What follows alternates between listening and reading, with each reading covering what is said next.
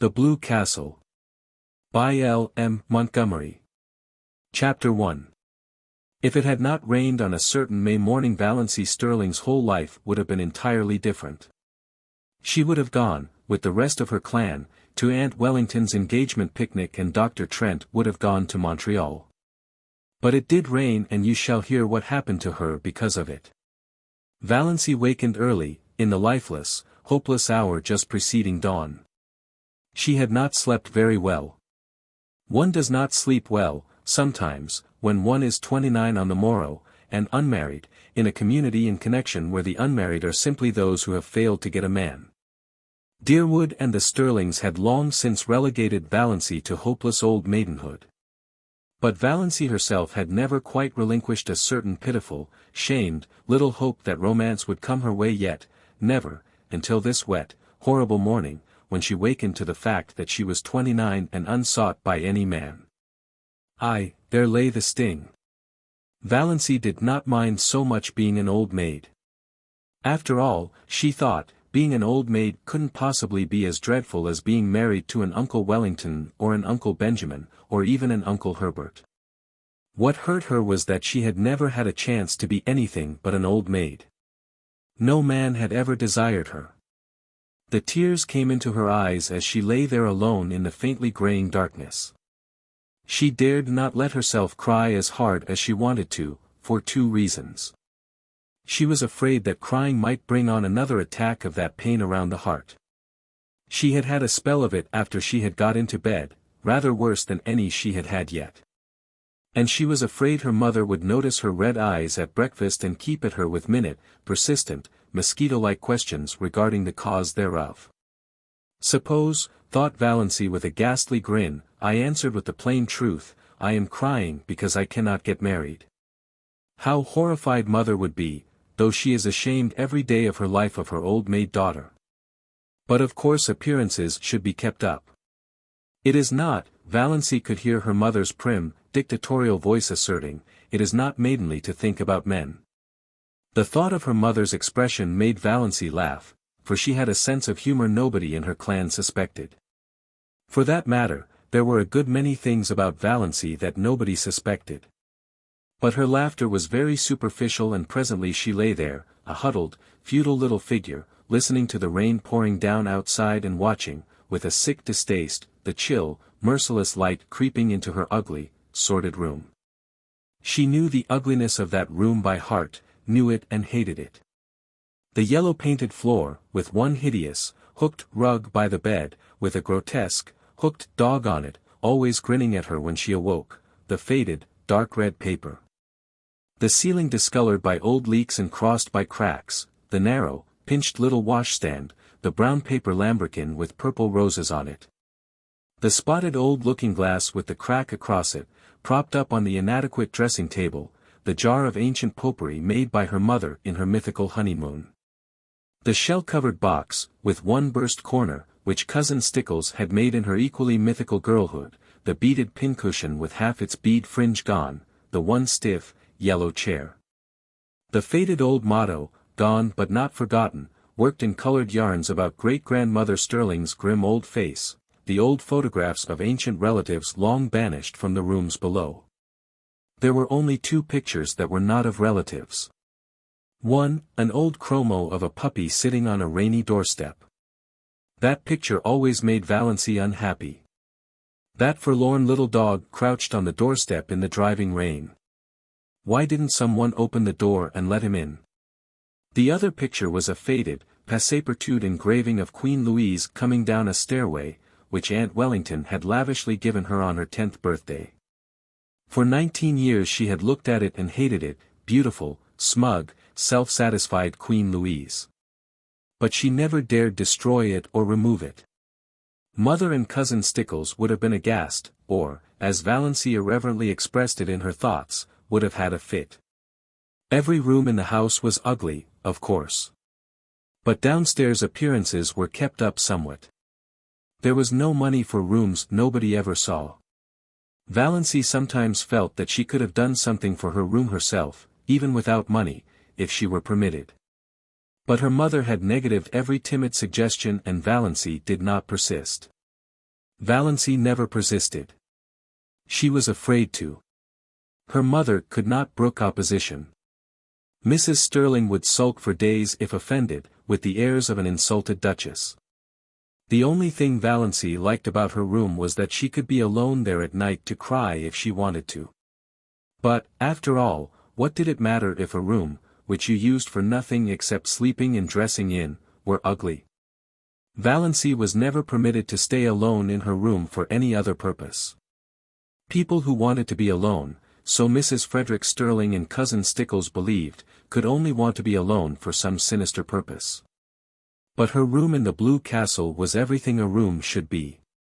Valancy, so cowed and subdued and overridden and snubbed in real life, was wont to let herself go rather splendidly in her daydreams. Nobody in the Stirling clan, or its ramifications, suspected this, least of all her mother and Cousin Stickles. They never knew that Valancy had two homes, the ugly red brick box of a home, on Elm Street, and the Blue Castle in Spain. Valancy had lived spiritually in the Blue Castle ever since she could remember. She had been a very tiny child when she found herself possessed of it. Always, when she shut her eyes, she could see it plainly, with its turrets and banners on the pine-clad mountain height, wrapped in its faint, blue loveliness, against the sunset skies of a fair and unknown land. Everything wonderful and beautiful was in that castle. Jewels that queens might have worn, robes of moonlight and fire, couches of roses and gold.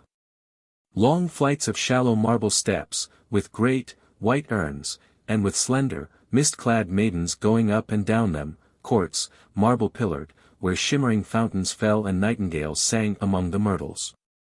Halls of mirrors that reflected only handsome knights and lovely women, herself the loveliest of all, for whose glance men died. All that supported her through the boredom of her days was the hope of going on a dream spree at night. Most, if not all, of the Stirlings would have died of horror if they had known half the things Valancy did in her Blue Castle. For one thing, she had quite a few lovers in it. Oh, only one at a time. One who wooed her with all the romantic ardor of the age of chivalry and won her after long devotion and many deeds of daring-do, and was wedded to her with pomp and circumstance in the great, banner-hung chapel of the Blue Castle. At 12, this lover was a fair lad with golden curls and heavenly blue eyes. At 15, he was tall and dark and pale, but still necessarily handsome. At 20, he was ascetic, dreamy, spiritual. At 25, he had a clean-cut jaw, slightly grim, and a face strong and rugged rather than handsome. Valancy never grew older than 25 in her Blue Castle, but recently, very recently, her hero had reddish, tawny hair, a twisted smile and a mysterious past. I don't say Valancy deliberately murdered these lovers as she outgrew them. One simply faded away as another came. Things are very convenient in this respect in Blue Castles. But, on this morning of her day of fate, Valancy could not find the key of her Blue Castle. Reality pressed on her too hardly, barking at her heels like a maddening little dog. She was 29, lonely, undesired, ill-favored, the only homely girl in a handsome clan, with no past and no future. As far as she could look back, life was drab and colorless, with not one single crimson or purple spot anywhere. As far as she could look forward, it seemed certain to be just the same until she was nothing but a solitary, little withered leaf clinging to a wintry bough. The moment when a woman realizes that she has nothing to live for, neither love, duty, purpose, nor hope, holds for her the bitterness of death. And I just have to go on living because I can't stop. I may have to live 80 years, thought Valancy, in a kind of panic. We're all horribly long-lived. It sickens me to think of it. She was glad it was raining, or rather, she was drearily satisfied that it was raining. There would be no picnic that day. This annual picnic, whereby Aunt and Uncle Wellington, one always thought of them in that succession, inevitably celebrated their engagement at a picnic 30 years before, had been, of late years, a veritable nightmare to Valancy. By an impish coincidence it was the same day as her birthday and, after she had passed 25, nobody let her forget it.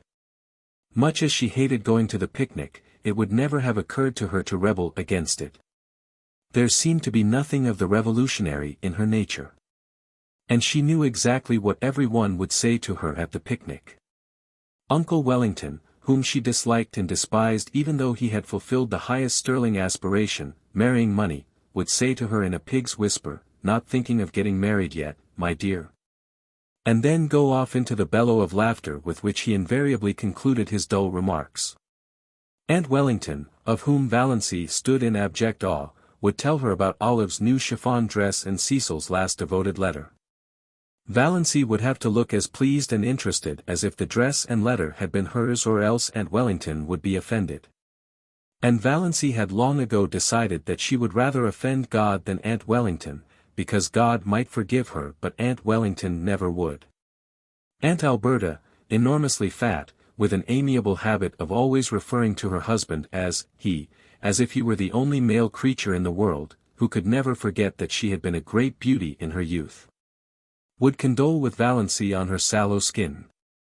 "I don't know why all the girls of today are so sunburned. When I was a girl my skin was roses and cream. I was counted the prettiest girl in Canada, my dear." Perhaps Uncle Herbert wouldn't say anything, or perhaps he would remark jocularly, "How fat you're getting, Doss." And then everybody would laugh over the excessively humorous idea of poor, scrawny little Doss getting fat. Handsome, solemn Uncle James, whom Valancy disliked but respected because he was reputed to be very clever and was therefore the clan oracle, brains being none too plentiful in the Stirling connection, would probably remark with the owl-like sarcasm that had won him his reputation, "I suppose you're busy with your hope chest these days?" And Uncle Benjamin would ask some of his abominable conundrums, between wheezy chuckles, and answer them himself. What is the difference between Doss and a mouse? The mouse wishes to harm the cheese and Doss wishes to charm the he's. Valancy had heard him ask that riddle 50 times and every time she wanted to throw something at him. But she never did. In the first place, the Stirlings simply did not throw things. In the second place, Uncle Benjamin was a wealthy and childless old widower and Valancy had been brought up in the fear and admonition of his money. If she offended him he would cut her out of his will, supposing she were in it. Valancy did not want to be cut out of Uncle Benjamin's will. She had been poor all her life and knew the galling bitterness of it. So she endured his riddles and even smiled tortured little smiles over them. Aunt Isabel, downright and disagreeable as an east wind, would criticize her in some way. Valancy could not predict just how, for Aunt Isabel never repeated a criticism, she found something new with which to jab you every time. Aunt Isabel prided herself on saying what she thought, but didn't like it so well when other people said what they thought to her. Valancy never said what she thought.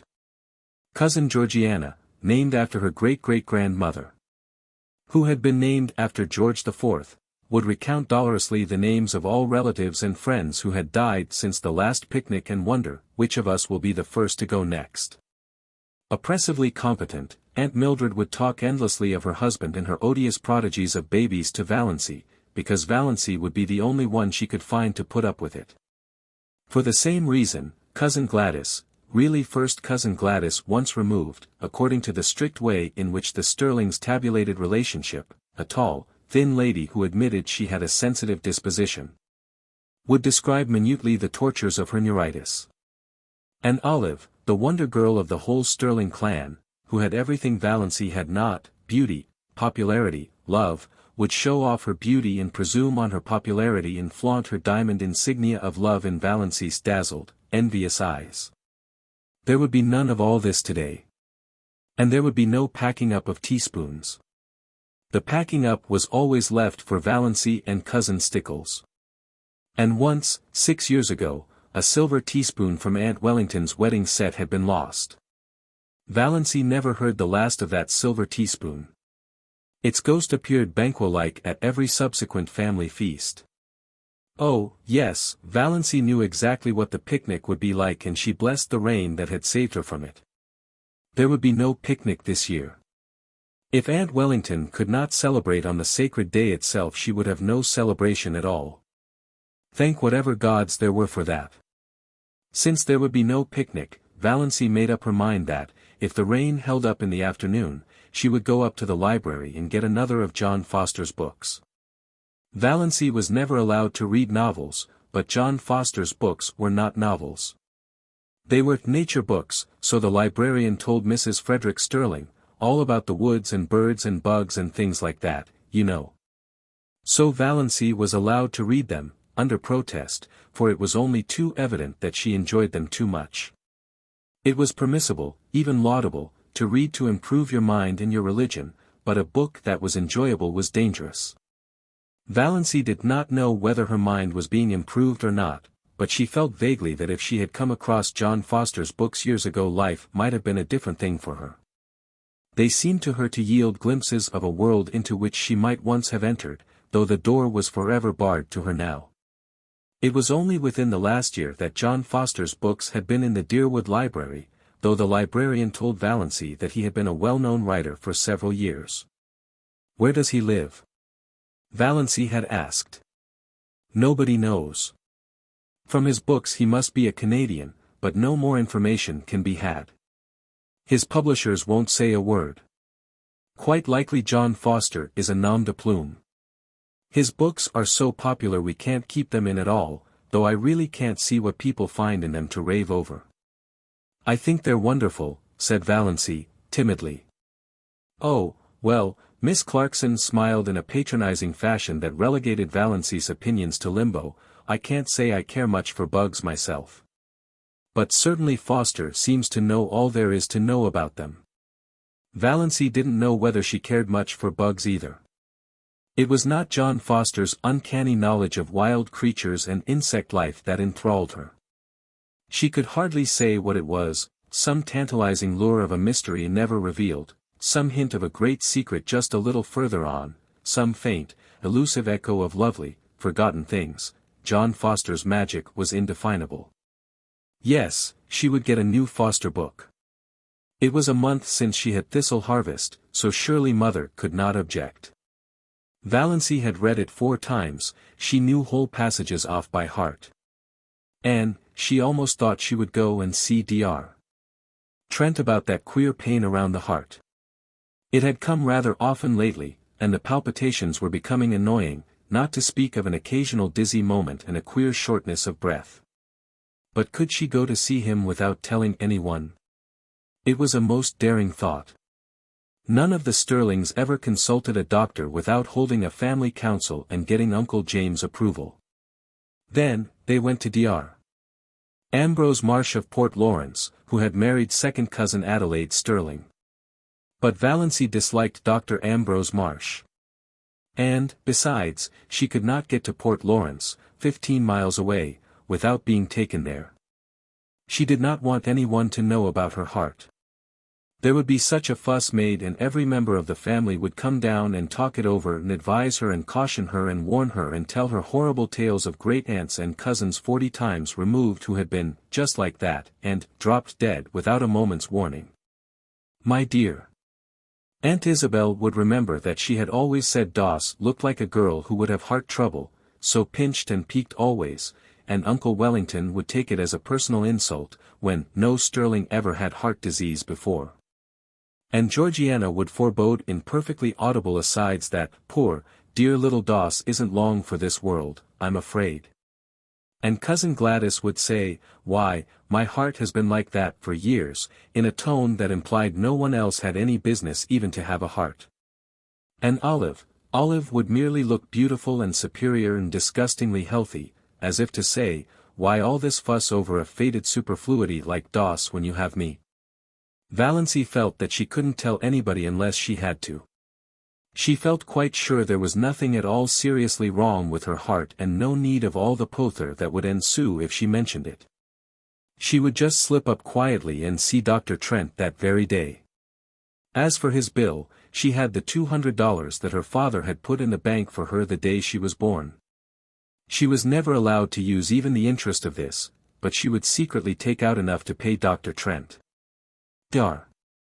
Trent was a gruff, outspoken, absent-minded old fellow, but he was a recognized authority on heart disease, even if he were only a general practitioner in out-of-the-world Deerwood. Dr. Trent was over 70 and there had been rumors that he meant to retire soon. None of the Stirling clan had ever gone to him since he had told cousin Gladys, 10 years before, that her neuritis was all imaginary and that she enjoyed it. You couldn't patronize a doctor who insulted your first cousin once removed like that, not to mention that he was a Presbyterian when all the Stirlings went to the Anglican Church. But Valancy, between the devil of disloyalty to clan and the deep sea of fuss and clatter and advice, thought she would take a chance with the devil. Chapter 2. When Cousin Stickles knocked at her door, Valancy knew it was 7:30 and she must get up. As long as she could remember, Cousin Stickles had knocked at her door at 7:30. Cousin Stickles and Mrs. Frederick Stirling had been up since 7, but Valancy was allowed to lie abed half an hour longer because of a family tradition that she was delicate. Valancy got up, though she hated getting up more this morning than ever she had before. What was there to get up for? Another dreary day like all the days that had preceded it, full of meaningless little tasks, joyless and unimportant, that benefited nobody. But if she did not get up at once she would not be ready for breakfast at 8 o'clock. Hard and fast times for meals were the rule in Mrs. Stirling's household. Breakfast at 8, dinner at 1, supper at 6, year in and year out. No excuses for being late were ever tolerated. So up Valancy got, shivering. The room was bitterly cold with the raw, penetrating chill of a wet May morning. The house would be cold all day. It was one of Mrs. Frederick's rules that no fires were necessary after the 24th of May. Meals were cooked on the little oil stove in the back porch. And though May might be icy and October frostbitten, no fires were lighted until the 21st of October by the calendar. On the 21st of October Mrs. Frederick began cooking over the kitchen range and lighted a fire in the sitting-room stove in the evenings. It was whispered about in the connection that the late Frederick Stirling had caught the cold which resulted in his death during Valancy's first year of life because Mrs. Frederick would not have a fire on the 20th of October. She lighted it the next day, but that was a day too late for Frederick Stirling. Valancy took off and hung up in the closet her nightdress of coarse, unbleached cotton, with high neck and long, tight sleeves. She put on undergarments of a similar nature, a dress of brown gingham, thick, black stockings and rubber-heeled boots. Of late years she had fallen into the habit of doing her hair with the shade of the window by the looking-glass pulled down. The lines on her face did not show so plainly then. But this morning she jerked the shade to the very top and looked at herself in the leprous mirror with a passionate determination to see herself as the world saw her. The result was rather dreadful. Even a beauty would have found that harsh, unsoftened sidelight trying. Valancy saw a straight black hair, short and thin, always lusterless despite the fact that she gave it 100 strokes of the brush, neither more nor less, every night of her life and faithfully rubbed Redfern's hair vigor into the roots. More lusterless than ever in its morning roughness. Fine, straight, black brows, a nose she had always felt was much too small even for her small, three-cornered, white face, a small, pale mouth that always fell open a trifle over little, pointed white teeth.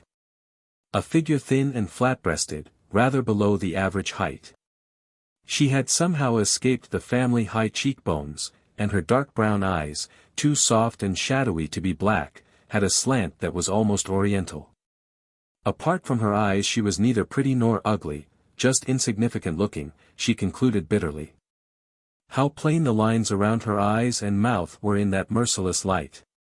And never had her narrow, white face looked so narrow and so white.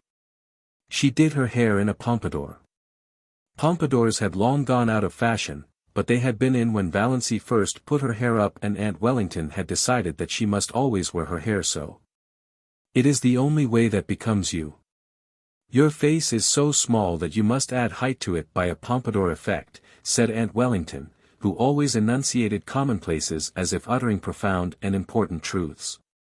Valancy had hankered to do her hair pulled low on her forehead, with puffs above the ears, as Olive was wearing hers. But Aunt Wellington's dictum had such an effect on her that she never dared change her style of hairdressing again. But then, there were so many things Valancy never dared do. All her life she had been afraid of something, she thought bitterly. From the very dawn of recollection, when she had been so horribly afraid of the big black bear that lived, so Cousin Stickles told her, in the closet under the stairs. And I always will be, I know it, I can't help it. I don't know what it would be like not to be afraid of something. Afraid of her mother's sulky fits, afraid of offending Uncle Benjamin, afraid of becoming a target for Aunt Wellington's contempt, afraid of Aunt Isabel's biting comments, afraid of Uncle James' disapproval, afraid of offending the whole clan's opinions and prejudices, afraid of not keeping up appearances, afraid to say what she really thought of anything, afraid of poverty in her old age. Fear, fear, fear, she could never escape from it. It bound her and enmeshed her like a spider's web of steel. Only in her blue castle could she find temporary release. And this morning Valancy could not believe she had a blue castle. She would never be able to find it again. 29, unmarried, undesired, what had she to do with the fairy-like chatelaine of the blue castle? She would cut such childish nonsense out of her life forever and face reality unflinchingly. She turned from her unfriendly mirror and looked out. The ugliness of the view always struck her like a blow, the ragged fence, the tumble-down old carriage shop in the next lot, plastered with crude, violently colored advertisements. The grimy railway station beyond, with the awful derelicts that were always hanging around it even at this early hour. In the pouring rain everything looked worse than usual, especially the beastly advertisement, "Keep that schoolgirl complexion." Valancy had kept her schoolgirl complexion. That was just the trouble. There was not a gleam of beauty anywhere, exactly like my life, thought Valancy drearily. Her brief bitterness had passed. She accepted facts as resignedly as she had always accepted them. She was one of the people whom life always passes by. There was no altering that fact. In this mood Valancy went down to breakfast. Chapter 3. Breakfast was always the same. Oatmeal porridge, which Valancy loathed, toast and tea, and 1 teaspoonful of marmalade. Mrs. Frederick thought 2 teaspoonfuls extravagant, but that did not matter to Valancy, who hated marmalade, too. The chilly, gloomy little dining room was chillier and gloomier than usual, the rain streamed down outside the window, departed Stirlings, in atrocious, gilt frames, wider than the pictures, glowered down from the walls. And yet Cousin Stickles wished Valancy many happy returns of the day. "Sit up straight, Doss," was all her mother said. Valancy sat up straight. She talked to her mother and Cousin Stickles of the things they always talked of. She never wondered what would happen if she tried to talk of something else. She knew. Therefore she never did it. Mrs.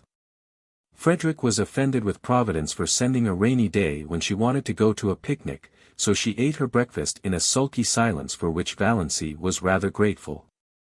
But Christine Stickles whined endlessly on as usual, complaining about everything, the weather, the leak in the pantry, the price of oatmeal and butter. Valancy felt at once she had buttered her toast too lavishly, the epidemic of mumps in Deerwood. Doss will be sure to catch them, she foreboded. Doss must not go where she is likely to catch mumps, said Mrs. Frederick shortly. Valancy had never had mumps, or whooping cough, or chickenpox, or measles, or anything she should have had, nothing but horrible colds every winter. Doss winter colds were a sort of tradition in the family. Nothing, it seemed, could prevent her from catching them. Mrs. Frederick and Cousin Stickles did their heroic best. One winter they kept Valancy housed up from November to May, in the warm sitting room. She was not even allowed to go to church. And Valancy took cold after cold and ended up with bronchitis in June. "None of my family were ever like that," said Mrs. Frederick, implying that it must be a Stirling tendency. "The Stirlings seldom take colds," said Cousin Stickles resentfully. She had been a Stirling. "I think," said Mrs. Frederick, "that if a person makes up her mind not to have colds she will not have colds." So that was the trouble. It was all Valancy's own fault. But on this particular morning Valancy's unbearable grievance was that she was called Doss. She had endured it for 29 years, and all at once she felt she could not endure it any longer. Her full name was Valancy Jane. Valancy Jane was rather terrible, but she liked Valancy, with its odd, outland tang. It was always a wonder to Valancy that the Stirlings had allowed her to be so christened. She had been told that her maternal grandfather, old Amos Wansbera, had chosen the name for her. Her father had tacked on the Jane by way of civilizing it, and the whole connection got out of the difficulty by nicknaming her Doss. She never got Valancy from anyone but outsiders. "Mother," she said timidly, "would you mind calling me Valancy after this? Doss seems so, I don't like it." Mrs. Frederick looked at her daughter in astonishment. She wore glasses with enormously strong lenses that gave her eyes a peculiarly disagreeable appearance. "What is the matter with Doss?" "It seems so childish," faltered Valancy. "Oh. Mrs. Frederick had been a Wansbera, and the Wansbera smile was not an asset." "I see. Well, it should suit you then. You are childish enough in all conscience, my dear child."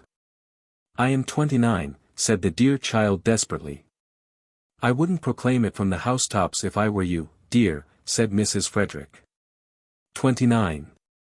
"I had been married 9 years when I was 29. "I was married at 17, said Cousin Stickles proudly. Valancy looked at them furtively.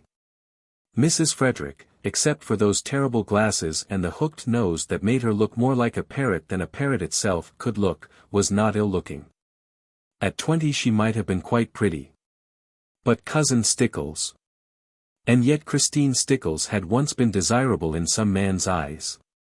Valancy felt that Cousin Stickles, with her broad, flat, wrinkled face, a mole right on the end of her dumpy nose, bristling hairs on her chin, wrinkled yellow neck, pale, protruding eyes, and thin, puckered mouth, had yet this advantage over her, this right to look down on her. And even yet Cousin Stickles was necessary to Mrs. Frederick. Valancy wondered pitifully what it would be like to be wanted by someone, needed by someone. No one in the whole world needed her, or would miss anything from life if she dropped suddenly out of it. She was a disappointment to her mother. No one loved her. She had never so much as had a girl friend. "I haven't even a gift for friendship," she had once admitted to herself pitifully. "Doss, you haven't eaten your crusts," said Mrs. Frederick rebukingly. It rained all the forenoon without cessation. Valancy pieced a quilt. Valancy hated piecing quilts. And there was no need of it. The house was full of quilts. There were 3 big chests, packed with quilts, in the attic. Mrs. Frederick had begun storing away quilts when Valancy was 17, and she kept on storing them, though it did not seem likely that Valancy would ever need them. But Valancy must be at work, and fancy work materials were too expensive. Idleness was a cardinal sin in the Stirling household. When Valancy had been a child she had been made to write down every night, in a small, hated, black notebook, all the minutes she had spent in idleness that day. On Sundays her mother made her tot them up and pray over them. On this particular forenoon of this day of destiny Valancy spent only 10 minutes in idleness. At least, Mrs. Frederick and Cousin Stickles would have called it idleness. She went to her room to get a better thimble, and she opened Thistle Harvest guiltily at random. "The woods are so human," wrote John Foster, "that to know them one must live with them. An occasional saunter through them, keeping to the well-trodden paths, will never admit us to their intimacy. If we wish to be friends we must seek them out and win them by frequent, reverent visits at all hours, by morning, by noon, and by night. And at all seasons, in spring, in summer, in autumn, in winter. Otherwise we can never really know them, and any pretense we may make to the contrary will never impose on them. They have their own effective way of keeping aliens at a distance and shutting their hearts to mere casual sightseers. It is of no use to seek the woods from any motive except sheer love of them. They will find us out at once and hide all their sweet, old-world secrets from us. But if they know we come to them because we love them, they will be very kind to us and give us such treasures of beauty and delight as are not bought or sold in any marketplace. For the woods, when they give it all, give unstintedly and hold nothing back from their true worshippers. We must go to them lovingly, humbly, patiently, watchfully, and we shall learn what poignant loveliness lurks in the wild places and silent intervals, lying under starshine and sunset. What cadences of unearthly music are harped on aged pine boughs or crooned in copses of fir, what delicate savors exhale from mosses and ferns in sunny corners or on damp brooklands, what dreams and myths and legends of an older time haunt them. Then the immortal heart of the woods will beat against ours and its subtle life will steal into our veins and make us its own forever. So that no matter where we go or how widely we wander, we shall yet be drawn back to the forest to find our most enduring kinship. "Doss," called her mother from the hall below, "what are you doing all by yourself in that room?" Valancy dropped Thistle Harvest like a hot coal and fled downstairs to her patches. But she felt the strange exhilaration of spirit that always came momentarily to her when she dipped into one of John Foster's books. Valancy did not know much about woods, except the haunted groves of oak and pine around her blue castle. But she had always secretly hankered after them, and a Foster book about woods was the next best thing to the woods themselves. At noon it stopped raining, but the sun did not come out until 3. Then Valancy timidly said she thought she would go uptown. "What do you want to go uptown for?" demanded her mother. "I want to get a book from the library." "You got a book from the library only last week." "No, it was 4 weeks. 4 weeks. Nonsense." "Really it was, mother." "You are mistaken. It cannot possibly have been more than 2 weeks. I dislike contradiction. And I do not see what you want to get a book for, anyhow. You waste too much time reading." "Of what value is my time?" asked Valancy bitterly. "Doss. Don't speak in that tone to me." "We need some tea," said Cousin Stickles. "She might go and get that if she wants a walk, though this damp weather is bad for colds." They argued the matter for 10 minutes longer, and finally Mrs. Frederick agreed rather grudgingly that Valancy might go. Chapter 4. "Got your rubbers on?" called Cousin Stickles, as Valancy left the house. Christine Stickles had never once forgotten to ask that question when Valancy went out on a damp day. "Yes." "Have you got your flannel petticoat on?" asked Mrs. Frederick. "No."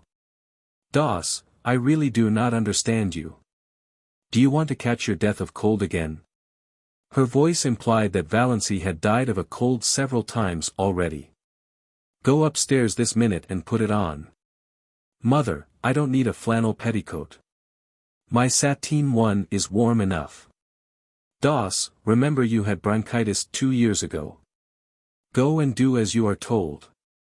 Valancy went, though nobody will ever know just how near she came to hurling the rubber plant into the street before she went.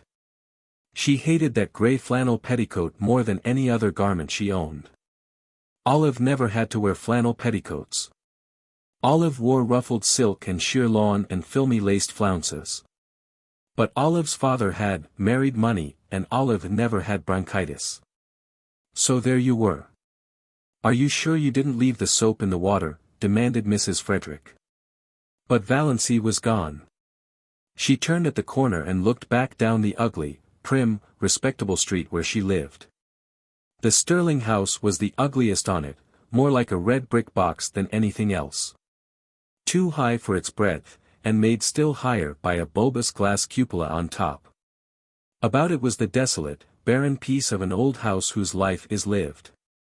There was a very pretty little house, with leaded casements and dubbed gables, just around the corner, a new house, one of those houses you love the minute you see them. Clayton Markley had built it for his bride. He was to be married to Jenny Lloyd in June. The little house, it was said, was furnished from attic to cellar, in complete readiness for its mistress. "I don't envy Jenny the man," thought Valancy sincerely. Clayton Markley was not one of her many ideals, but I do envy her the house. It's such a nice young house.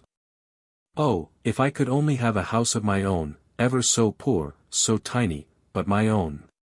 But then, she added bitterly, there is no use in yowling for the moon when you can't even get a tallow candle. In dreamland nothing would do Valancy but a castle of pale sapphire. In real life she would have been fully satisfied with a little house of her own.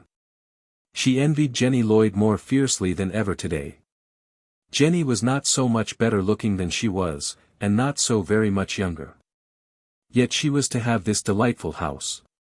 And the nicest little Wedgwood teacups, Valancy had seen them, an open fireplace, and monogrammed linen, hemstitched tablecloths, and china closets. Why did everything come to some girls and nothing to others? It wasn't fair. Valancy was once more seething with rebellion as she walked along, a prim, dowdy little figure in her shabby raincoat and 3-year-old hat, splashed occasionally by the mud of a passing motor with its insulting shrieks. Motors were still rather a novelty in Deerwood, though they were common in Port Lawrence, and most of the summer residents up at Muskoka had them. In Deerwood only some of the smart set had them, for even Deerwood was divided into sets. There was the smart set, the intellectual set, the old family set, of which the Stirlings were members, the common run, and a few pariahs. Not one of the Stirling clan had as yet condescended to a motor, though Olive was teasing her father to have one. Valancy had never even been in a motor car. But she did not hanker after this. In truth, she felt rather afraid of motorcars, especially at night. They seemed to be too much like big purring beasts that might turn and crush you, or make some terrible savage leap somewhere. On the steep mountain trails around her blue castle only gaily caparisoned steeds might proudly pace. In real life Valancy would have been quite contented to drive in a buggy behind a nice horse. She got a buggy drive only when some uncle or cousin remembered to fling her the chance, like a bone to a dog. Chapter 5. Of course she must buy the tea in Uncle Benjamin's grocery store. To buy it anywhere else was unthinkable. Yet Valancy hated to go to Uncle Benjamin's store on her 29th birthday. There was no hope that he would not remember it. Why, demanded Uncle Benjamin, leeringly, as he tied up her tea, are young ladies like bad grammarians? Valancy, with Uncle Benjamin's will in the background of her mind, said meekly, I don't know. Why? Because, chuckled Uncle Benjamin, they can't decline matrimony. The two clerks, Joe Hammond and Claude Bertram, chuckled also, and Valancy disliked them a little more than ever. On the first day Claude Bertram had seen her in the store she had heard him whisper to Joe, who is that? And Joe had said, Valancy Stirling, one of the Deerwood old maids. Curable or incurable? Claude had asked with a snicker, evidently thinking the question very clever. Valancy smarted anew with the sting of that old recollection. 29, Uncle Benjamin was saying. Dear me, Doss, you're dangerously near the second corner and not even thinking of getting married yet. 29. It seems impossible. Then Uncle Benjamin said an original thing. Uncle Benjamin said, how time does fly. I think it crawls, said Valancy passionately. Passion was so alien to Uncle Benjamin's conception of Valancy that he didn't know what to make of her. To cover his confusion, he asked another conundrum as he tied up her beans. Cousin Stickles had remembered at the last moment that they must have beans. Beans were cheap and filling. What two ages are apt to prove illusory? Asked Uncle Benjamin. And, not waiting for Valancy to give it up, he added, mere age and marriage. Mirage is pronounced miraz, said Valancy shortly, picking up her tea and her beans. For the moment she did not care whether Uncle Benjamin cut her out of his will or not. She walked out of the store while Uncle Benjamin stared after her with his mouth open. Then he shook his head. Poor Doss is taking it hard, he said. Valancy was sorry by the time she reached the next crossing. Why had she lost her patience like that? Uncle Benjamin would be annoyed and would likely tell her mother that Doss had been impertinent, to me. And her mother would lecture her for a week. I've held my tongue for 20 years, thought Valancy. Why couldn't I have held it once more? Yes, it was just 20, Valancy reflected, since she had first been twit with her loverless condition. She remembered the bitter moment perfectly. She was just 9 years old and she was standing alone on the school playground while the other little girls of her class were playing a game in which you must be chosen by a boy as his partner before you could play. Nobody had chosen Valancy, little, pale, black-haired Valancy, with her prim, long-sleeved apron and odd, slanted eyes. "Oh," said a pretty little girl to her, "I'm so sorry for you. You haven't got a beau." Valancy had said defiantly, as she continued to say for 20 years, "I don't want a beau." But this afternoon Valancy once and for all stopped saying that. "I'm going to be honest with myself anyhow," she thought savagely. "Uncle Benjamin's riddles hurt me because they are true. I do want to be married. I want a house of my own, I want a husband of my own, I want sweet, little fat babies of my own." Valancy stopped suddenly aghast at her own recklessness. She felt sure that Reverend Dr. Stirling, who passed her at this moment, read her thoughts and disapproved of them thoroughly. Valancy was afraid of Dr. Stirling, had been afraid of him ever since the Sunday, 23 years before, when he had first come to St. Albans. Valancy had been too late for Sunday school that day and she had gone into the church timidly and sat in their pew. No one else was in the church, nobody except the new rector, Dr. Stirling. Dr. Stirling stood up in front of the choir door, beckoned to her, and said sternly, "Little boy, come up here." Valancy had stared around her.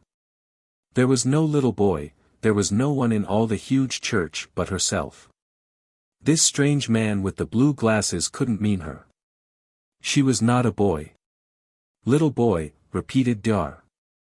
Stirling, more sternly still, shaking his forefinger fiercely at her, "come up here at once." Valancy arose as if hypnotized and walked up the aisle. She was too terrified to do anything else. What dreadful thing was going to happen to her? What had happened to her? Had she actually turned into a boy? She came to a stop in front of Dr. Stirling. Dr. Stirling shook his forefinger, such a long, knuckly forefinger, at her and said, "Little boy, take off your hat." Valancy took off her hat. She had a scrawny little pigtail hanging down her back, but Dr. Stirling was short-sighted and did not perceive it. "Little boy, go back to your seat and always take off your hat in church. Remember." Valancy went back to her seat carrying her hat like an automaton. Presently her mother came in. "Doss," said Mrs. Stirling, "what do you mean by taking off your hat?" "Put it on instantly." Valancy put it on instantly. She was cold with fear lest Dr. Stirling should immediately summon her up front again. She would have to go, of course. It never occurred to her that one could disobey the rector, and the church was full of people now. Oh, what would she do if that horrible, stabbing forefinger were shaken at her again before all those people? Valancy sat through the whole service in an agony of dread and was sick for a week afterwards. Nobody knew why. Mrs. Frederick again bemoaned herself of her delicate child. Dr. Stirling found out his mistake and laughed over it to Valancy, who did not laugh. She never got over her dread of Dr. Stirling. And now to be caught by him on the street corner, thinking such things. Valancy got her John Foster book, Magic of Wings. "His latest, all about birds," said Miss Clarkson. She had almost decided that she would go home, instead of going to see Dr. Trent. Her courage had failed her. She was afraid of offending Uncle James, afraid of angering her mother, afraid of facing gruff, shaggy-browed old Dr. Trent, who would probably tell her, as he had told Cousin Gladys, that her trouble was entirely imaginary and that she only had it because she liked to have it. No, she would not go, she would get a bottle of Redfern's purple pills instead. Redfern's purple pills were the standard medicine of the Stirling clan. Had they not cured second cousin Geraldine when 5 doctors had given her up? Valancy always felt very skeptical concerning the virtues of the purple pills. But there might be something in them, and it was easier to take them than to face Dr. Trent alone. She would glance over the magazines in the reading room a few minutes and then go home. Valancy tried to read a story, but it made her furious. On every page was a picture of the heroine surrounded by adoring men.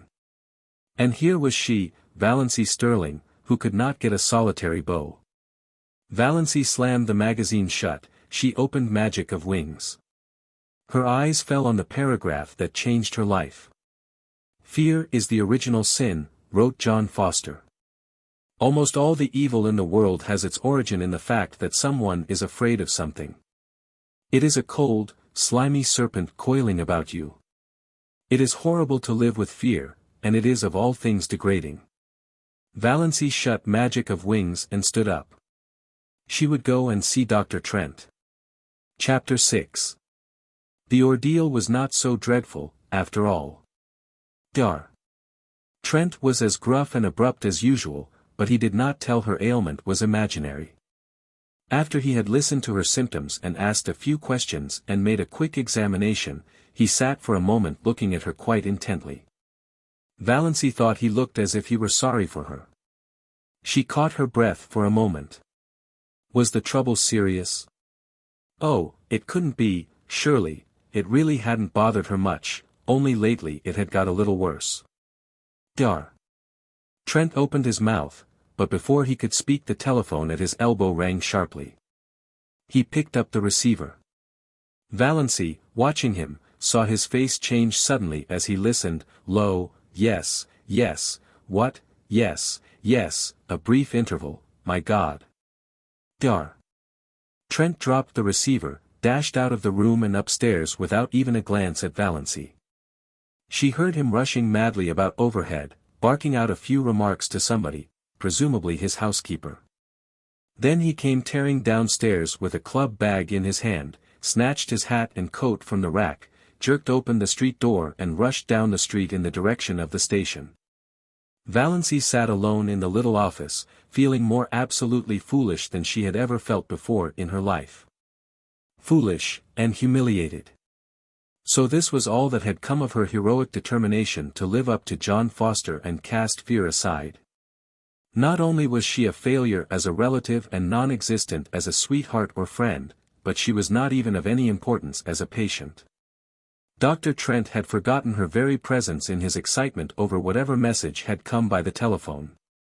She had gained nothing by ignoring Uncle James and flying in the face of family tradition. For a moment she was afraid she was going to cry.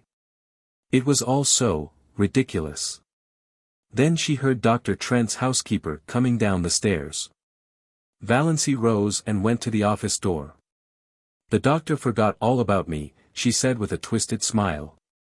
"Well, that's too bad," said Mrs. Patterson sympathetically. "But it wasn't much wonder, poor man. That was a telegram they phoned over from the port. His son has been terribly injured in an auto accident in Montreal. The doctor had just 10 minutes to catch the train.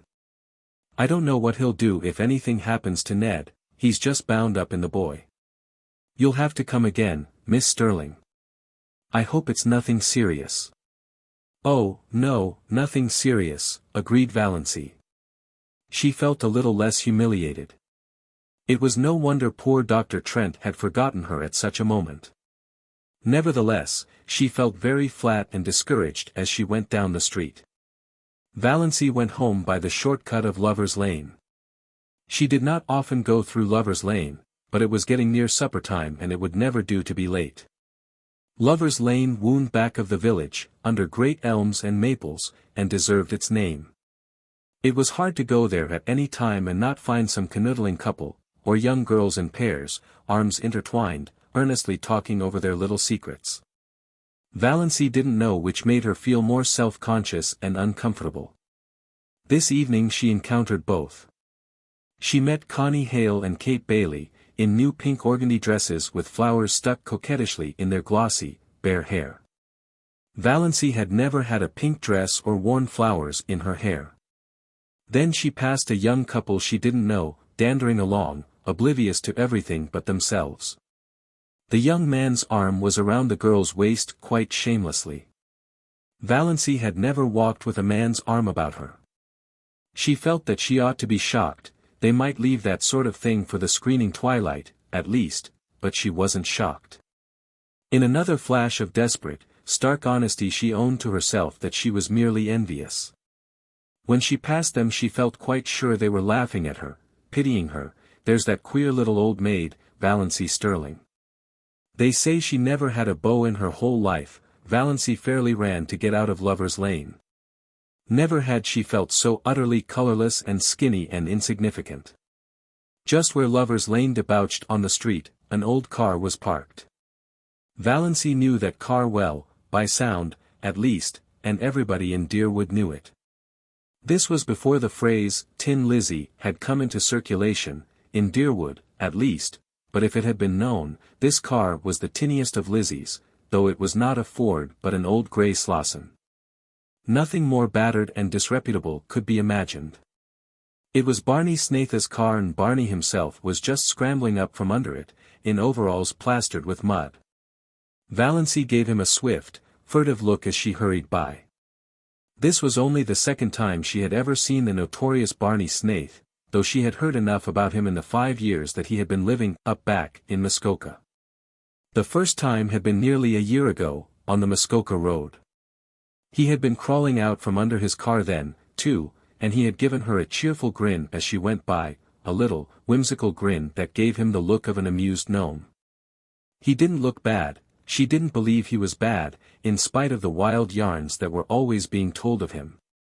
Of course he went tearing in that terrible old grey Slosson through Deerwood at hours when all decent people were in bed, often with old, roaring Abel, who made the night hideous with his howls, both of them dead drunk, my dear. And every one knew that he was an escaped convict and a defaulting bank clerk and a murderer in hiding and an infidel and an illegitimate son of old Roaring Abel Gay and the father of Roaring Abel's illegitimate grandchild and a counterfeiter and a forger and a few other awful things.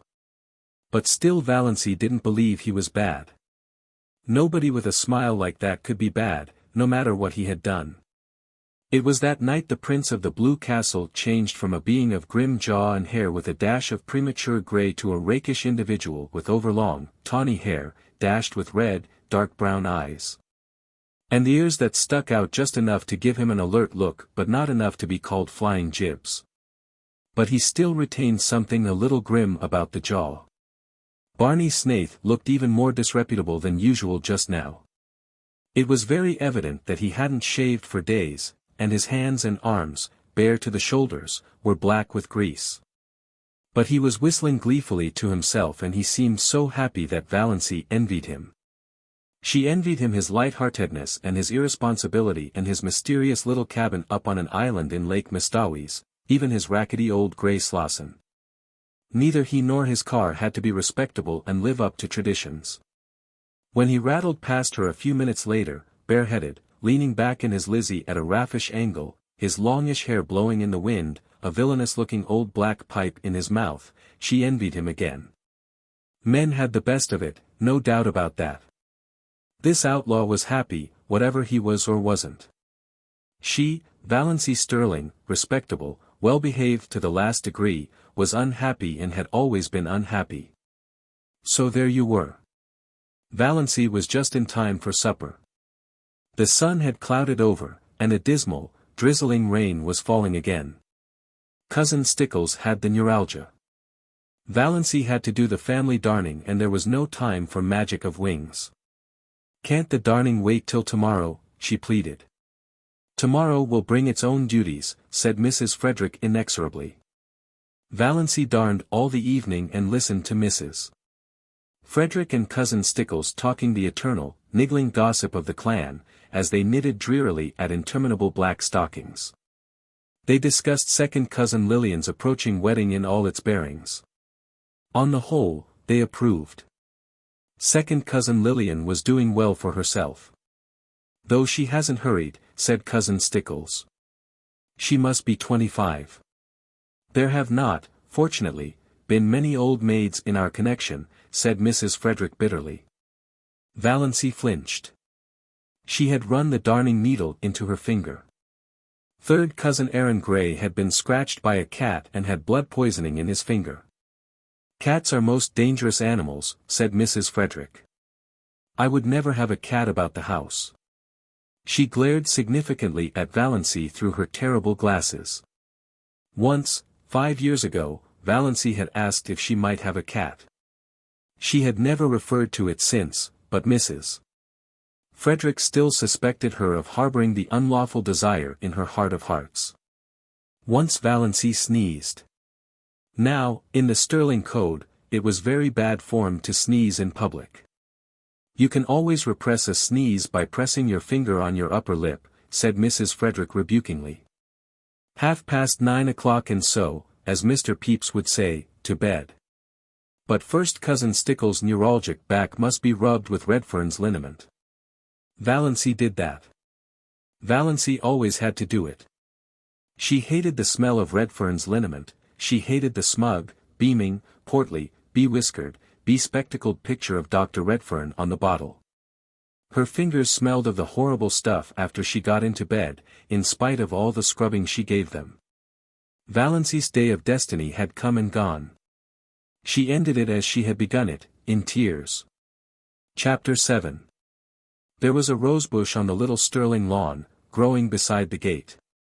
It was called Doss's rosebush. Cousin Georgiana had given it to Valancy 5 years ago and Valancy had planted it joyfully. She loved roses.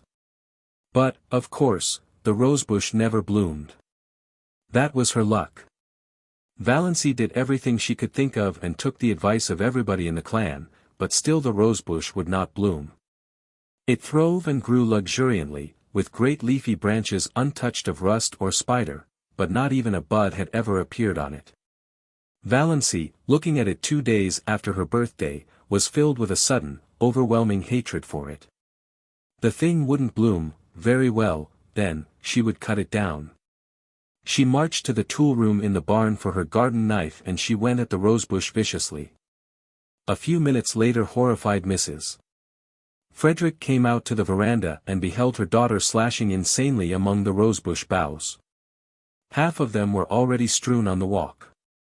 The bush looked sadly dismantled. "Doss, what on earth are you doing? Have you gone crazy?" "No," said Valancy.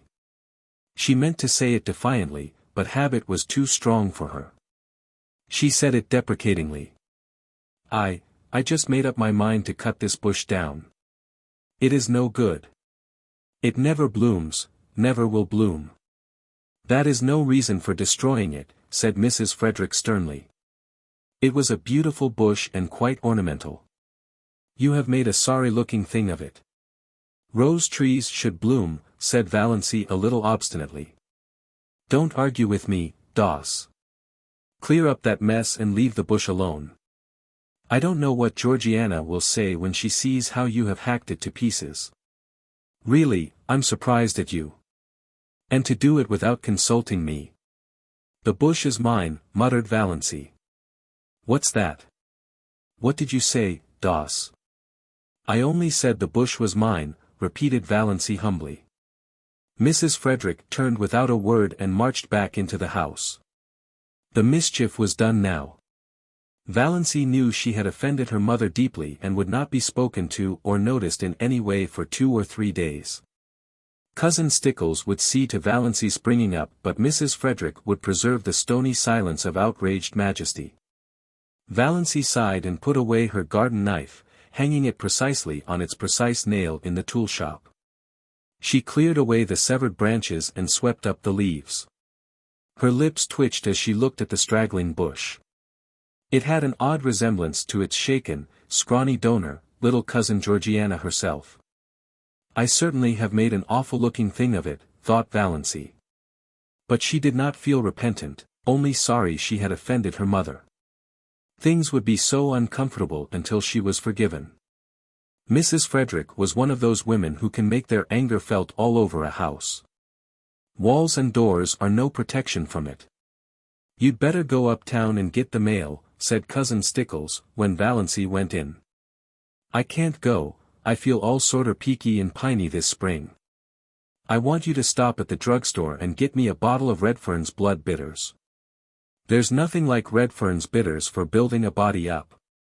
Cousin James says the purple pills are the best, but I know better. My poor dear husband took Redfern's bitters right up to the day he died. Don't let them charge you more'n 90 cents. I can get it for that at the port. And what have you been saying to your poor mother? Do you ever stop to think, Doss, that you can only have one mother? One is enough for me, thought Valancy undutifully, as she went uptown. She got Cousin Stickles' bottle of bitters and then she went to the post office and asked for her mail at the general delivery. Her mother did not have a box. They got too little mail to bother with it. Valancy did not expect any mail, except the Christian Times, which was the only paper they took. They hardly ever got any letters. But Valancy rather liked to stand in the office and watch Mr. Carew, the gray-bearded, Santa Clausy old clerk, handing out letters to the lucky people who did get them. He did it with such a detached, impersonal, Jove-like air, as if it did not matter in the least to him what supernal joys or shattering horrors might be in those letters for the people to whom they were addressed. Letters had a fascination for Valancy, perhaps because she so seldom got any. In her Blue Castle exciting epistles, bound with silk and sealed with crimson, were always being brought to her by pages in livery of gold and blue.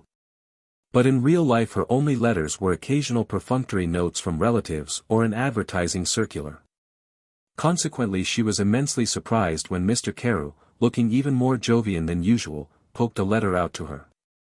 Yes, it was addressed to her plainly, in a fierce, black hand, Miss Valancy Stirling, Elm Street, Deerwood, and the postmark was Montreal. Valancy picked it up with a little quickening of her breath. Montreal. It must be from Dr. Trent. He had remembered her, after all. Valancy met Uncle Benjamin coming in as she was going out and was glad the letter was safely in her bag. What, said Uncle Benjamin, is the difference between a donkey and a postage stamp? I don't know. What? Answered Valancy dutifully. One you lick with a stick and the other you stick with a lick. Ha, ha. Uncle Benjamin passed in, tremendously pleased with himself. Cousin Stickles pounced on the Times when Valancy got home, but it did not occur to her to ask if there were any letters. Mrs. Frederick would have asked it, but Mrs. Frederick's lips at present were sealed. Valancy was glad of this. If her mother had asked if there were any letters Valancy would have had to admit there was. Then she would have had to let her mother and Cousin Stickles read the letter and all would be discovered. Her heart acted strangely on the way upstairs, and she sat down by her window for a few minutes before opening her letter. She felt very guilty and deceitful. She had never before kept a letter secret from her mother. Every letter she had ever written or received had been read by Mrs. Frederick. That had never mattered. Valancy had never had anything to hide. But this did matter. She could not have anyone see this letter. But her fingers trembled with a consciousness of wickedness and unfilial conduct as she opened it, trembled a little, too, perhaps, with apprehension. She felt quite sure there was nothing seriously wrong with her heart but, one never knew. Dar. Trent's letter was like himself, blunt, abrupt, concise, wasting no words. Dr. Trent never beat about the bush. Dear Miss Stirling, and then a page of black, positive writing. Valancy seemed to read it at a glance. She dropped it on her lap, her face ghost-white. Dr. Trent told her that she had a very dangerous and fatal form of heart disease, angina pectoris, evidently complicated with an aneurysm, whatever that was, and in the last stages. He said, without mincing matters, that nothing could be done for her. If she took great care of herself she might live a year, but she might also die at any moment. Dr. Trent never troubled himself about euphemisms. She must be careful to avoid all excitement and all severe muscular efforts. She must eat and drink moderately, she must never run, she must go upstairs and uphill with great care. Any sudden jolt or shock might be fatal. She was to get the prescription he enclosed filled and carry it with her always, taking a dose whenever her attacks came on. And he was hers truly, H. B. Trent. Valancy sat for a long while by her window. Outside was a world drowned in the light of a spring afternoon, skies entrancingly blue, winds perfumed and free, lovely, soft, blue hazes at the end of every street. Over at the railway station a group of young girls was waiting for a train. She heard their gay laughter as they chattered and joked. The train roared in and roared out again. But none of these things had any reality. Nothing had any reality except the fact that she had only another year to live. When she was tired of sitting at the window she went over and lay down on her bed, staring at the cracked, discolored ceiling. The curious numbness that follows on a staggering blow possessed her. She did not feel anything except a boundless surprise and incredulity, behind which was the conviction that Dr. Trent knew his business and that she, Valancy Stirling, who had never lived, was about to die. When the gong rang for supper Valancy got up and went downstairs mechanically, from force of habit. She wondered that she had been let alone so long. But of course her mother would not pay any attention to her just now. Valancy was thankful for this. She thought the quarrel over the rosebush had been really, as Mrs. Frederick herself might have said, providential. She could not eat anything, but both Mrs. Frederick and Cousin Stickles thought this was because she was deservedly unhappy over her mother's attitude, and her lack of appetite was not commented on. Valancy forced herself to swallow a cup of tea and then sat and watched the others eat, with an odd feeling that years had passed since she had sat with them at the dinner table. She found herself smiling inwardly to think what a commotion she could make if she chose. Let her merely tell them what was in Dr. Trent's letter and there would be as much fuss made as if, Valancy thought bitterly, they really cared two straws about her. Dr. Trent's housekeeper got word from him today, said Cousin Stickles, so suddenly that Valancy jumped guiltily. Was there anything in thought waves? Mrs. Judd was talking to her uptown. They think his son will recover, but Dr. Trent wrote that if he did he was going to take him abroad as soon as he was able to travel and wouldn't be back here for a year at least. That will not matter much to us, said Mrs. Frederick majestically. He is not our doctor. I would not, here she looked or seemed to look accusingly right through Valancy, have him to doctor a sick cat. May I go upstairs and lie down, said Valancy faintly. I have a headache. What has given you a headache? Asked Cousin Stickles, since Mrs. Frederick would not. The question had to be asked. Valancy could not be allowed to have headaches without interference. You ain't in the habit of having headaches. I hope you're not taking the mumps. Here, try a spoonful of vinegar. Piffle, said Valancy rudely, getting up from the table. She did not care just then if she were rude. She had had to be so polite all her life. If it had been possible for Cousin Stickles to turn pale she would have. As it was not, she turned yellower. Are you sure you ain't feverish, Doss? You sound like it. You go and get right into bed, said Cousin Stickles, thoroughly alarmed, and I'll come up and rub your forehead and the back of your neck with Redfern's liniment. Valancy had reached the door, but she turned. I won't be rubbed with Redfern's liniment, she said. Cousin Stickles stared and gasped. What do you mean? I said I wouldn't be rubbed with Redfern's liniment, repeated Valancy. Horrid, sticky stuff. And it has the vilest smell of any liniment I ever saw. It's no good. I want to be left alone, that's all. Valancy went out, leaving Cousin Stickles aghast. She's feverish, she must be feverish, ejaculated Cousin Stickles. Mrs. Frederick went on eating her supper. It did not matter whether Valancy was or was not feverish. Valancy had been guilty of impertinence to her. Chapter 8. Valancy did not sleep that night. She lay awake all through the long dark hours, thinking. She made a discovery that surprised her. She, who had been afraid of almost everything in life, was not afraid of death. It did not seem in the least terrible to her. And she need not now be afraid of anything else. Why had she been afraid of things? Because of life.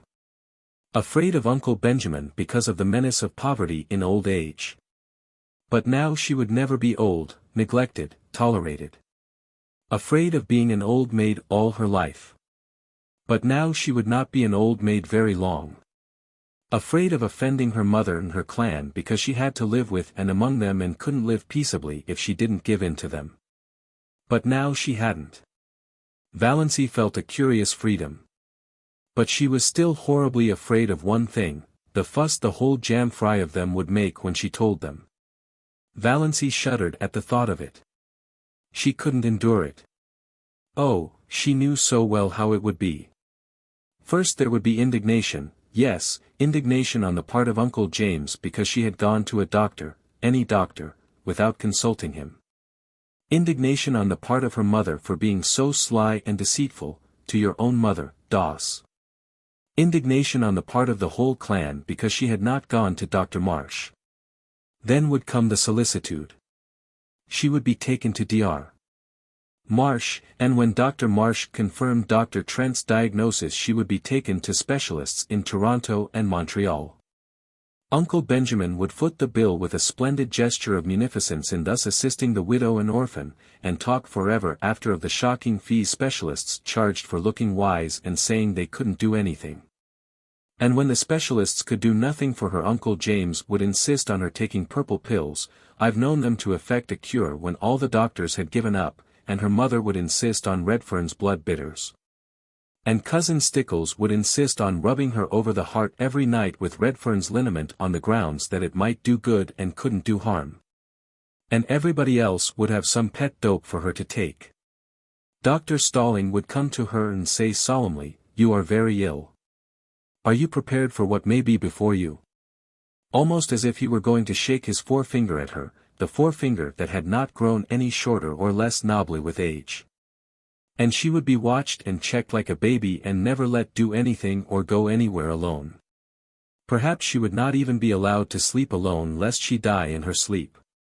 Cousin Stickles or her mother would insist on sharing her room and bed. Yes, undoubtedly they would. It was this last thought that really decided Valancy. She could not put up with it and she wouldn't.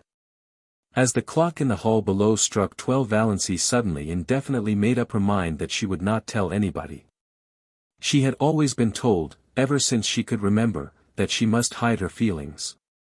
It is not ladylike to have feelings, Cousin Stickles had once told her disapprovingly. Well, she would hide them with a vengeance. But though she was not afraid of death she was not indifferent to it. She found that she resented it. It was not fair that she should have to die when she had never lived. Rebellion flamed up in her soul as the dark hours passed by, not because she had no future but because she had no past. "I'm poor, I'm ugly, I'm a failure, and I'm near death," she thought. She could see her own obituary notice in the Deerwood Weekly Times, copied into the Port Lawrence Journal. A deep gloom was cast over Deerwood, etc., etc. Leaves a large circle of friends to mourn, etc., etc., etc. Lies, all lies. Gloom, forsooth. Nobody would miss her. Her death would not matter a straw to anybody. Not even her mother loved her mother who had been so disappointed that she was not a boy, or at least, a pretty girl. Valancy reviewed her whole life between midnight and the early spring dawn. It was a very drab existence, but here and there an incident loomed out with a significance out of all proportion to its real importance. These incidents were all unpleasant in one way or another. Nothing really pleasant had ever happened to Valancy. "I've never had one wholly happy hour in my life, not one," she thought. "I've just been a colorless nonentity. I remember reading somewhere once that there is an hour in which a woman might be happy all her life if she could but find it. I've never found my hour, never, never. And I never will now. If I could only have had that hour I'd be willing to die." Those significant incidents kept bobbing up in her mind like unbidden ghosts, without any sequence of time or place. For instance, that time when, at 16, she had blued a tubful of clothes too deeply. And the time when, at 8, she had stolen some raspberry jam from Aunt Wellington's pantry. Valancy never heard the last of those two misdemeanors. At almost every clan gathering they were raked up against her as jokes. Uncle Benjamin hardly ever missed retelling the raspberry jam incident. He had been the one to catch her, her face all stained and streaked. I have really done so few bad things that they have to keep harping on the old ones, thought Valancy. Why, I've never even had a quarrel with any one. I haven't an enemy. What a spineless thing I must be not to have even one enemy. There was that incident of the dust pile at school when she was 7. Valancy always recalled it when Dr. Stirling referred to the text, "To him that hath shall be given and from him that hath not shall be taken even that which he hath." Other people might puzzle over that text but it never puzzled Valancy. The whole relationship between herself and Olive, dating from the day of the dust pile, was a commentary on it. She had been going to school a year, but Olive, who was a year younger, had just begun and had about her all the glamour of a new girl and an exceedingly pretty girl at that. It was at recess and all the girls, big and little, were out on the road in front of the school making dust piles. The aim of each girl was to have the biggest pile. Valancy was good at making dust piles, there was an art in it, and she had secret hopes of leading. But Olive, working off by herself, was suddenly discovered to have a larger dust pile than anybody. Valancy felt no jealousy. Her dust pile was quite big enough to please her. Then one of the older girls had an inspiration. "Let's put all our dust on Olive's pile and make a tremendous one," she exclaimed. A frenzy seemed to seize the girls.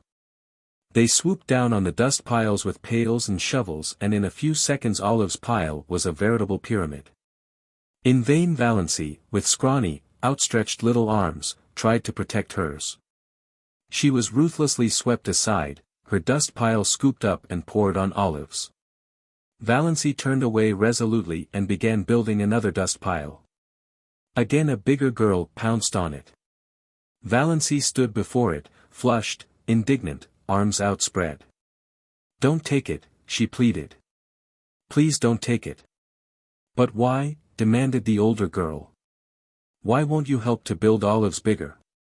"I want my own little dust pile," said Valancy piteously. Her plea went unheeded. While she argued with one girl another scraped up her dust pile. Valancy turned away, her heart swelling, her eyes full of tears. "Jealous, you're jealous," said the girls mockingly. "You were very selfish," said her mother coldly, when Valancy told her about it at night. That was the first and last time Valancy had ever taken any of her troubles to her mother. Valancy was neither jealous nor selfish. It was only that she wanted a dust pile of her own, small or big mattered not.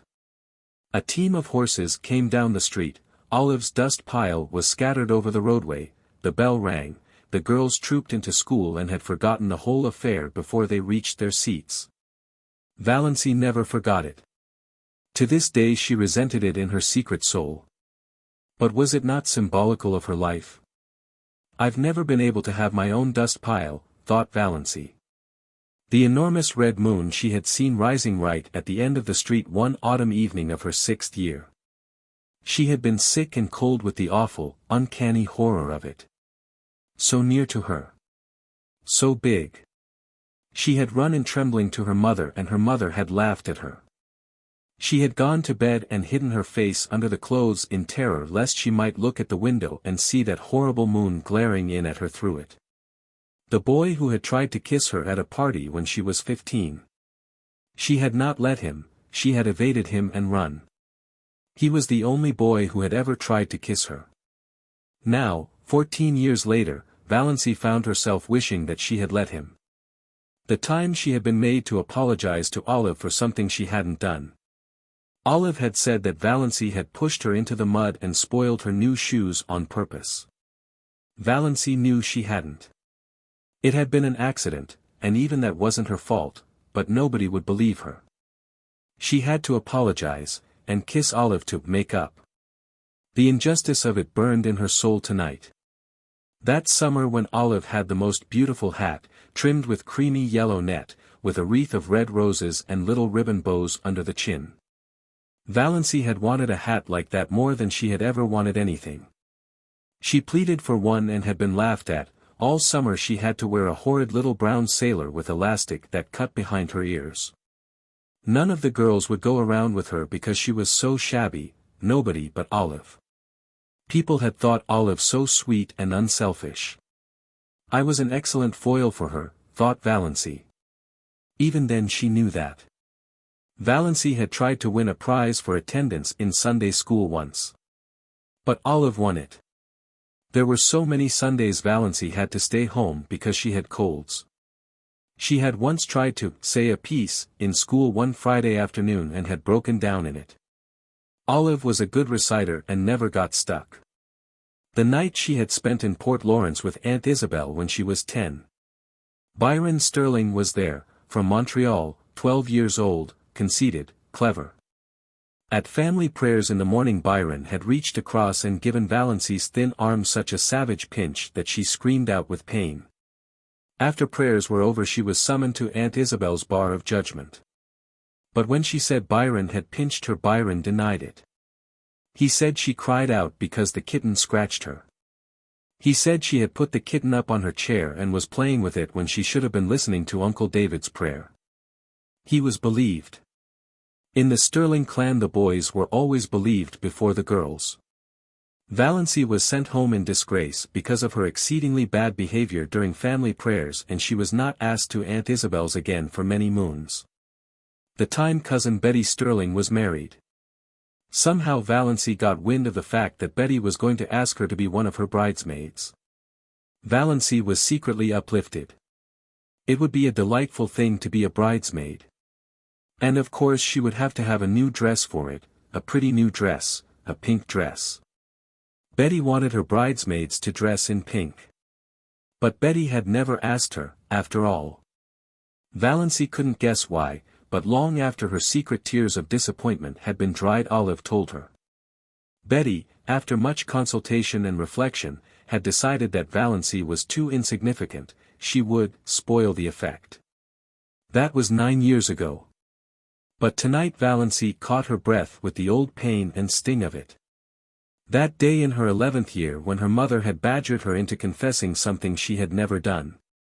Valancy had denied it for a long time but eventually for peace sake she had given in and pleaded guilty. Mrs. Frederick was always making people lie by pushing them into situations where they had to lie. Then her mother had made her kneel down on the parlor floor, between herself and cousin Stickles, and say, "Oh God, please forgive me for not speaking the truth." Valancy had said it, but as she rose from her knees she muttered, "But, oh God, you know I did speak the truth." Valancy had not then heard of Galileo but her fate was similar to his. She was punished just as severely as if she hadn't confessed and prayed. The winter she went to dancing school. Uncle James had decreed she should go and had paid for her lessons. How she had looked forward to it. And how she had hated it. She had never had a voluntary partner. The teacher always had to tell some boy to dance with her, and generally he had been sulky about it. Yet Valancy was a good dancer, as light on her feet as thistledown. Olive, who never lacked eager partners, was heavy. The affair of the button string, when she was 10. All the girls in school had button strings. Olive had a very long one with a great many beautiful buttons. Valancy had one. Most of the buttons on it were very commonplace, but she had 6 beauties that had come off Grandmother Stirling's wedding gown, sparkling buttons of gold and glass, much more beautiful than any Olive had. Their possession conferred a certain distinction on Valancy. She knew every little girl in school envied her the exclusive possession of those beautiful buttons. When Olive saw them on the button string she had looked at them narrowly but said nothing, then. The next day Aunt Wellington had come to Elm Street and told Mrs. Frederick that she thought Olive should have some of those buttons. Grandmother Stirling was just as much Wellington's mother as Frederick's. Mrs. Frederick had agreed amiably. She could not afford to fall out with Aunt Wellington. Moreover, the matter was of no importance whatever. Aunt Wellington carried off 4 of the buttons, generously leaving 2 for Valancy. Valancy had torn these from her string and flung them on the floor. She had not yet learned that it was unladylike to have feelings, and had been sent supperless to bed for the exhibition. The night of Margaret Blunt's party. She had made such pathetic efforts to be pretty that night. Rob Walker was to be there, and 2 nights before, on the moonlit veranda of Uncle Herbert's cottage at Mistawey's, Rob had really seemed attracted to her. At Margaret's party Rob never even asked her to dance, did not notice her at all. She was a wallflower, as usual. That, of course, was years ago. People in Deerwood had long since given up inviting Valancy to dances. But to Valancy its humiliation and disappointment were of the other day. Her face burned in the darkness as she recalled herself, sitting there with her pitifully crimped, thin hair and the cheeks she had pinched for an hour before coming, in an effort to make them red. All that came of it was a wild story that Valancy Stirling was rouged at Margaret Blunt's party. In those days in Deerwood that was enough to wreck your character forever. It did not wreck Valancy's, or even damage it. People knew she couldn't be fast if she tried. They only laughed at her. I've had nothing but a second-hand existence, decided Valancy. All the great emotions of life have passed me by. I've never even had a grief. And have I ever really loved anybody? Do I really love Mother? No, I don't. That's the truth, whether it is disgraceful or not. I don't love her, I've never loved her. What's worse, I don't even like her. So I don't know anything about any kind of love. My life has been empty, empty. Nothing is worse than emptiness. Nothing. Valancy ejaculated the last "nothing" aloud passionately. Then she moaned and stopped thinking about anything for a while. One of her attacks of pain had come on. When it was over something had happened to Valancy, perhaps the culmination of the process that had been going on in her mind ever since she had read Dr. Trent's letter. It was 3 o'clock in the morning, the wisest and most accursed hour of the clock. But sometimes it sets us free. I've been trying to please other people all my life and failed, she said. After this I shall please myself. I shall never pretend anything again. I've breathed an atmosphere of fibs and pretenses and evasions all my life. What a luxury it will be to tell the truth. I may not be able to do much that I want to do, but I won't do another thing that I don't want to do. Mother can pout for weeks, I shan't worry over it. Despair is a free man, hope is a slave. Valancy got up and dressed, with a deepening of that curious sense of freedom. When she had finished with her hair she opened the window and hurled the jar of potpourri over into the next lot. It smashed gloriously against the schoolgirl complexion on the old carriage shop. I'm sick of the fragrance of dead things, said Valancy. Chapter 9. Uncle Herbert and Aunt Alberta's silver wedding was delicately referred to among the Stirlings during the following weeks as, the time we first noticed poor Valancy was, a little, you understand. Not for worlds would any of the Stirlings have said out and out at first that Valancy had gone mildly insane or even that her mind was slightly deranged. Uncle Benjamin was considered to have gone entirely too far when he had ejaculated, "She's dippy, I tell you, she's dippy," and was only excused because of the outrageousness of Valancy's conduct at the aforesaid wedding dinner. But Mrs. Frederick and Cousin Stickles had noticed a few things that made them uneasy before the dinner. It had begun with the rosebush, of course, and Valancy never was really quite right again. She did not seem to worry in the least over the fact that her mother was not speaking to her. You would never suppose she noticed it at all. She had flatly refused to take either purple pills or Redfern's bitters. She had announced coolly that she did not intend to answer to the name of Doss any longer. She had told Cousin Stickles that she wished she would give up wearing that brooch with Cousin Artemis Stickles' hair in it. She had moved her bed in her room to the opposite corner. She had read Magic of Wings Sunday afternoon. When Cousin Stickles had rebuked her Valancy had said indifferently, "Oh, I forgot it was Sunday," and had gone on reading it. Cousin Stickles had seen a terrible thing, she had caught Valancy sliding down the banister. Cousin Stickles did not tell Mrs. Frederick this, poor Amelia was worried enough as it was. But it was Valancy's announcement on Saturday night that she was not going to go to the Anglican church any more that broke through Mrs. Frederick's stony silence. Not going to church any more. Doss, have you absolutely taken leave? Oh, I'm going to church, said Valancy airily. I'm going to the Presbyterian church. But to the Anglican church I will not go. This was even worse. Mrs. Frederick had recourse to tears, having found outraged majesty had ceased to be effective. What have you got against the Anglican church? She sobbed. Nothing, only just that you've always made me go there. If you'd made me go to the Presbyterian church I'd want to go to the Anglican. Is that a nice thing to say to your mother? Oh, how true it is that it is sharper than a serpent's tooth to have a thankless child. Is that a nice thing to say to your daughter? Said unrepentant Valancy. So Valancy's behavior at the silver wedding was not quite the surprise to Mrs. Frederick and Christine Stickles that it was to the rest. They were doubtful about the wisdom of taking her, but concluded it would make talk if they didn't. Perhaps she would behave herself, and so far no outsider suspected there was anything queer about her. By a special mercy of Providence it had poured torrents Sunday morning, so Valancy had not carried out her hideous threat of going to the Presbyterian church. Valancy would not have cared in the least if they had left her at home. These family celebrations were all hopelessly dull. But the Stirlings always celebrated everything. It was a long-established custom. Even Mrs. Frederick gave a dinner party on her wedding anniversary and Cousin Stickles had friends in to supper on her birthday.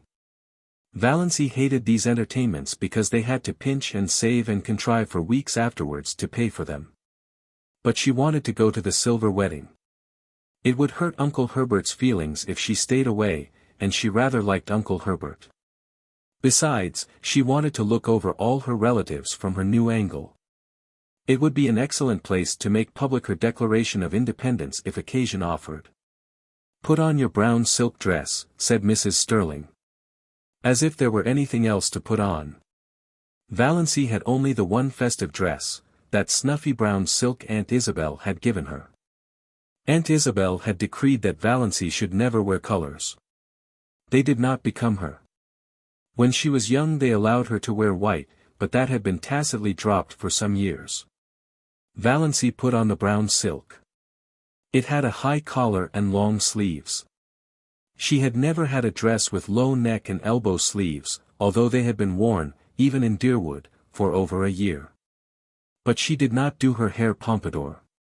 She knotted it on her neck and pulled it out over her ears. She thought it became her, only the little knot was so absurdly small.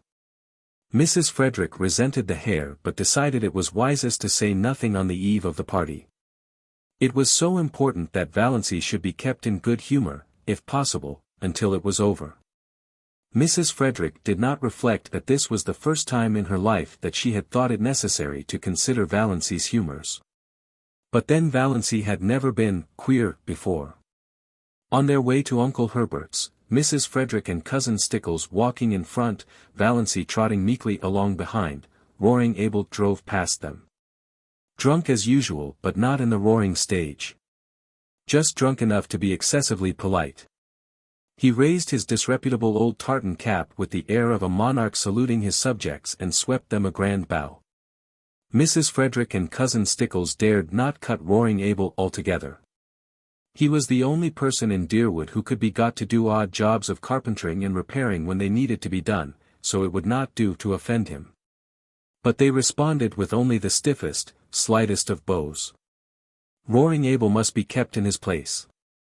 Valancy, behind them, did a thing they were fortunately spared seeing. She smiled gaily and waved her hand to Roaring Abel. Why not? She had always liked the old sinner. He was such a jolly, picturesque, unashamed reprobate and stood out against the drab respectability of Deerwood and its customs like a flame-red flag of revolt and protest. Only a few nights ago Abel had gone through Deerwood in the wee SMAs, shouting oaths at the top of his stentorian voice which could be heard for miles, and lashing his horse into a furious gallop as he tore along prim, proper Elm Street. Yelling and blaspheming like a fiend, shuddered Cousin Stickles at the breakfast table. "I cannot understand why the judgment of the Lord has not fallen upon that man long ere this," said Mrs. Frederick petulantly, as if she thought Providence was very dilatory and ought to have a gentle reminder. "He'll be picked up dead some morning, he'll fall under his horse's hoofs and be trampled to death," said Cousin Stickles reassuringly. Valancy had said nothing, of course, but she wondered to herself if Roaring Abel's periodical sprees were not his futile protest against the poverty and drudgery and monotony of his existence. She went on dream sprees in her blue castle. Roaring Abel, having no imagination, could not do that. His escapes from reality had to be concrete. So she waved at him today with a sudden fellow feeling, and Roaring Abel, not too drunk to be astonished, nearly fell off his seat in his amazement. By this time they had reached Maple Avenue and Uncle Herbert's house, a large, pretentious structure peppered with meaningless bay windows and excrescent porches. A house that always looked like a stupid, prosperous, self-satisfied man with warts on his face. "A house like that," said Valancy solemnly, "is a blasphemy." Mrs. Frederick was shaken to her soul. What had Valancy said? Was it profane? Or only just queer? Mrs. Frederick took off her hat in Aunt Alberta's spare room with trembling hands. She made one more feeble attempt to avert disaster. She held Valancy back on the landing as Cousin Stickles went downstairs. "Won't you try to remember you're a lady?" she pleaded. "Oh, if there were only any hope of being able to forget it," said Valancy wearily. Mrs. Frederick felt that she had not deserved this from Providence. Chapter 10. "Bless this food to our use and consecrate our lives to thy service," said Uncle Herbert briskly. Aunt Wellington frowned.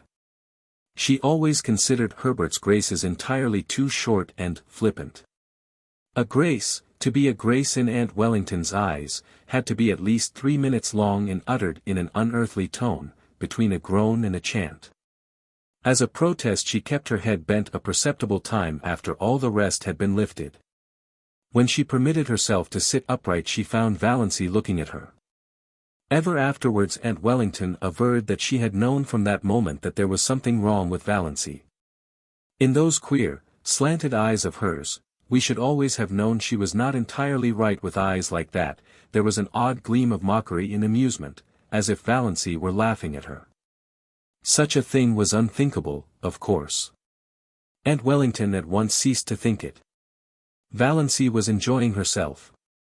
She had never enjoyed herself at a family reunion before. In social function, as in childish games, she had only filled in. Her clan had always considered her very dull. She had no parlor tricks. And she had been in the habit of taking refuge from the boredom of family parties in her blue castle, which resulted in an absent-mindedness that increased her reputation for dullness and vacuity. She has no social presence whatever, Aunt Wellington had decreed once and for all. Nobody dreamed that Valancy was dumb in their presence merely because she was afraid of them. Now she was no longer afraid of them. The shackles had been stricken off her soul. She was quite prepared to talk if occasion offered. Meanwhile she was giving herself such freedom of thought as she had never dared to take before. She let herself go with a wild, inner exultation, as Uncle Herbert carved the turkey. Uncle Herbert gave Valancy a second look that day. Being a man, he didn't know what she had done to her hair, but he thought surprisedly that Doss was not such a bad-looking girl, after all, and he put an extra piece of white meat on her plate. "What herb is most injurious to a young lady's beauty?" propounded Uncle Benjamin by way of starting conversation, loosening things up a bit, as he would have said. Valancy, whose duty it was to say what, did not say it.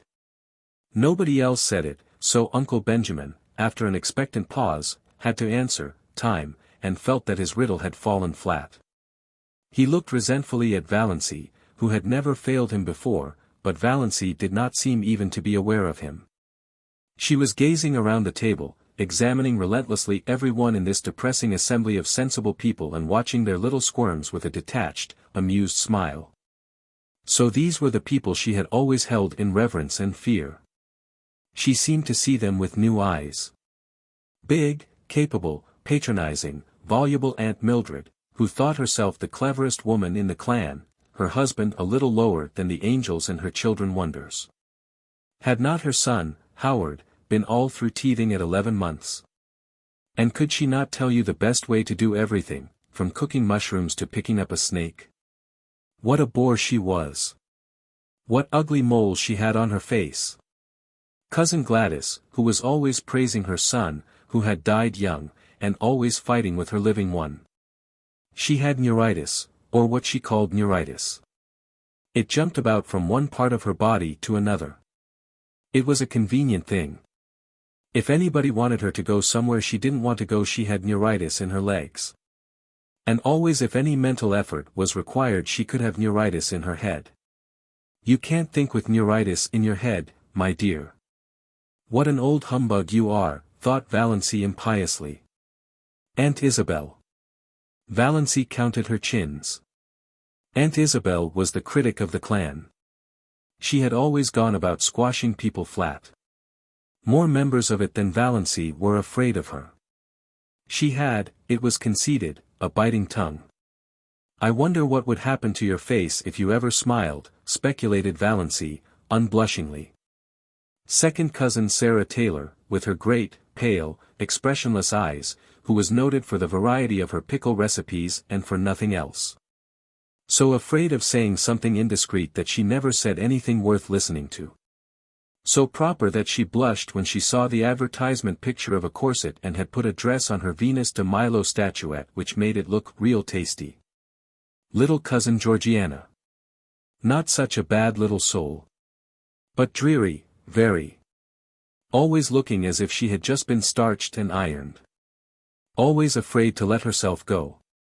The only thing she really enjoyed was a funeral. You knew where you were with a corpse. Nothing more could happen to it. But while there was life there was fear. Uncle James. Handsome, black, with his sarcastic, trap-like mouth and iron-gray sideburns, whose favorite amusement was to write controversial letters to the Christian Times, attacking modernism. Valancy always wondered if he looked as solemn when he was asleep as he did when awake. No wonder his wife had died young. Valancy remembered her. A pretty, sensitive thing. Uncle James had denied her everything she wanted and showered on her everything she didn't want. He had killed her, quite legally. She had been smothered and starved. Uncle Benjamin, wheezy, pussy-mouthed. With great pouches under eyes that held nothing in reverence. Uncle Wellington. Long, pallid face, thin, pale yellow hair, one of the fair Stirlings, thin, stooping body, abominably high forehead with such ugly wrinkles, and eyes about as intelligent as a fish's, thought Valancy. Looks like a cartoon of himself. Aunt Wellington.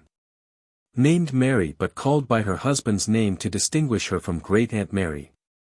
A massive, dignified, permanent lady. Splendidly arranged, iron-gray hair. Rich, fashionable beaded dress. Had her moles removed by electrolysis, which Aunt Mildred thought was a wicked evasion of the purposes of God. Uncle Herbert, with his spiky gray hair.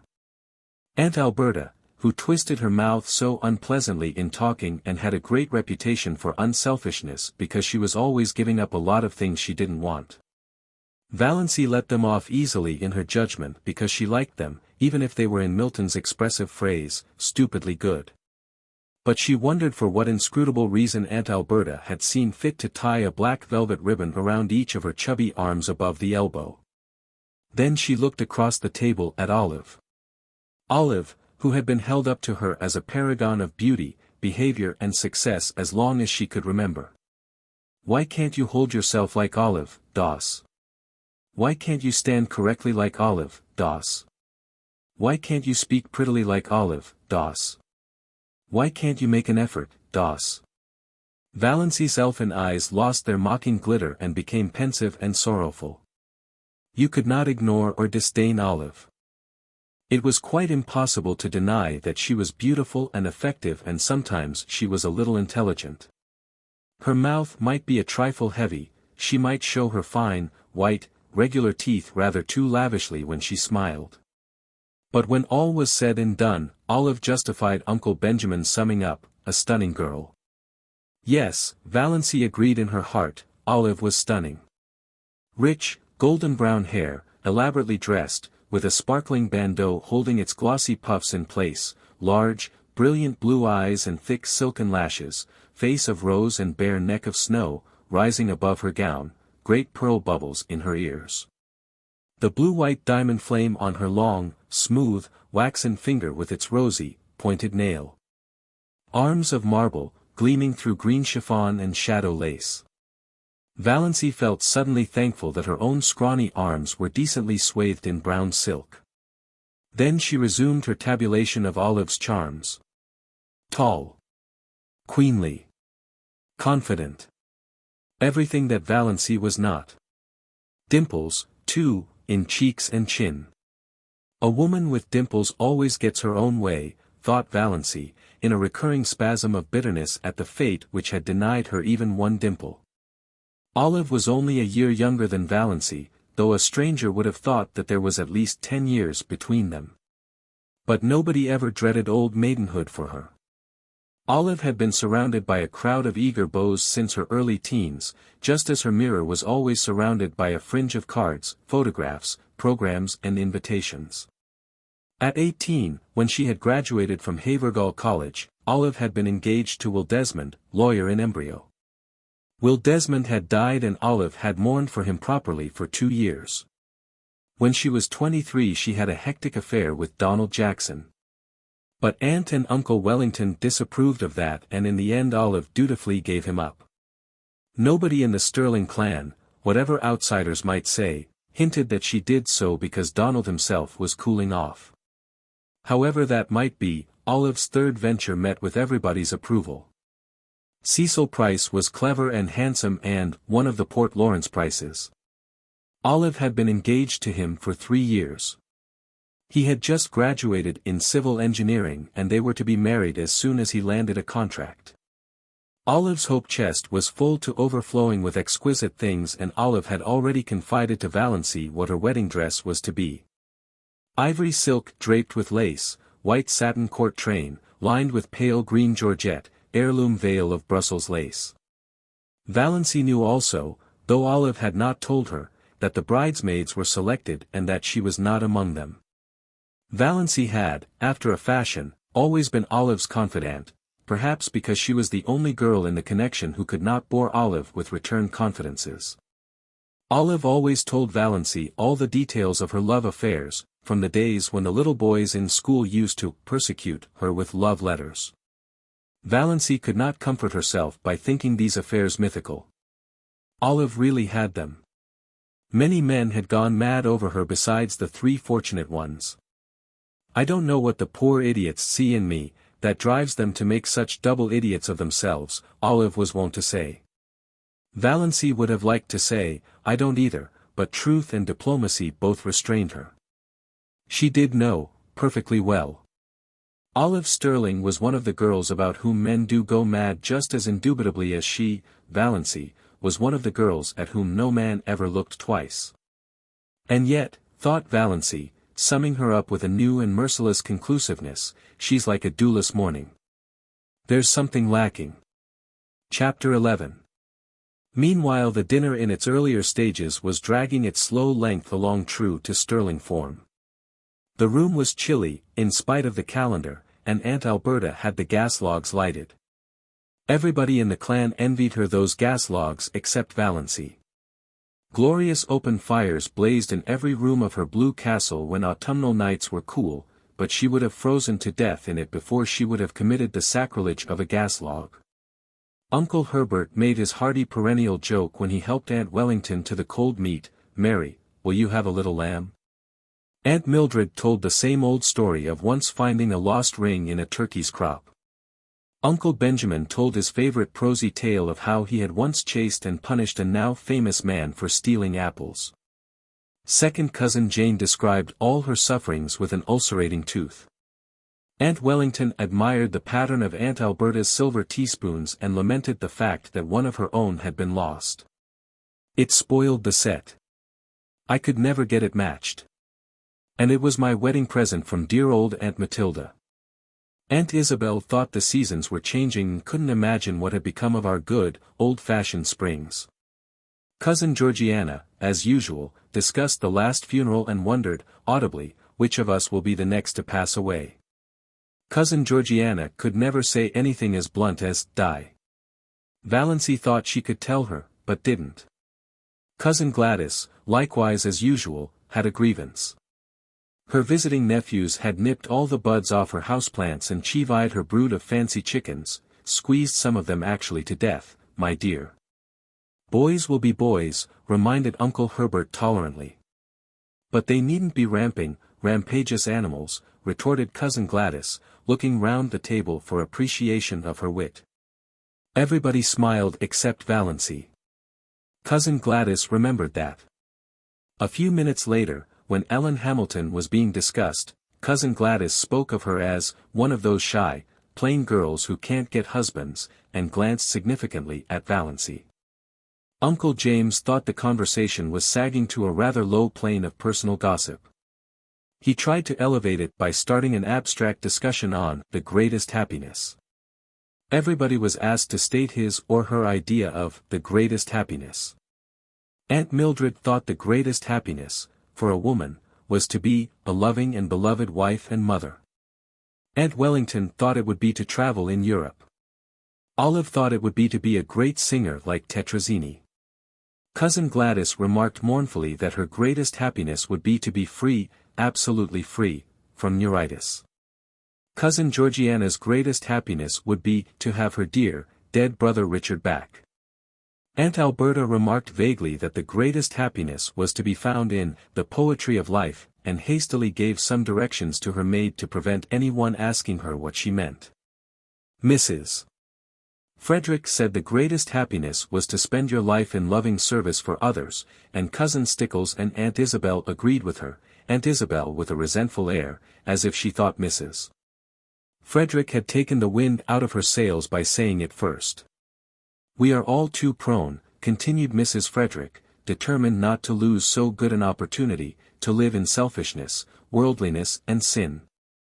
The other women all felt rebuked for their low ideals, and Uncle James had a conviction that the conversation had been uplifted with a vengeance. The greatest happiness, said Valancy suddenly and distinctly, is to sneeze when you want to. Everybody stared. Nobody felt it safe to say anything. Was Valancy trying to be funny? It was incredible. Mrs. Frederick, who had been breathing easier since the dinner had progressed so far without any outbreak on the part of Valancy, began to tremble again. But she deemed it the part of prudence to say nothing. Uncle Benjamin was not so prudent. He rashly rushed in where Mrs. Frederick feared to tread. Doss, he chuckled, what is the difference between a young girl and an old maid? One is happy and careless and the other is cappy and hairless, said Valancy. You have asked that riddle at least 50 times in my recollection, Uncle Ben. Why don't you hunt up some new riddles if riddle you must? It is such a fatal mistake to try to be funny if you don't succeed. Uncle Benjamin stared foolishly. Never in his life had he, Benjamin Stirling, of Stirling and Frost, been spoken to so.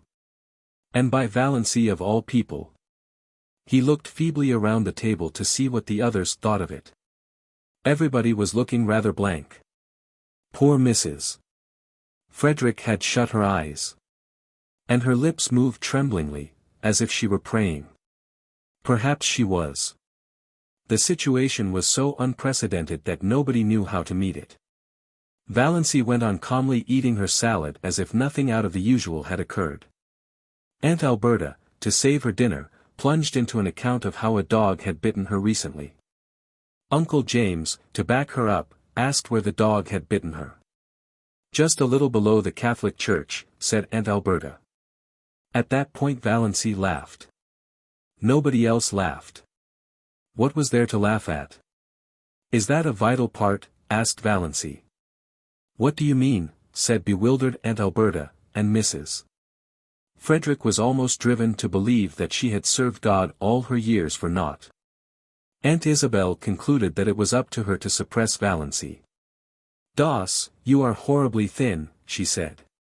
"You are all corners. Do you ever try to fatten up a little?" "No." Valancy was not asking quarter or giving it. "But I can tell you where you'll find a beauty parlor in Port Lawrence where they can reduce the number of your chins." Valancy. The protest was wrung from Mrs. Frederick. She meant her tone to be stately and majestic, as usual, but it sounded more like an imploring whine. And she did not say, "Doss." "She's feverish," said Cousin Stickles to Uncle Benjamin in an agonized whisper. "We've thought she seemed feverish for several days." "She's gone dippy, in my opinion," growled Uncle Benjamin. "If not, she ought to be spanked." "Yes, spanked." "You can't spank her." Cousin Stickles was much agitated. "She's 29 years old. So there is that advantage, at least, in being 29, said Valancy, whose ears had caught this aside. "Doss," said Uncle Benjamin, "when I am dead you may say what you please. As long as I am alive I demand to be treated with respect." "Oh, but you know we're all dead," said Valancy, "the whole Stirling clan. Some of us are buried and some aren't, yet. That is the only difference." "Doss," said Uncle Benjamin, thinking it might cow Valancy, "do you remember the time you stole the raspberry jam?" Valancy flushed scarlet, with suppressed laughter, not shame. She had been sure Uncle Benjamin would drag that jam in somehow. "Of course I do," she said. "It was good jam. I've always been sorry I hadn't time to eat more of it before you found me. Oh, look at Aunt Isabel's profile on the wall. Did you ever see anything so funny?" Everybody looked, including Aunt Isabel herself, which of course, destroyed it. But Uncle Herbert said kindly, I wouldn't eat any more if I were you, Doss. It isn't that I grudge it, but don't you think it would be better for yourself? Your stomach seems a little out of order." "Don't worry about my stomach, old dear," said Valancy. "It is all right.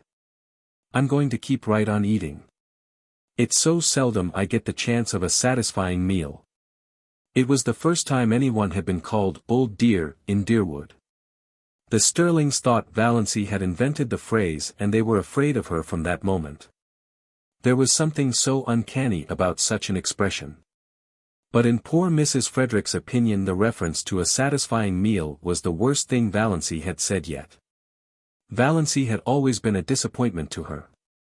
Now she was a disgrace. She thought she would have to get up and go away from the table.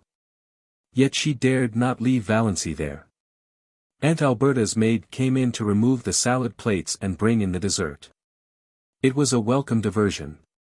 Everybody brightened up with a determination to ignore Valancy and talk as if she wasn't there. Uncle Wellington mentioned Barney Snaith. Eventually somebody did mention Barney Snaith at every Stirling function, Valancy reflected. Whatever he was an individual that could not be ignored. She resigned herself to listen. There was a subtle fascination in the subject for her, though she had not yet faced this fact. She could feel her pulses beating to her fingertips. Of course they abused him. Nobody ever had a good word to say of Barney Snaith. All the old, wild tales were canvassed, the defaulting cashier counterfeiter infidel murderer in hiding legends were thrashed out. Uncle Wellington was very indignant that such a creature should be allowed to exist at all in the neighborhood of Deerwood. He didn't know what the police at Port Lawrence were thinking of. Everybody would be murdered in their bed some night. It was a shame that he should be allowed to be at large after all that he had done. "What has he done?" asked Valancy suddenly. Uncle Wellington stared at her, forgetting that she was to be ignored. "Done. Done. He's done everything." "What has he done?" repeated Valancy inexorably. "What do you know that he has done? You're always running him down. And what has ever been proved against him?" "I don't argue with women," said Uncle Wellington. "And I don't need proof. When a man hides himself up there on an island in Muskoka, year in and year out, and nobody can find out where he came from or how he lives, or what he does there, that's proof enough. Find a mystery and you find a crime. The very idea of a man named Snaith, said second cousin Sarah. Why, the name itself is enough to condemn him. I wouldn't like to meet him in a dark lane, shivered cousin Georgiana. What do you suppose he would do to you? Asked Valancy. Murder me, said cousin Georgiana solemnly. Just for the fun of it, suggested Valancy. Exactly, said cousin Georgiana unsuspiciously. When there is so much smoke there must be some fire. I was afraid he was a criminal when he came here first. I felt he had something to hide. I am not often mistaken in my intuitions. Criminal. Of course he's a criminal, said Uncle Wellington. Nobody doubts it, glaring at Valancy. Why, they say he served a term in the penitentiary for embezzlement. I don't doubt it. And they say he's in with that gang that are perpetrating all those bank robberies round the country. Who say? Asked Valancy. Uncle Wellington nodded his ugly forehead at her. What had got into this confounded girl, anyway? He ignored the question. He has the identical look of a jailbird, snapped Uncle Benjamin. I noticed it the first time I saw him. A fellow by the hand. Of nature marked. Quoted and signed to do a deed. Of shame. Declaimed Uncle James. He looked enormously pleased over managing to work that quotation in at last. He had been waiting all his life for the chance. One of his eyebrows is an arch and the other is a triangle, said Valancy. Is that why you think him so villainous? Uncle James lifted his eyebrows. Generally when Uncle James lifted his eyebrows the world came to an end. This time it continued to function. How do you know his eyebrows so well, Doss? Asked Olive, a trifle maliciously. Such a remark would have covered Valancy with confusion 2 weeks ago, and Olive knew it. Yes, how? Demanded Aunt Wellington. I've seen him twice and I looked at him closely, said Valancy composedly. I thought his face the most interesting one I ever saw. There is no doubt there is something fishy in the creature's past life, said Olive, who began to think she was decidedly out of the conversation, which had centered so amazingly around Valancy. But he can hardly be guilty of everything he's accused of, you know. Valancy felt annoyed with Olive. Why should she speak up in even this qualified defense of Barney Snaith? What had she to do with him? For that matter, what had Valancy? But Valancy did not ask herself this question. They say he keeps dozens of cats in that hut up back on Mistawis, said second cousin Sarah Taylor, by way of appearing not entirely ignorant of him. Cats. It sounded quite alluring to Valancy, in the plural. She pictured an island in Muskoka haunted by pussies. That alone shows there is something wrong with him, decreed Aunt Isabel. People who don't like cats, said Valancy, attacking her dessert with a relish, always seem to think that there is some peculiar virtue in not liking them. The man hasn't a friend except Roaring Abel, said Uncle Wellington. And if Roaring Abel had kept away from him, as everybody else did, it would have been better for some members of his family. Uncle Wellington's rather lame conclusion was due to a marital glance from Aunt Wellington reminding him of what he had almost forgotten, that there were girls at the table. If you mean, said Valancy passionately, that Barney Snaith is the father of Cecily Gay's child, he isn't. It's a wicked lie. In spite of her indignation, Valancy was hugely amused at the expression of the faces around that festal table. She had not seen anything like it since the day, 17 years ago, when at Cousin Gladys' thimble party, they discovered that she had got something in her head at school. Lice in her head. Valancy was done with euphemisms. Poor Mrs. Frederick was almost in a state of collapse. She had believed, or pretended to believe, that Valancy still supposed that children were found in parsley beds. Hush, hush, implored Cousin Stickles. I don't mean to hush, said Valancy perversely. I've hushed all my life. I'll scream if I want to.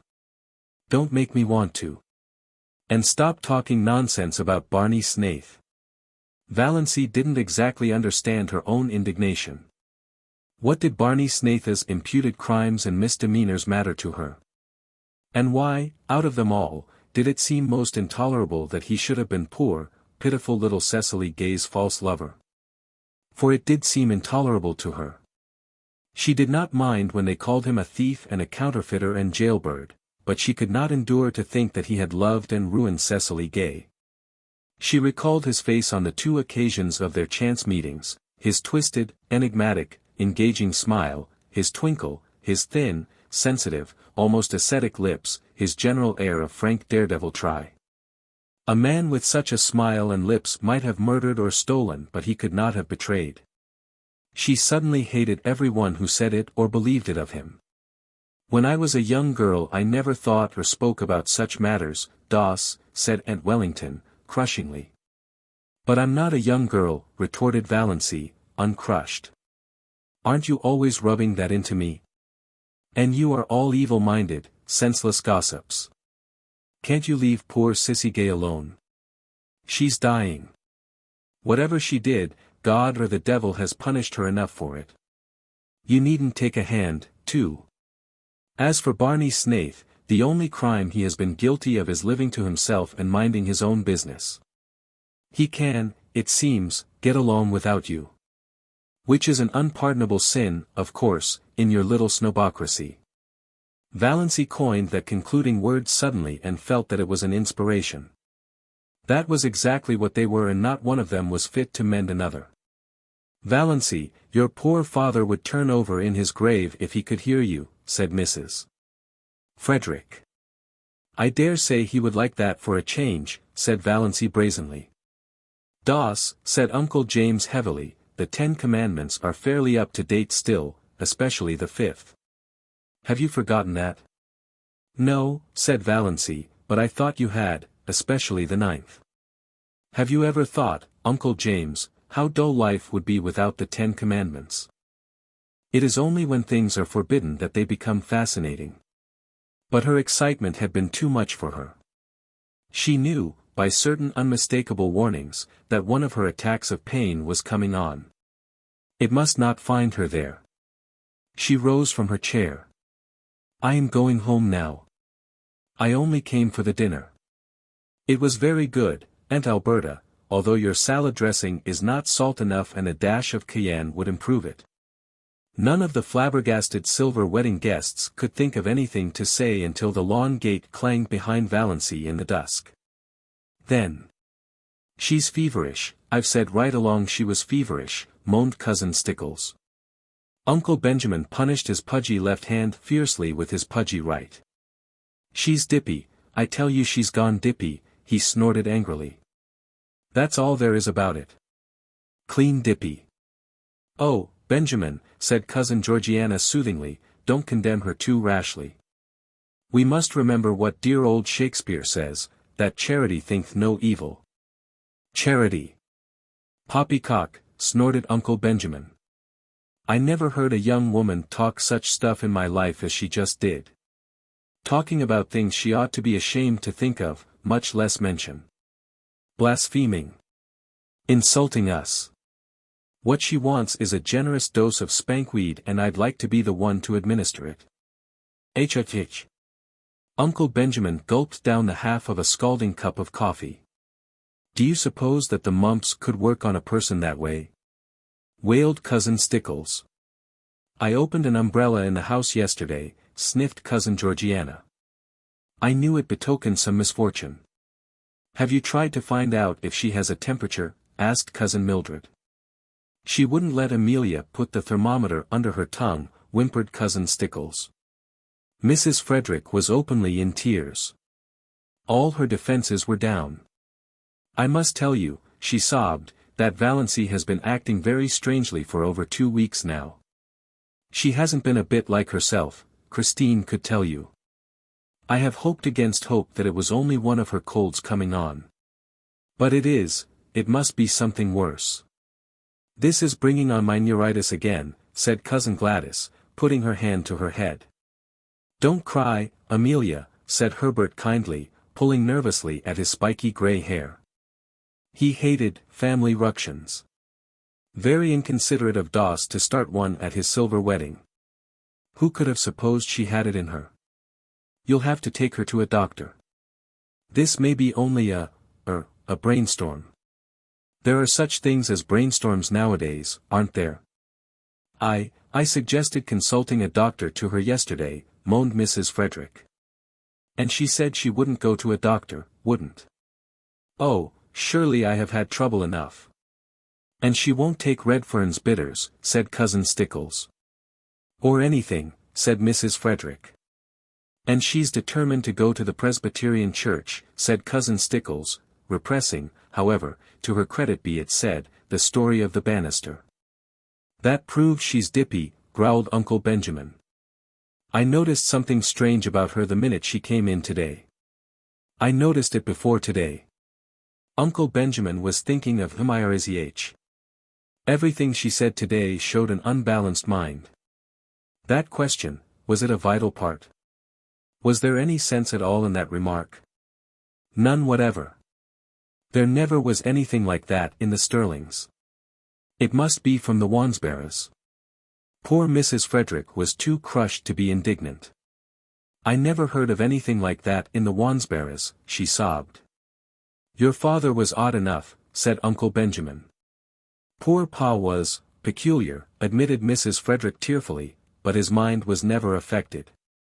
He talked all his life exactly as Valancy did today, retorted Uncle Benjamin. And he believed he was his own great-great-grandfather born over again. I've heard him say it. Don't tell me that a man who believed a thing like that was ever in his right senses. Come, Amelia, stop sniffling. Of course Doss has made a terrible exhibition of herself today, but she's not responsible. Old maids are apt to fly off at a tangent like that. If she had been married when she should have been, she wouldn't have got like this. Nobody wanted to marry her, said Mrs. Frederick, who felt that, somehow, Uncle Benjamin was blaming her. Well, fortunately there's no outsider here, snapped Uncle Benjamin. We may keep it in the family yet. I'll take her over to see Dr. Marsh tomorrow. I know how to deal with pig-headed people. Won't that be best, James? We must have medical advice certainly, agreed Uncle James. Well, that's settled. In the meantime, Amelia, act as if nothing had happened and keep an eye on her. Don't let her be alone. Above all, don't let her sleep alone. Renewed whimpers from Mrs. Frederick. I can't help it. Night before last I suggested she'd better have Christine sleep with her. She positively refused, and locked her door. Oh, you don't know how she's changed. She won't work. At least, she won't sew. She does her usual housework, of course. But she wouldn't sweep the parlor yesterday morning, though we always sweep it on Thursdays. She said she'd wait till it was dirty. Would you rather sweep a dirty room than a clean one? I asked her. She said, of course. I'd see something for my labor then. Think of it. Uncle Benjamin thought of it. The jar of potpourri, Cousin Stickles pronounced it as spelled, has disappeared from her room. I found the pieces in the next lot. She won't tell us what happened to it. I should never have dreamed it of Doss, said Uncle Herbert. She has always seemed such a quiet, sensible girl. A bit backward, but sensible. The only thing you can be sure of in this world is the multiplication table, said Uncle James, feeling cleverer than ever. Well, let's cheer up, suggested Uncle Benjamin. Why are chorus girls like fine stock razors? Why? Asked Cousin Stickles, since it had to be asked and Valancy wasn't there to ask it. Like to exhibit calves, chuckled Uncle Benjamin. Cousin Stickles thought Uncle Benjamin a little indelicate. Before Olive, too. But then, he was a man. Uncle Herbert was thinking that things were rather dull now that Doss had gone. Chapter 12. Valancy hurried home through the faint blue twilight, hurried too fast perhaps. The attack she had when she thankfully reached the shelter of her own room was the worst yet. It was really very bad. She might die in one of those spells. It would be dreadful to die in such pain. Perhaps this was death. Valancy felt pitifully alone. When she could think at all, she wondered what it would be like to have someone with her who could sympathize, someone who really cared, just to hold her hand tight, if nothing else, someone just to say, "Yes, I know. It's dreadful, be brave, you'll soon be better," not someone merely fussy and alarmed. Not her mother or cousin Stickles. Why did the thought of Barney Snaith come into her mind? Why did she suddenly feel, in the midst of this hideous loneliness of pain, that he would be sympathetic, sorry for anyone that was suffering? Why did he seem to her like an old, well-known friend? Was it because she had been defending him, standing up to her family for him? She was so bad at first that she could not even get herself a dose of Dr. Trent's prescription. But eventually she managed it, and soon after relief came. The pain left her and she lay on her bed, spent, exhausted, in a cold perspiration. Oh, that had been horrible. She could not endure many more attacks like that. One didn't mind dying if death could be instant and painless. But to be hurt so in dying. Suddenly she found herself laughing. That dinner had been fun. And it had all been so simple. She had merely said the things she had always thought. Their faces, oh, their faces. Uncle Benjamin, poor, flabbergasted Uncle Benjamin. Valancy felt quite sure he would make a new will that very night. Olive would get Valancy's share of his fat hoard. Olive had always got Valancy's share of everything. Remember the dust pile. To laugh at her clan as she had always wanted to laugh was all the satisfaction she could get out of life now. But she thought it was rather pitiful that it should be so. Might she not pity herself a little when nobody else did? Valancy got up and went to her window. The moist, beautiful wind blowing across groves of young-leafed wild trees touched her face with the caress of a wise, tender, old friend. The Lombardis in Mrs. Treadgold's lawn, off to the left, Valancy could just see them between the stable and the old carriage shop, were in dark purple silhouette against a clear sky, and there was a milk-white, pulsating star just over one of them. Like a living pearl on a silver-green lake. Far beyond the station were the shadowy, purple-hooded woods around Lake Mistawis. A white, filmy mist hung over them, and just above it was a faint, young crescent. Valancy looked at it over her thin left shoulder. "I wish," she said whimsically, "that I may have one little dust pile before I die." Chapter 13. Uncle Benjamin found he had reckoned without his host when he promised so airily to take Valancy to a doctor. Valancy would not go. Valancy laughed in his face. "Why on earth should I go to Dr. Marsh? There's nothing the matter with my mind. Though you all think I've suddenly gone crazy. Well, I haven't. I've simply grown tired of living to please other people and have decided to please myself. It will give you something to talk about besides my stealing the raspberry jam. So that's that." "Doss," said Uncle Benjamin, solemnly and helplessly, "you are not, like yourself." "Who am I like, then?" asked Valancy. Uncle Benjamin was rather posed. "Your grandfather Wansbera," he answered desperately. "Thanks." Valancy looked pleased. "That's a real compliment. I remember Grandfather Wansbera. He was one of the few human beings I have known, almost the only one. Now, it is of no use to scold or entreat or command, Uncle Benjamin, or exchange anguished glances with Mother and Cousin Stickles. I am not going to any doctor. And if you bring any doctor here I won't see him. So what are you going to do about it?" What indeed? It was not seemly, or even possible, to hail Valancy doctorwards by physical force. And in no other way could it be done, seemingly. Her mother's tears and imploring entreaties availed not. "Don't worry, Mother," said Valancy, lightly but quite respectfully. "It isn't likely I'll do anything very terrible. But I mean to have a little fun." "Fun. Mrs. Frederick uttered the word as if Valancy had said she was going to have a little tuberculosis. Olive, sent by her mother to see if she had any influence over Valancy, came away with flushed cheeks and angry eyes.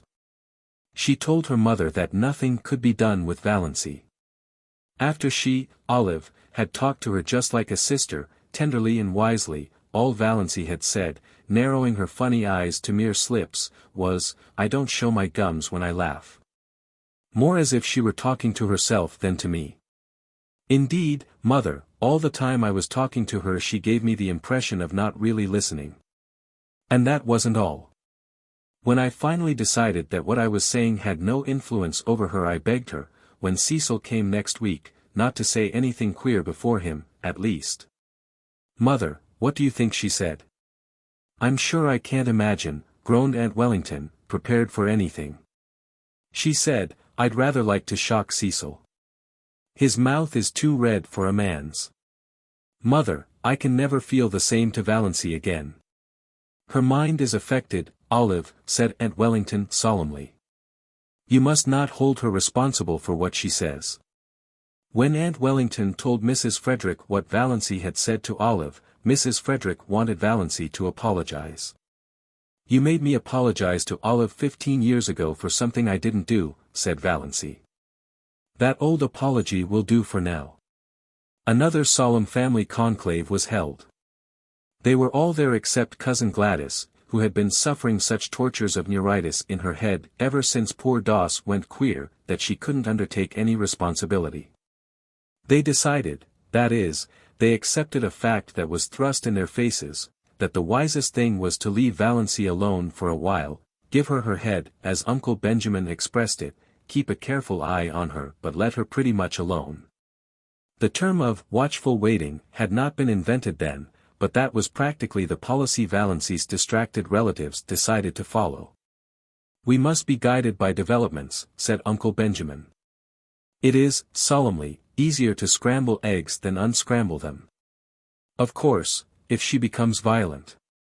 Uncle James consulted Dr. Ambrose Marsh. Dr. Ambrose Marsh approved their decision. He pointed out to irate Uncle James, who would have liked to lock Valancy up somewhere, out of hand, that Valancy had not, as yet, really done or said anything that could be construed as proof of lunacy, and without proof you cannot lock people up in this degenerate age. Nothing that Uncle James had reported seemed very alarming to Dr. Marsh, who put up his hand to conceal a smile several times. But then he himself was not a Stirling. And he knew very little about the old Valancy. Uncle James stalked out and drove back to Deerwood, thinking that Ambrose Marsh wasn't much of a doctor, after all, and that Adelaide Stirling might have done better for herself. Chapter 14. Life cannot stop because tragedy enters it. Meals must be made ready though a son dies, and porches must be repaired even if your only daughter is going out of her mind. Mrs. Frederick, in her systematic way, had long ago appointed the second week in June for the repairing of the front porch, the roof of which was sagging dangerously. Roaring Abel had been engaged to do it many moons before, and Roaring Abel promptly appeared on the morning of the first day of the second week, and fell to work. Of course he was drunk. Roaring Abel was never anything but drunk. But he was only in the first stage, which made him talkative and genial. The odor of whiskey on his breath nearly drove Mrs. Frederick and Cousin Stickles wild at dinner. Even Valancy, with all her emancipation, did not like it. But she liked Abel and she liked his vivid, eloquent talk, and after she washed the dinner dishes she went out and sat on the steps and talked to him. Mrs. Frederick and Cousin Stickles thought it a terrible proceeding, but what could they do? Valancy only smiled mockingly at them when they called her in, and did not go. It was so easy to defy once you got started. The first step was the only one that really counted. They were both afraid to say anything more to her lest she might make a scene before Roaring Abel, who would spread it all over the country with his own characteristic comments and exaggerations. It was too cold a day, in spite of the June sunshine, for Mrs. Frederick to sit at the dining-room window and listen to what was said. She had to shut the window and Valancy and Roaring Abel had their talk to themselves. But if Mrs.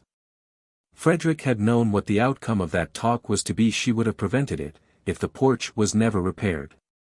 Valancy sat on the steps, defiant of the chill breeze of this cold June which had made Aunt Isabel aver the seasons were changing. She did not care whether she caught a cold or not.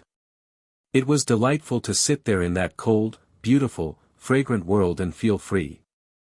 She filled her lungs with the clean, lovely wind and held out her arms to it and let it tear her hair to pieces while she listened to roaring Abel, who told her his troubles between intervals of hammering gaily in time to his Scotch songs. Valancy liked to hear him. Every stroke of his hammer fell true to the note. Old Abel Gay, in spite of his 70 years, was handsome still, in a stately, patriarchal manner. His tremendous beard, falling down over his blue flannel shirt, was still a flaming, untouched red, though his shock of hair was white as snow, and his eyes were a fiery, youthful blue. His enormous, reddish-white eyebrows were more like mustaches than eyebrows. Perhaps this was why he always kept his upper lip scrupulously shaved.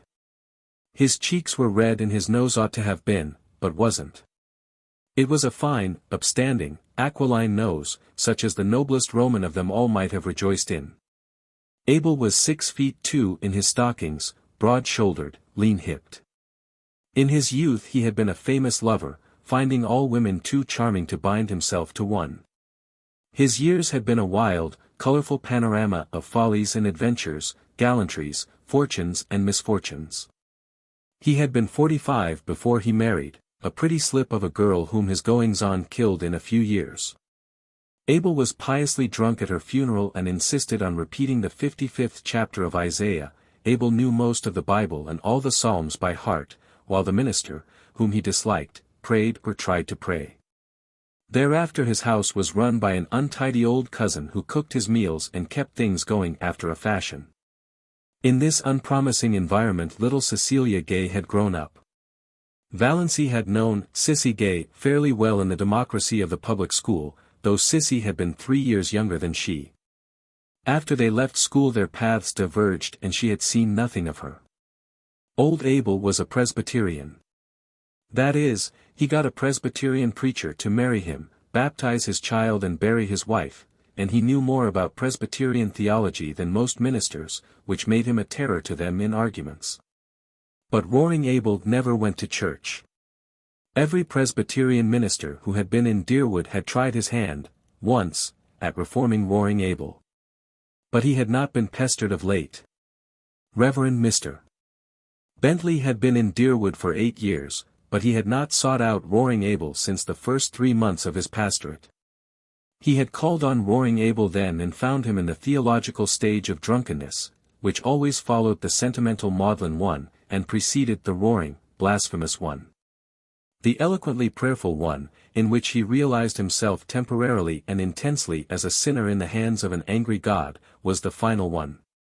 Abel never went beyond it. He generally fell asleep on his knees and awakened sober, but he had never been dead drunk in his life. He told Mr. Bentley that he was a sound Presbyterian and sure of his election. He had no sins, that he knew of, to repent of. "Have you never done anything in your life that you are sorry for?" asked Mr. Bentley. Roaring Abel scratched his bushy white head and pretended to reflect. "Well, yes," he said finally. "There were some women I might have kissed and didn't. I've always been sorry for that." Mr. Bentley went out and went home. Abel had seen that Sissy was properly baptized, jovially drunk at the same time himself. He made her go to church and Sunday school regularly. The church people took her up and she was in turn a member of the mission band, the Girls' Guild and the Young Women's Missionary Society. She was a faithful, unobtrusive, sincere, little worker. Everybody liked Sissy Gay and was sorry for her. She was so modest and sensitive and pretty in that delicate, elusive fashion of beauty which fades so quickly if life is not kept in it by love and tenderness. But then liking and pity did not prevent them from tearing her in pieces like hungry cats when the catastrophe came. For years previously Sissy Gay had gone up to a Muskoka hotel as a summer waitress. And when she had come back in the fall she was a changed creature. She hid herself away and went nowhere. The reason soon leaked out and scandal raged. That winter Sissy's baby was born. Nobody ever knew who the father was. Cecily kept her poor pale lips tightly locked on her sorry secret. Nobody dared ask Roaring Abel any questions about it. Rumor and surmise laid the guilt at Barney Snaitha's door because diligent inquiry among the other maids at the hotel revealed the fact that nobody there had ever seen Sissy gay with a fellow. She had kept herself to herself, they said, rather resentfully. Too good for our dances. And now look. The baby had lived for a year. After its death Sissy faded away. 2 years ago Dr. Marsh had given her only 6 months to live, her lungs were hopelessly diseased. But she was still alive. Nobody went to see her. Women would not go to Roaring Abel's house. Mr. Bentley had gone once, when he knew Abel was away, but the dreadful old creature who was scrubbing the kitchen floor told him Sissy wouldn't see anyone. The old cousin had died and Roaring Abel had had 2 or 3 disreputable housekeepers, the only kind who could be prevailed on to go to a house where a girl was dying of consumption. But the last one had left and Roaring Abel had now no one to wait on Sissy and do for him. This was the burden of his plaint to Valancy, and he condemned the hypocrites of Deerwood and its surrounding communities with some rich, meaty oaths that happened to reach Cousin Stickle's ears as she passed through the hall and nearly finished the poor lady. Was Valancy listening to that? Valancy hardly noticed the profanity. Her attention was focused on the horrible thought of poor, unhappy, disgraced little Sissy gay, ill and helpless in that forlorn old house out on the Mistawis Road, without a soul to help or comfort her. And this in a nominally Christian community in the year of grace 19 and some odd. Do you mean to say that Sissy is all alone there now, with nobody to do anything for her, nobody? Oh, she can move about a bit and get a bite and sup when she wants it. But she can't work. It's d hard for a man to work hard all day and go home at night tired and hungry and cook his own meals. Sometimes I'm sorry I kicked old Rachel Edwards out. Abel described Rachel picturesquely. Her face looked as if it had wore out 100 bodies. And she moped. Talk about temper. Temper's nothing to moping. She was too slow to catch worms, and dirty, dirty. I ain't unreasonable, I know a man has to eat his peck before he dies, but she went over the limit. What gspos I saw that lady do. She'd made some pumpkin jam, had it on the table in glass jars with the tops off. The dog got up on the table and stuck his paw into one of them. What did she do? She just took hold of the dog and wrung the syrup off his paw back into the jar. Then screwed the top on and set it in the pantry. I sets open the door and says to her, "Go." The dame went, and I fired the jars of pumpkin after her, 2 at a time. Thought I'd die laughing to see old Rachel run, with them pumpkin jars raining after her. She's told everywhere I'm crazy, so nobody'll come for love or money. But Sissy must have someone to look after her, insisted Valancy, whose mind was centered on this aspect of the case. She did not care whether Roaring Abel had anyone to cook for him or not. But her heart was wrung for Cecilia Gay. Oh, she gets on. Barney Snaith always drops in when he's passing and does anything she wants done. Brings her oranges and flowers and things. There's a Christian for you. Yet that sanctimonious, sniveling parcel of a St. Andrew's people wouldn't be seen on the same side of the road with him. Their dogs'll go to heaven before they do. And their minister, slick as if the cat had licked him. There are plenty of good people, both in St. Andrew's and St. George's, who would be kind to Sissy if you would behave yourself, said Valancy severely. They're afraid to go near your place. Because I'm such a sad old dog. But I don't bite, never bit anyone in my life. A few loose words spilled around don't hurt anyone. And I'm not asking people to come. Don't want them poking and prying about. What I want is a housekeeper. If I shaved every Sunday and went to church I'd get all the housekeepers I'd want. I'd be respectable then. But what's the use of going to church when it's all settled by predestination? Tell me that, Mississippi. Is it? Said Valancy. Yes. Can't get around it nohow. Wish I could. I don't want either heaven or hell for steady. Wish a man could have M mixed in equal proportions. Isn't that the way it is in this world, said Valancy thoughtfully, but rather as if her thought was concerned with something else than theology. No, no, boomed Abel, striking a tremendous blow on a stubborn nail. There's too much hell here, entirely too much hell. That's why I get drunk so often. It sets you free for a little while, free from yourself, yes, by God, free from predestination. Ever try it? No, I've another way of getting free, said Valancy absently. But about Sissy now. She must have someone to look after her. What are you harping on Sis for? Seems to me you ain't bothered much about her up to now. You never even come to see her. And she used to like you so well. I should have, said Valancy. But never mind. You couldn't understand. The point is, you must have a housekeeper. Where am I to get one? I can pay decent wages if I could get a decent woman. D'ye think I like old hags? Will I do? Said Valancy. Chapter 15. Let us be calm, said Uncle Benjamin. Let us be perfectly calm. Calm. Mrs. Frederick wrung her hands. How can I be calm? How could anybody be calm under such a disgrace as this? Why in the world did you let her go? Asked Uncle James. Let her.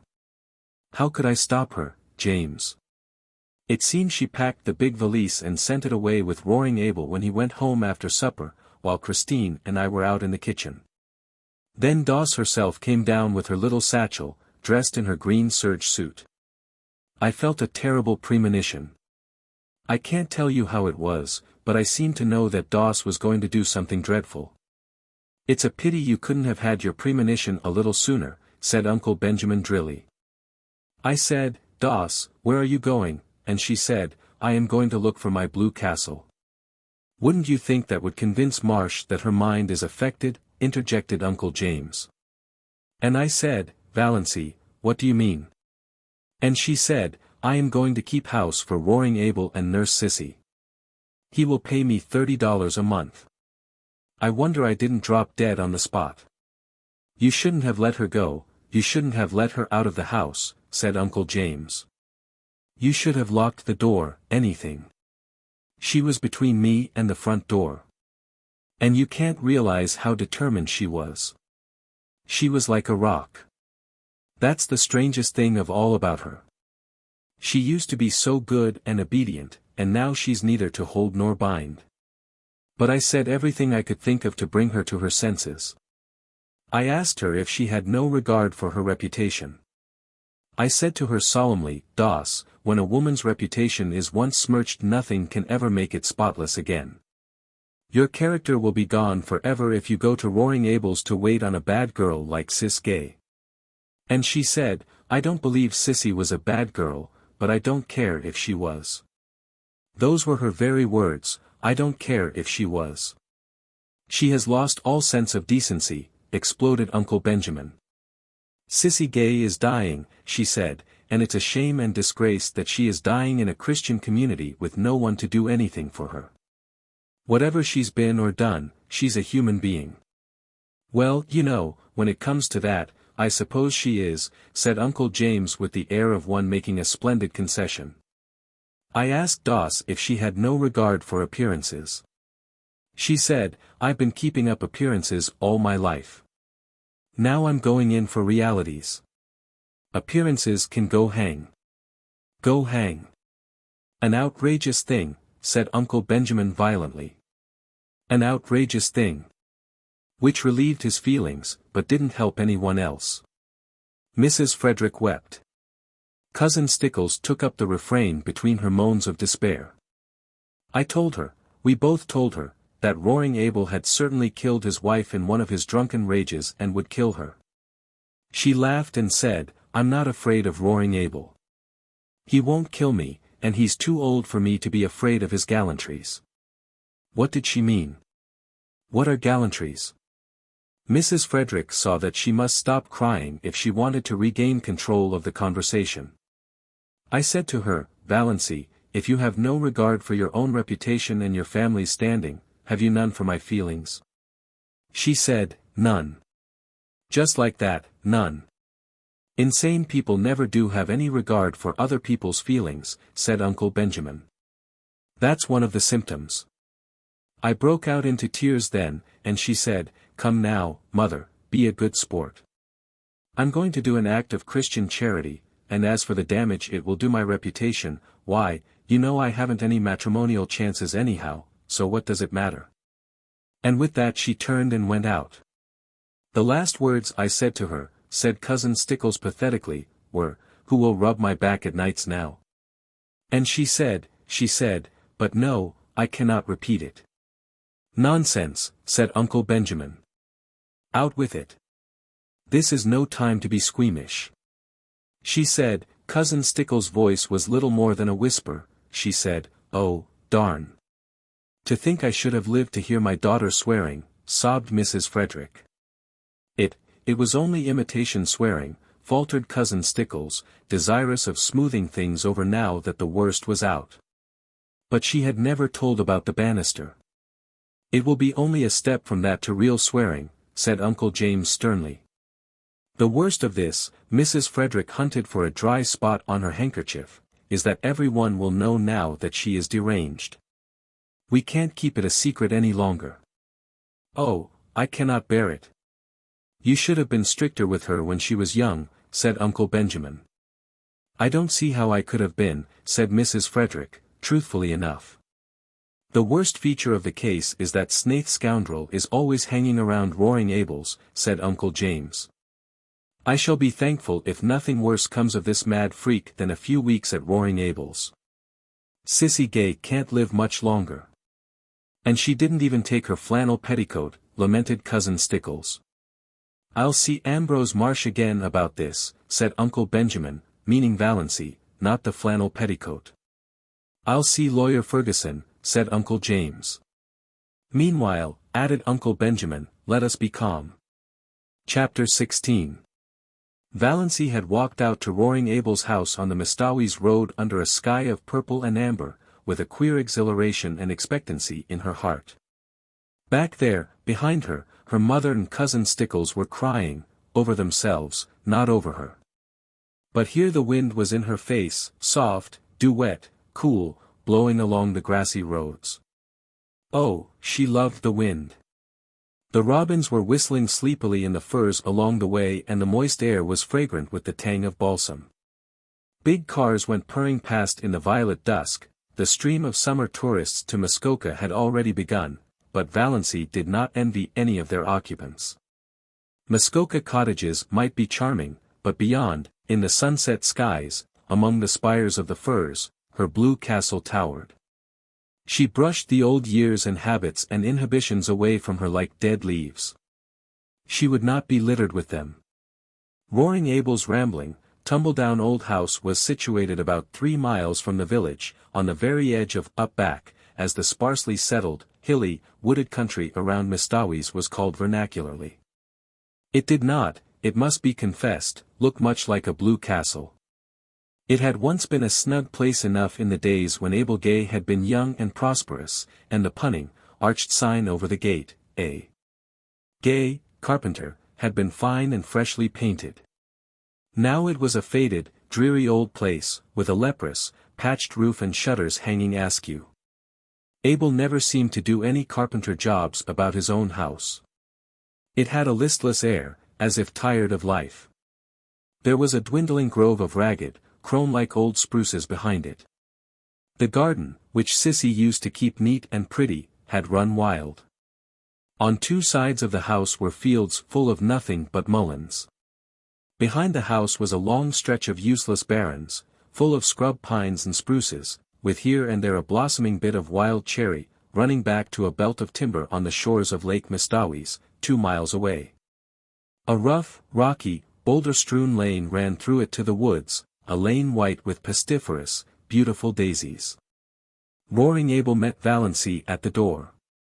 "So you've come," he said incredulously. "I never supposed that ruck of Stirlings would let you." Valancy showed all her pointed teeth in a grin. "They couldn't stop me." "I didn't think you'd so much spunk," said Roaring Abel admiringly. "And look at the nice ankles of her," he added, as he stepped aside to let her in. If Cousin Stickles had heard this she would have been certain that Valancy's doom, earthly and unearthly, was sealed. But Abel's superannuated gallantry did not worry Valancy. Besides, this was the first compliment she had ever received in her life and she found herself liking it. She sometimes suspected she had nice ankles, but nobody had ever mentioned it before. In the Stirling clan ankles were among the unmentionables.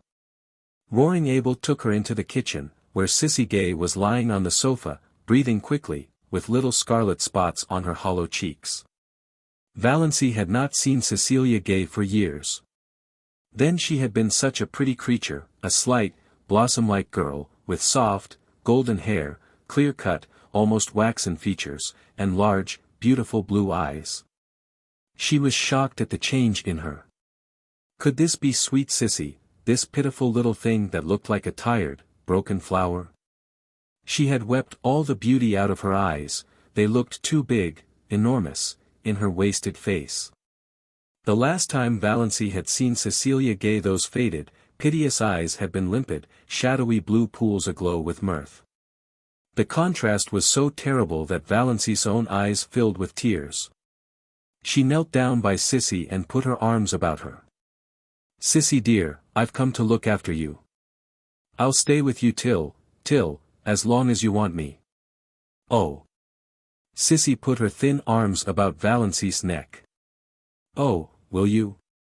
It's been so lonely. I can wait on myself, but it's been so lonely. It would just be like heaven, to have someone here, like you.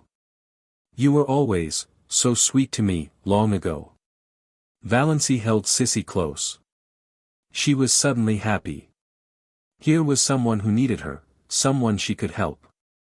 She was no longer a superfluity. Old things had passed away, everything had become new. "Most things are predestinated, but some are just darn sheer luck," said Roaring Abel, complacently smoking his pipe in the corner. Chapter 17. When Valancy had lived for a week at Roaring Abel's she felt as if years had separated her from her old life and all the people she had known in it. They were beginning to seem remote, dreamlike, far away, and as the days went on they seemed still more so, until they ceased to matter altogether. She was happy. Nobody ever bothered her with conundrums or insisted on giving her purple pills. Nobody called her Doss or worried her about catching cold. There were no quilts to piece, no abominable rubber plant to water, no ice-cold maternal tantrums to endure. She could be alone whenever she liked, go to bed when she liked, sneeze when she liked. In the long, wondrous, northern twilights, when Sissy was asleep and Roaring Abel away, she could sit for hours on the shaky back veranda steps, looking out over the barrens to the hills beyond, covered with their fine, purple bloom. Listening to the friendly wind singing wild, sweet melodies in the little spruces, and drinking in the aroma of the sun grasses, until darkness flowed over the landscape like a cool, welcome wave. Sometimes of an afternoon, when Sissy was strong enough, the two girls went into the barrens and looked at the woodflowers. But they did not pick any. Valancy had read to Sissy the gospel thereof according to John Foster, "It is a pity to gather woodflowers. They lose half their witchery away from the green and the flicker. The way to enjoy woodflowers is to track them down to their remote haunts, gloat over them, and then leave them with backward glances, taking with us only the beguiling memory of their grace and fragrance." Valancy was in the midst of realities after a lifetime of unrealities. And busy, very busy. The house had to be cleaned. Not for nothing had Valancy been brought up in the Stirling habits of neatness and cleanliness. If she found satisfaction in cleaning dirty rooms she got her fill of it there. Roaring Abel thought she was foolish to bother doing so much more than she was asked to do, but he did not interfere with her. He was very well satisfied with his bargain. Valancy was a good cook. Abel said she got a flavor into things. The only fault he found with her was that she did not sing at her work. Folks should always sing at their work, he insisted. Sounds cheerful like. Not always, retorted Valancy. Fancy a butcher singing at his work. Or an undertaker. Abel burst into his great broad laugh. There's no getting the better of you. You've got an answer every time. I should think the Stirlings would be glad to be rid of you. They don't like being sassed back. During the day Abel was generally away from home, if not working, then shooting or fishing with Barney Snaith. He generally came home at nights, always very late and often very drunk. The first night they heard him come howling into the yard, Sissy had told Valancy not to be afraid. Father never does anything, he just makes a noise. Valancy, lying on the sofa in Sissy's room, where she had elected to sleep, lest Sissy should need attention in the night, Sissy would never have called her, was not at all afraid, and said so. By the time Abel had got his horses put away, the roaring stage had passed and he was in his room at the end of the hall crying and praying. Valancy could still hear his dismal moans when she went calmly to sleep. For the most part, Abel was a good-natured creature, but occasionally he had a temper. Once Valancy asked him coolly. What is the use of getting in a rage? It's such a relief, said Abel. They both burst out laughing together. You're a great little sport, said Abel admiringly. Don't mind my bad French. I don't mean a thing by it. Just habit. Say, I like a woman that ain't afraid to speak up to me. Sis there was always too meek, too meek. That's why she got adrift. I like you. All the same, said Valancy determinedly, there is no use in sending things to hell as you're always doing. And I'm not going to have you tracking mud all over a floor I've just scrubbed. You must use the scraper whether you consign it to perdition or not. Sissy loved the cleanness and neatness. She had kept it so, too, until her strength failed. She was very pitifully happy because she had Valancy with her. It had been so terrible, the long, lonely days and nights with no companionship save those dreadful old women who came to work. Sissy had hated and feared them. She clung to Valancy like a child. There was no doubt that Sissy was dying. Yet at no time did she seem alarmingly ill. She did not even cough a great deal. Most days she was able to get up and dress, sometimes even to work about in the garden or the barrens for an hour or two. For a few weeks after Valancy's coming she seemed so much better that Valancy began to hope she might get well. But Sissy shook her head. No, I can't get well. My lungs are almost gone. And I don't want to. I'm so tired, Valancy. Only dying can rest me.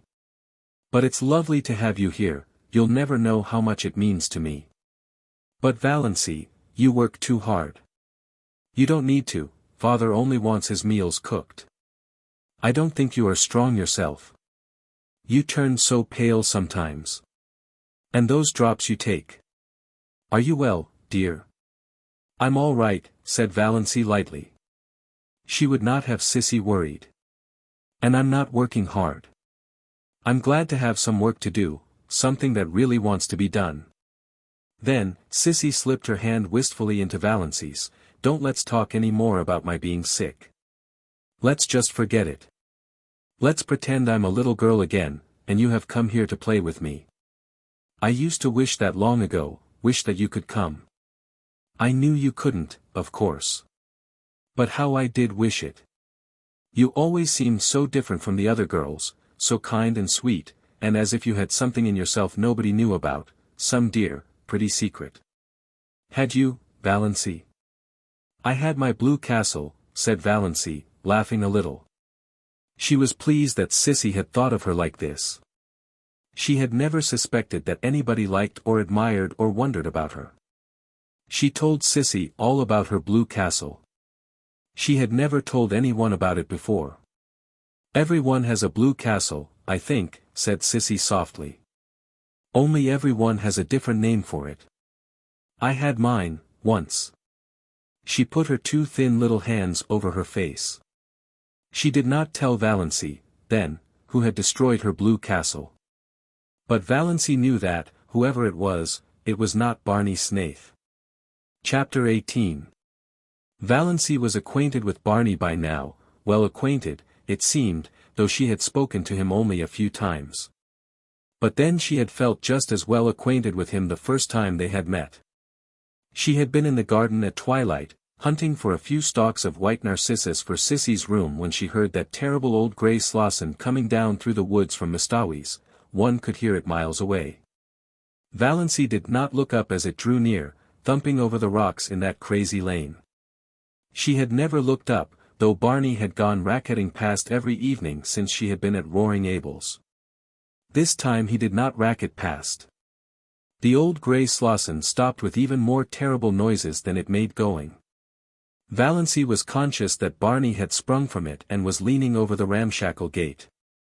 She suddenly straightened up and looked into his face. Their eyes met. Valancy was suddenly conscious of a delicious weakness. Was one of her heart attacks coming on? But this was a new symptom. His eyes, which she had always thought brown, now seen close, were deep violet, translucent and intense. Neither of his eyebrows looked like the other. He was thin, too thin. She wished she could feed him up a bit, she wished she could sew the buttons on his coat, and make him cut his hair, and shave every day. There was something in his face, one hardly knew what it was. Tiredness? Sadness? Disillusionment? He had dimples in his thin cheeks when he smiled. All these thoughts flashed through Valancy's mind in that one moment while his eyes looked into hers. "Good evening, Miss Stirling." Nothing could be more commonplace and conventional. Anyone might have said it. But Barney Snaith had a way of saying things that gave them poignancy. When he said good evening you felt that it was a good evening and that it was partly his doing that it was. Also, you felt that some of the credit was yours. Valancy felt all this vaguely, but she couldn't imagine why she was trembling from head to foot. It must be her heart. If only he didn't notice it. "I'm going over to the port," Barney was saying. "Can I acquire merit by getting or doing anything there for you or Sissy?" "Will you get some salt codfish for us?" said Valancy. It was the only thing she could think of. Roaring Abel had expressed a desire that day for a dinner of boiled salt codfish. When her knights came riding to the Blue Castle, Valancy had sent them on many a quest, but she had never asked any of them to get her salt codfish. "Certainly. You're sure there's nothing else?" "Lots of room in Lady Jane Grey Slosson. And she always gets back some time, does Lady Jane." "I don't think there's anything more," said Valancy. She knew he would bring oranges for Sissy anyhow, he always did. Barney did not turn away at once. He was silent for a little. Then he said, slowly and whimsically. "Miss Stirling, you're a brick. You're a whole cartload of bricks. To come here and look after Sissy, under the circumstances." "There's nothing so bricky about that," said Valancy. "I'd nothing else to do. And I like it here. I don't feel as if I'd done anything specially meritorious. Mr. Gay is paying me fair wages. I never earned any money before, and I like it." It seemed so easy to talk to Barney Snaith, someway, this terrible Barney Snaith of the lurid tales and mysterious past, as easy and natural as if talking to herself. "All the money in the world couldn't buy what you're doing for Sissy Gay," said Barney. "It's splendid and fine of you. And if there's anything I can do to help you in any way, you have only to let me know. If Roaring Abel ever tries to annoy you." "He doesn't. He's lovely to me." "I like Roaring Abel," said Valancy frankly. "So do I. But there's one stage of his drunkenness, perhaps you haven't encountered it yet, when he sings ribald songs." "Oh, yes. He came home last night like that.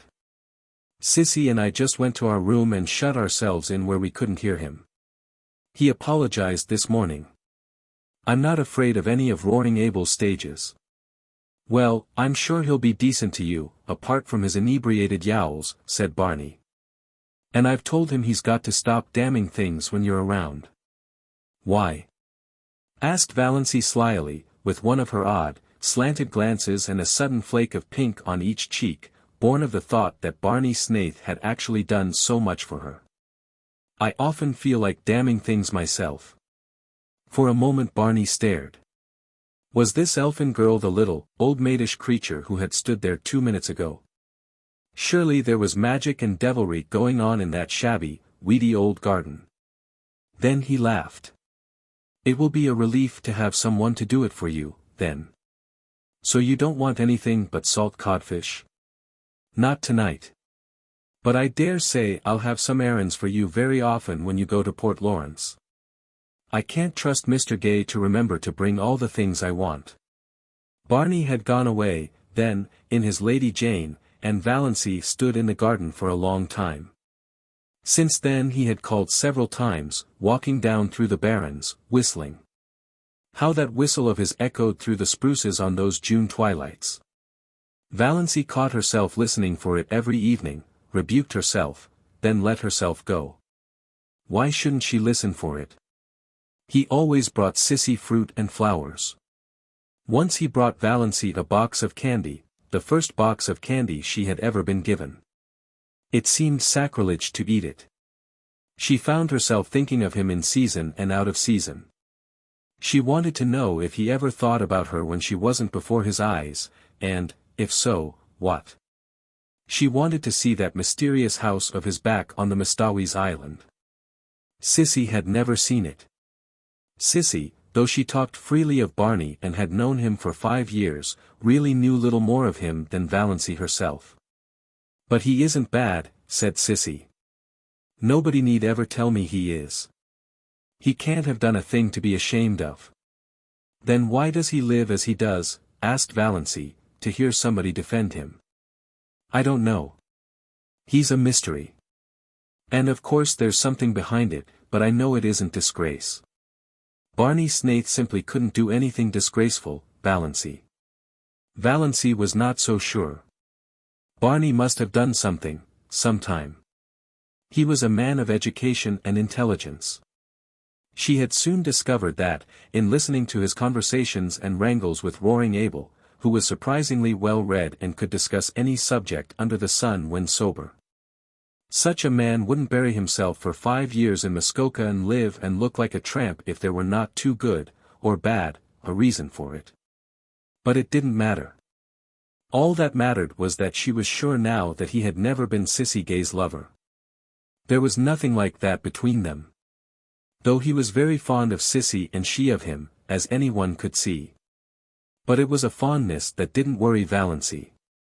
You don't know what Barney has been to me, these past 2 years, Sissy had said simply. Everything would have been unbearable without him. Sissy Gay is the sweetest girl I ever knew, and there's a man somewhere I'd like to shoot if I could find him, Barney had said savagely. Barney was an interesting talker, with a knack of telling a great deal about his adventures and nothing at all about himself. There was one glorious rainy day when Barney and Abel swapped yarns all the afternoon while Valancy mended tablecloths and listened. Barney told weird tales of his adventures with shacks on trains while hoboing it across the continent. Valancy thought she ought to think his stealing rides quite dreadful, but didn't. The story of his working his way to England on a cattle ship sounded more legitimate. And his yarns of the Yukon enthralled her, especially the one of the night he was lost on the divide between Gold Run and Sulphur Valley. He had spent 2 years out there. Where in all this was there room for the penitentiary and the other things? If he were telling the truth. But Valancy knew he was. Found no gold, he said. Came away poorer than when I went. But such a place to live. Those silences at the back of the north wind got me. I've never belonged to myself since. Yet he was not a great talker. He told a great deal in a few well-chosen words, how well-chosen Valancy did not realize. And he had a knack of saying things without opening his mouth at all. I like a man whose eyes say more than his lips, thought Valancy. But then she liked everything about him, his tawny hair, his whimsical smiles, the little glints of fun in his eyes, his loyal affection for that unspeakable Lady Jane, his habit of sitting with his hands in his pockets, his chin sunk on his breast, looking up from under his mismated eyebrows. She liked his nice voice which sounded as if it might become caressing or wooing with very little provocation. She was at times almost afraid to let herself think these thoughts. They were so vivid that she felt as if the others must know what she was thinking. "I've been watching a woodpecker all day," he said one evening on the shaky old back veranda. His account of the woodpecker's doings was satisfying. He had often some gay or cunning little anecdote of the woodfolk to tell them. And sometimes he and Roaring Abel smoked fiercely the whole evening and never said a word, while Sissy lay in the hammock swung between the veranda posts and Valancy sat idly on the steps, her hands clasped over her knees, and wondered dreamily if she were really Valancy Stirling and if it were only 3 weeks since she had left the ugly old house on Elm Street. The barrens lay before her in a white moon splendor, where dozens of little rabbits frisked. Barney, when he liked, could sit down on the edge of the barrens and lure those rabbits right to him by some mysterious sorcery he possessed. Valancy had once seen a squirrel leap from a scrub pine to his shoulder and sit there chattering to him. It reminded her of John Foster. It was one of the delights of Valancy's new life that she could read John Foster's books as often and as long as she liked. She could read them in bed if she wanted to. She read them all to Sissy, who loved them. She also tried to read them to Abel and Barney, who did not love them. Abel was bored and Barney politely refused to listen at all. "Piffle," said Barney. Chapter 19. Of course, the Stirlings had not left the poor maniac alone all this time or refrained from heroic efforts to rescue her perishing soul and reputation. Uncle James, whose lawyer had helped him as little as his doctor, came one day and, finding Valancy alone in the kitchen, as he supposed, gave her a terrible talking to, told her she was breaking her mother's heart and disgracing her family. "But why?" said Valancy, not ceasing to scour her porridge pot decently. "I'm doing honest work for honest pay. What is there in that is disgraceful?" "Don't quibble, Valancy," said Uncle James solemnly. "This is no fit place for you to be, and you know it. Why, I'm told that jailbird, Snaith, is hanging around here every evening." "Not every evening," said Valancy reflectively. "No, not quite every evening. It's insufferable," said Uncle James violently. "Valancy, you must come home. We won't judge you harshly. I assure you we won't. We will overlook all this." "Thank you," said Valancy. "Have you no sense of shame?" demanded Uncle James. "Oh, yes. But the things I am ashamed of are not the things you are ashamed of." Valancy proceeded to rinse her dishcloth meticulously. Still was Uncle James patient. He gripped the sides of his chair and ground his teeth. "We know your mind isn't just right. We'll make allowances. But you must come home. You shall not stay here with that drunken, blasphemous old scoundrel." "Were you by any chance referring to me, Mr. Stirling?" demanded Roaring Abel, suddenly appearing in the doorway of the back veranda where he had been smoking a peaceful pipe and listening to old Jim Stirling's tirade with huge enjoyment. His red beard fairly bristled with indignation and his huge eyebrows quivered. But cowardice was not among James Stirling's shortcomings. "I was. And, furthermore, I want to tell you that you have acted an iniquitous part in luring this weak and unfortunate girl away from her home and friends, and I will have you punished yet for it." James Stirling got no further. Roaring Abel crossed the kitchen at a bound, caught him by his collar and his trousers, and hurled him through the doorway and over the garden paling with as little apparent effort as he might have employed in whisking a troublesome kitten out of the way. "The next time you come back here," he bellowed, "I'll throw you through the window, and all the better if the window is shut. Coming here, thinking yourself God to put the world to rights." Valancy candidly and unashamedly owned to herself that she had seen few more satisfying sights than Uncle James' coattails flying out into the asparagus bed. She had once been afraid of this man's judgment. Now she saw clearly that he was nothing but a rather stupid little village tin god. Roaring Abel turned with his great broad laugh. He'll think of that for years when he wakes up in the night. The Almighty made a mistake in making so many Stirlings. But since they are made, we've got to reckon with them. Too many to kill out. But if they come here bothering you, I'll shoo 'em off before a cat could lick its ear. The next time they sent Dr. Stirling. Surely Roaring Abel would not throw him into asparagus beds. Dr. Stirling was not so sure of this and had no great liking for the task. He did not believe Valancy Stirling was out of her mind. She had always been queer. He, Dr. Stirling, had never been able to understand her. Therefore, beyond doubt, she was queer.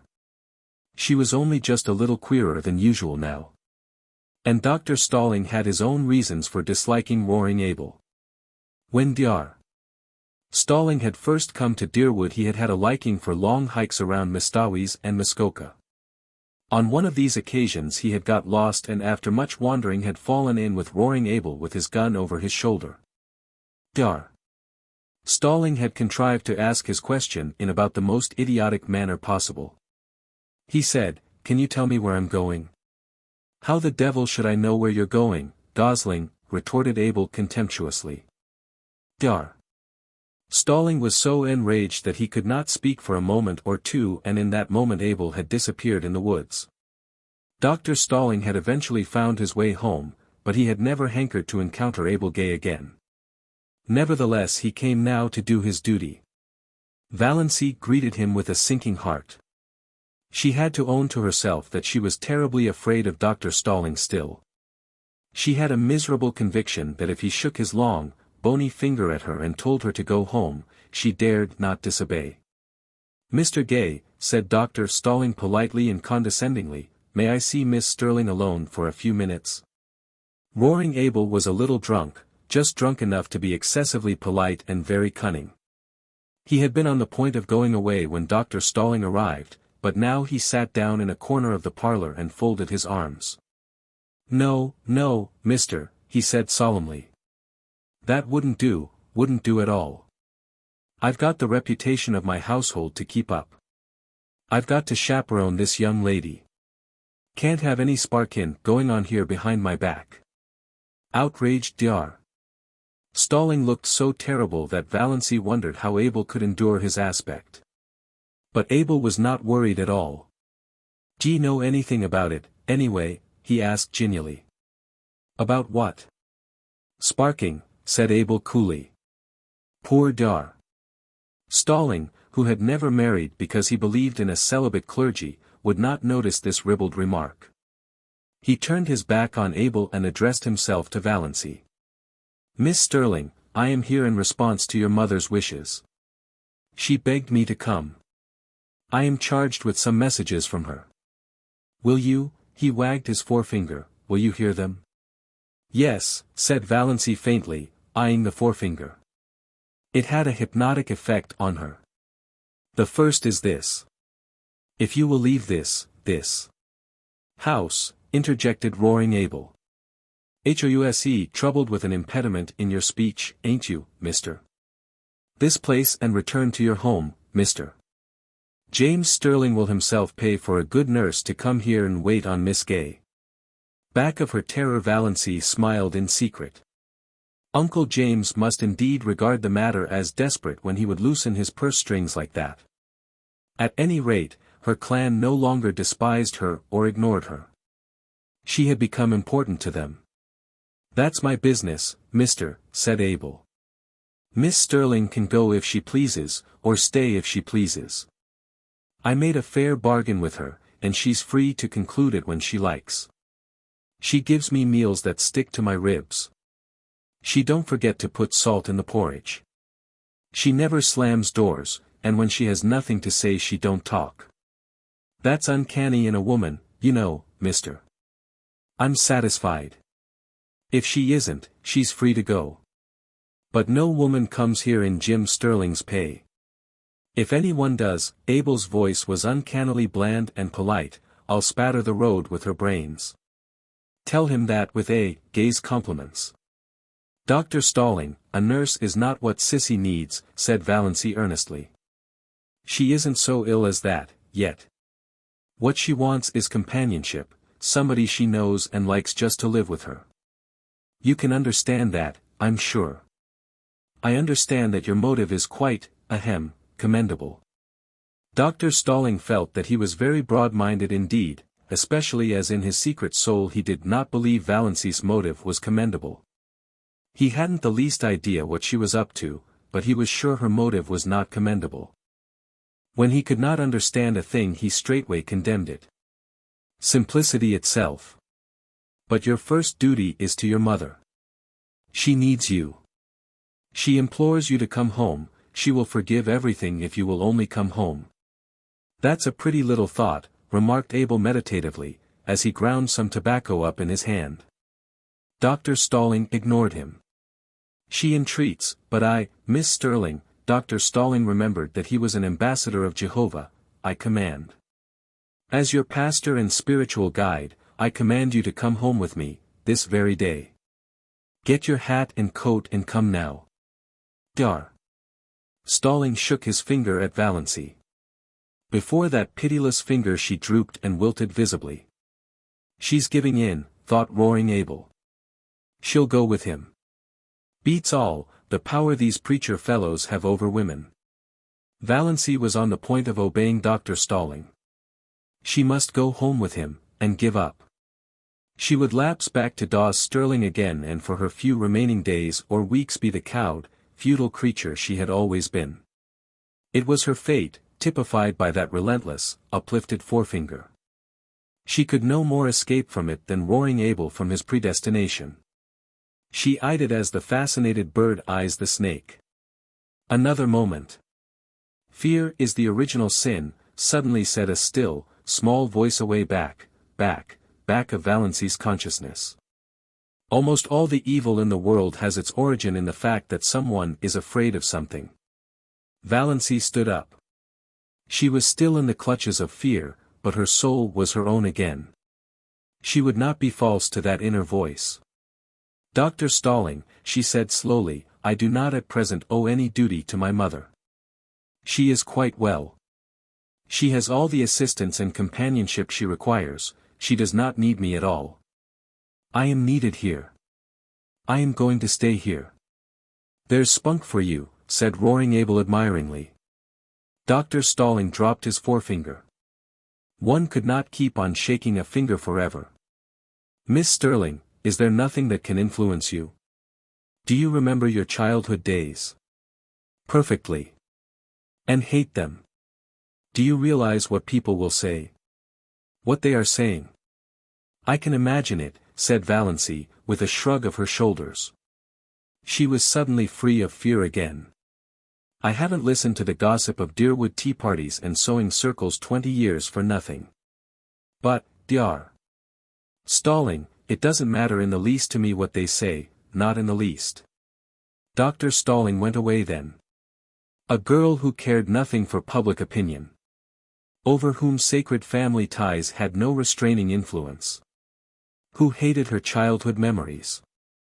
Then Cousin Georgiana came, on her own initiative, for nobody would have thought it worth while to send her.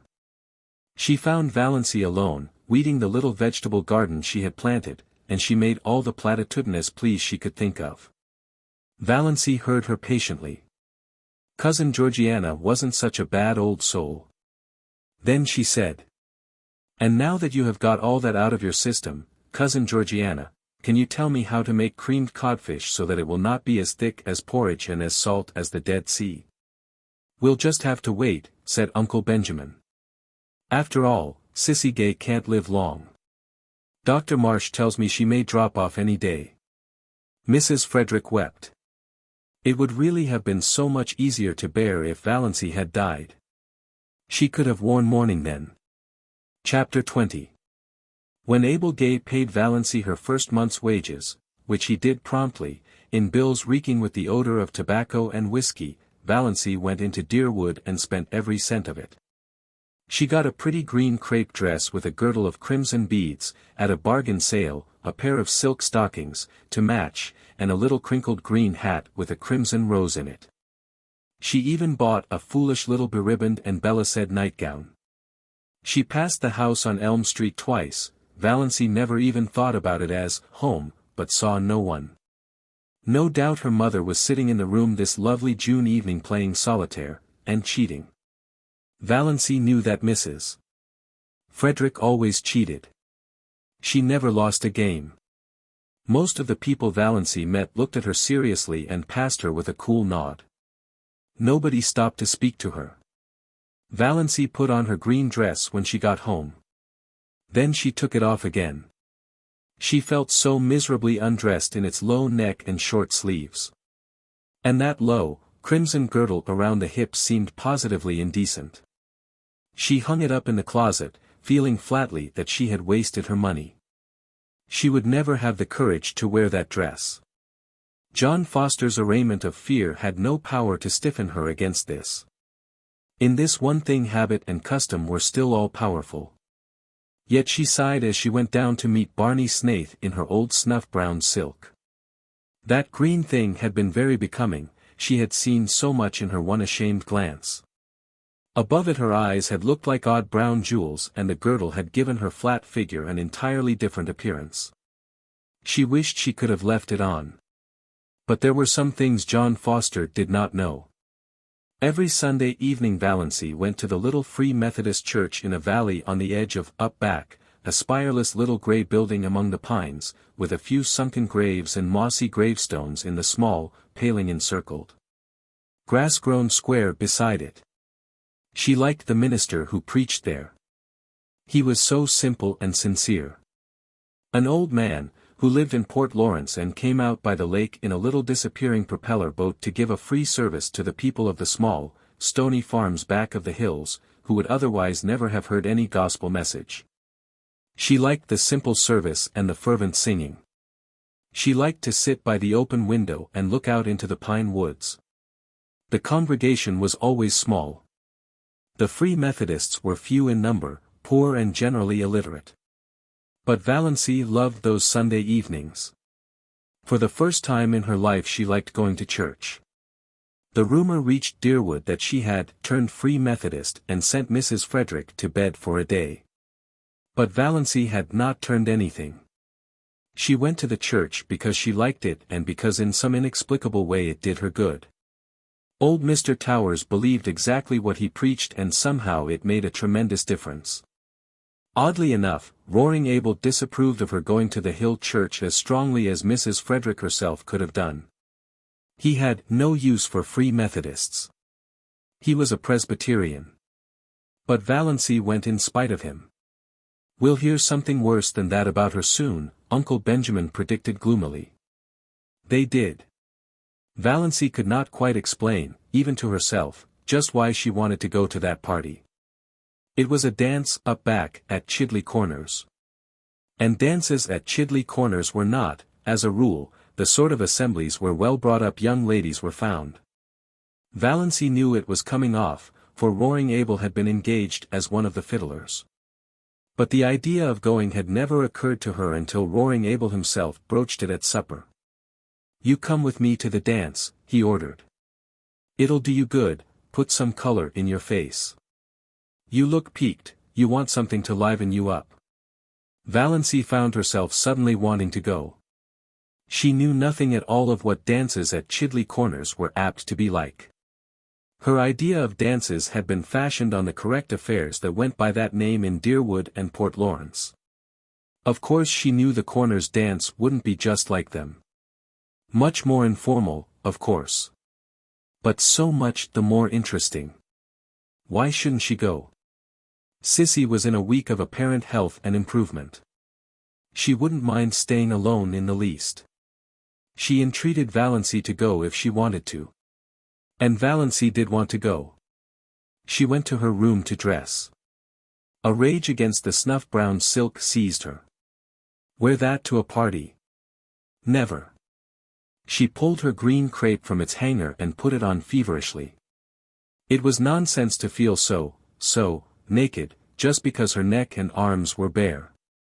That was just her old maidishness. She would not be ridden by it. On went the dress, the slippers. It was the first time she had worn a pretty dress since the organdies of her early teens. And they had never made her look like this. If she only had a necklace or something. She wouldn't feel so bare then. She ran down to the garden. There were clovers there, great crimson things growing in the long grass. Valancy gathered handfuls of them and strung them on a cord. Fastened above her neck, they gave her the comfortable sensation of a collar and were oddly becoming. Another circlet of them went round her hair, dressed in the low puffs that became her. Excitement brought those faint pink stains to her face. She flung on her coat and pulled the little, twisty hat over her hair. "You look so nice and different, dear," said Sissy. "Like a green moonbeam with a gleam of red in it, if there could be such a thing." Valancy stooped to kiss her. "I don't feel right about leaving you alone, Sissy." "Oh, I'll be all right. I feel better tonight than I have for a long while. I've been feeling badly to see you sticking here so closely on my account. I hope you'll have a nice time.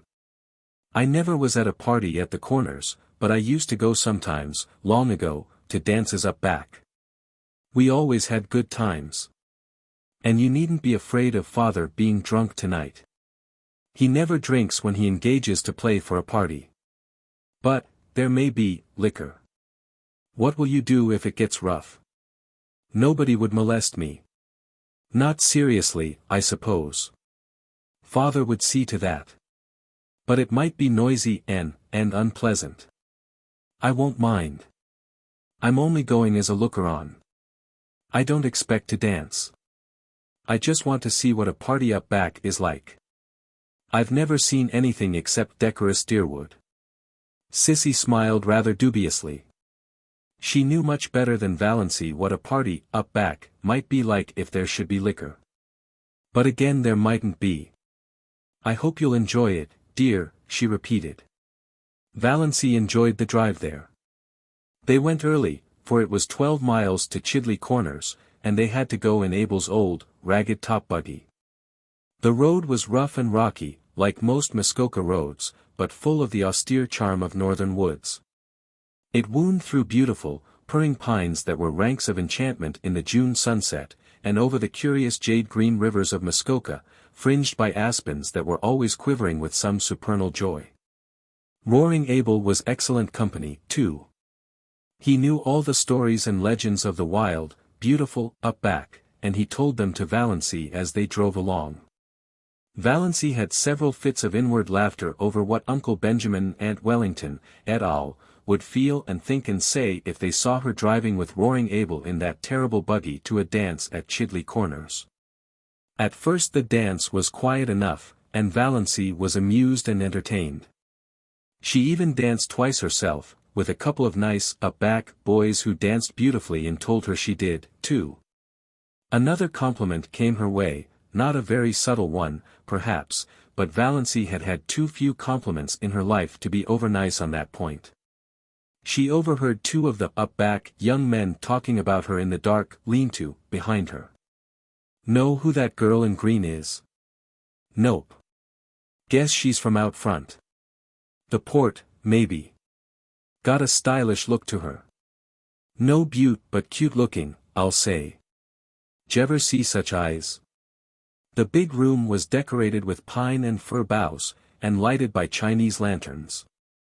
The floor was waxed, and Roaring Abel's fiddle, purring under his skilled touch, worked magic. The up-back girls were pretty and prettily dressed. Valancy thought it the nicest party she had ever attended. By 11 o'clock she had changed her mind. A new crowd had arrived, a crowd unmistakably drunk. Whiskey began to circulate freely. Very soon almost all the men were partly drunk. Those in the porch and outside around the door began howling, "Come all ye's," and continued to howl them. The room grew noisy and reeking. Quarrels started up here and there. Bad language and obscene songs were heard. The girls, swung rudely in the dances, became disheveled and tawdry. Valancy, alone in her corner, was feeling disgusted and repentant. Why had she ever come to such a place? Freedom and independence were all very well, but one should not be a little fool. She might have known what it would be like, she might have taken warning from Sissy's guarded sentences. Her head was aching, she was sick of the whole thing. But what could she do? She must stay to the end.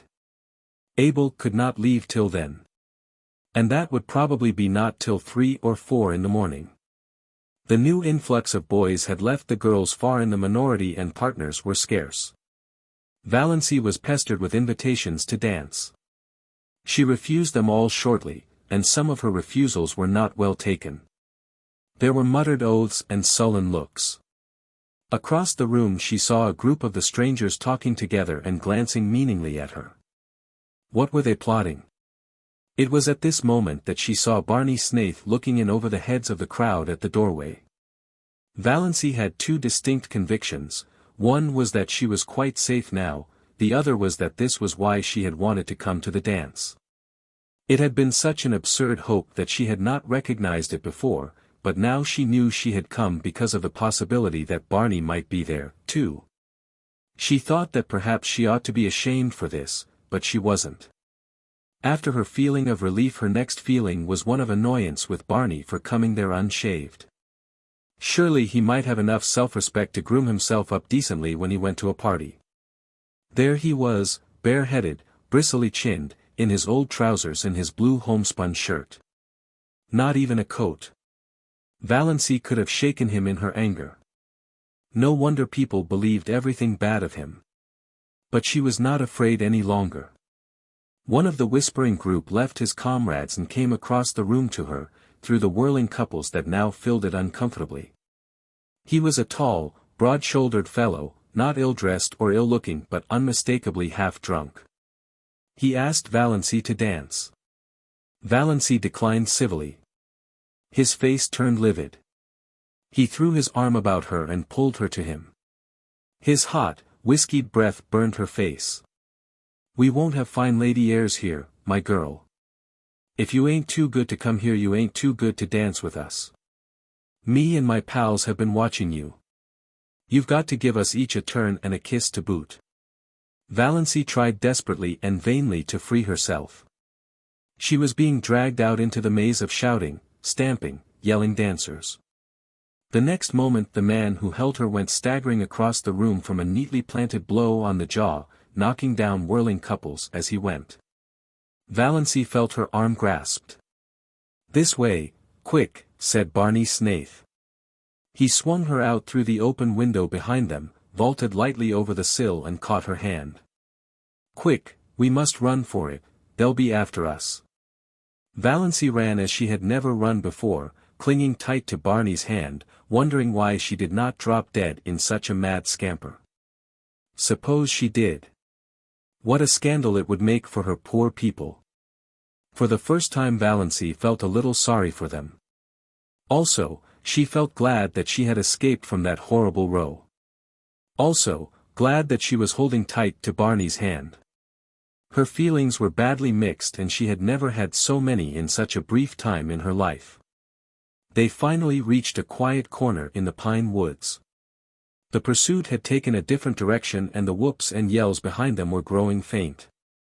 Valancy, out of breath, with a crazily beating heart, collapsed on the trunk of a fallen pine. "Thanks," she gasped. "What a goose you were to come to such a place," said Barney. "I didn't know it would be like this," protested Valancy. "You should have known. Chidley Corners. It was just a name to me." Valancy knew Barney could not realize how ignorant she was of the regions up back. She had lived in Deerwood all her life and of course he supposed she knew. He didn't know how she had been brought up. There was no use trying to explain. "When I drifted in at Abel's this evening and Sissy told me you'd come here, I was amazed. And downright scared. Sissy told me she was worried about you but hadn't liked to say anything to dissuade you for fear you'd think she was thinking selfishly about herself. So I came on up here instead of going to Deerwood. Valancy felt a sudden delightful glow irradiating soul and body under the dark pines. So he had actually come up to look after her. As soon as they stop hunting for us we'll sneak around to the Muskoka road. I left Lady Jane down there. I'll take you home. I suppose you've had enough of your party. Quite, said Valancy meekly. The first half of the way home neither of them said anything. It would not have been much use. Lady Jane made so much noise they could not have heard each other. Anyway, Valancy did not feel conversationally inclined. She was ashamed of the whole affair, ashamed of her folly in going, ashamed of being found in such a place by Barney Snaith. By Barney Snaith, reputed jailbreaker, infidel, forger and defaulter. Valancy's lips twitched in the darkness as she thought of it. But she was ashamed. And yet she was enjoying herself, was full of a strange exultation, bumping over that rough road beside Barney Snaith. The big trees shot by them. The tall mulleins stood up along the road in stiff, orderly ranks like companies of soldiers. The thistles looked like drunken fairies or tipsy elves as their car lights passed over them. This was the first time she had even been in a car. After all, she liked it. She was not in the least afraid, with Barney at the wheel. Her spirits rose rapidly as they tore along. She ceased to feel ashamed. She ceased to feel anything except that she was part of a comet rushing gloriously through the night of space. All at once, just where the pine woods frayed out to the scrub barrens, Lady Jane became quiet, too quiet. Lady Jane slowed down quietly, and stopped. Barney uttered an aghast exclamation. Got out. Investigated. Came apologetically back. I'm a doddering idiot. Out of gas. I knew I was short when I left home, but I meant to fill up in Deerwood. Then I forgot all about it in my hurry to get to the Corners. What can we do? Asked Valancy coolly. I don't know. There's no gas nearer than Deerwood, 9 miles away. And I don't dare leave you here alone. There are always tramps on this road, and some of those crazy fools back at the Corners may come straggling along presently. There were boys there from the port.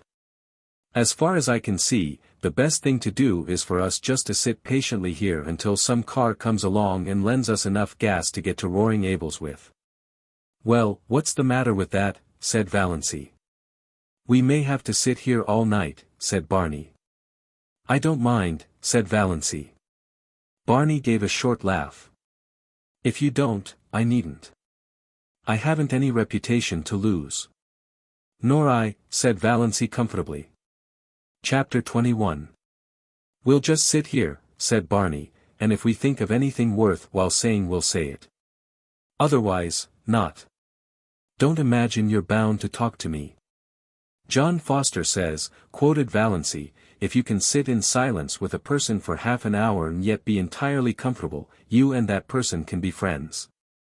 If you cannot, friends you'll never be and you need not waste time in trying. Evidently John Foster says a sensible thing once in a while, conceded Barney. They sat in silence for a long while. Little rabbits hopped across the road. Once or twice an owl laughed out delightfully. The road beyond them was fringed with the woven shadow lace of trees. Away off to the southwest the sky was full of silvery little cirrus clouds above the spot where Barney's island must be. Valancy was perfectly happy. Some things dawn on you slowly.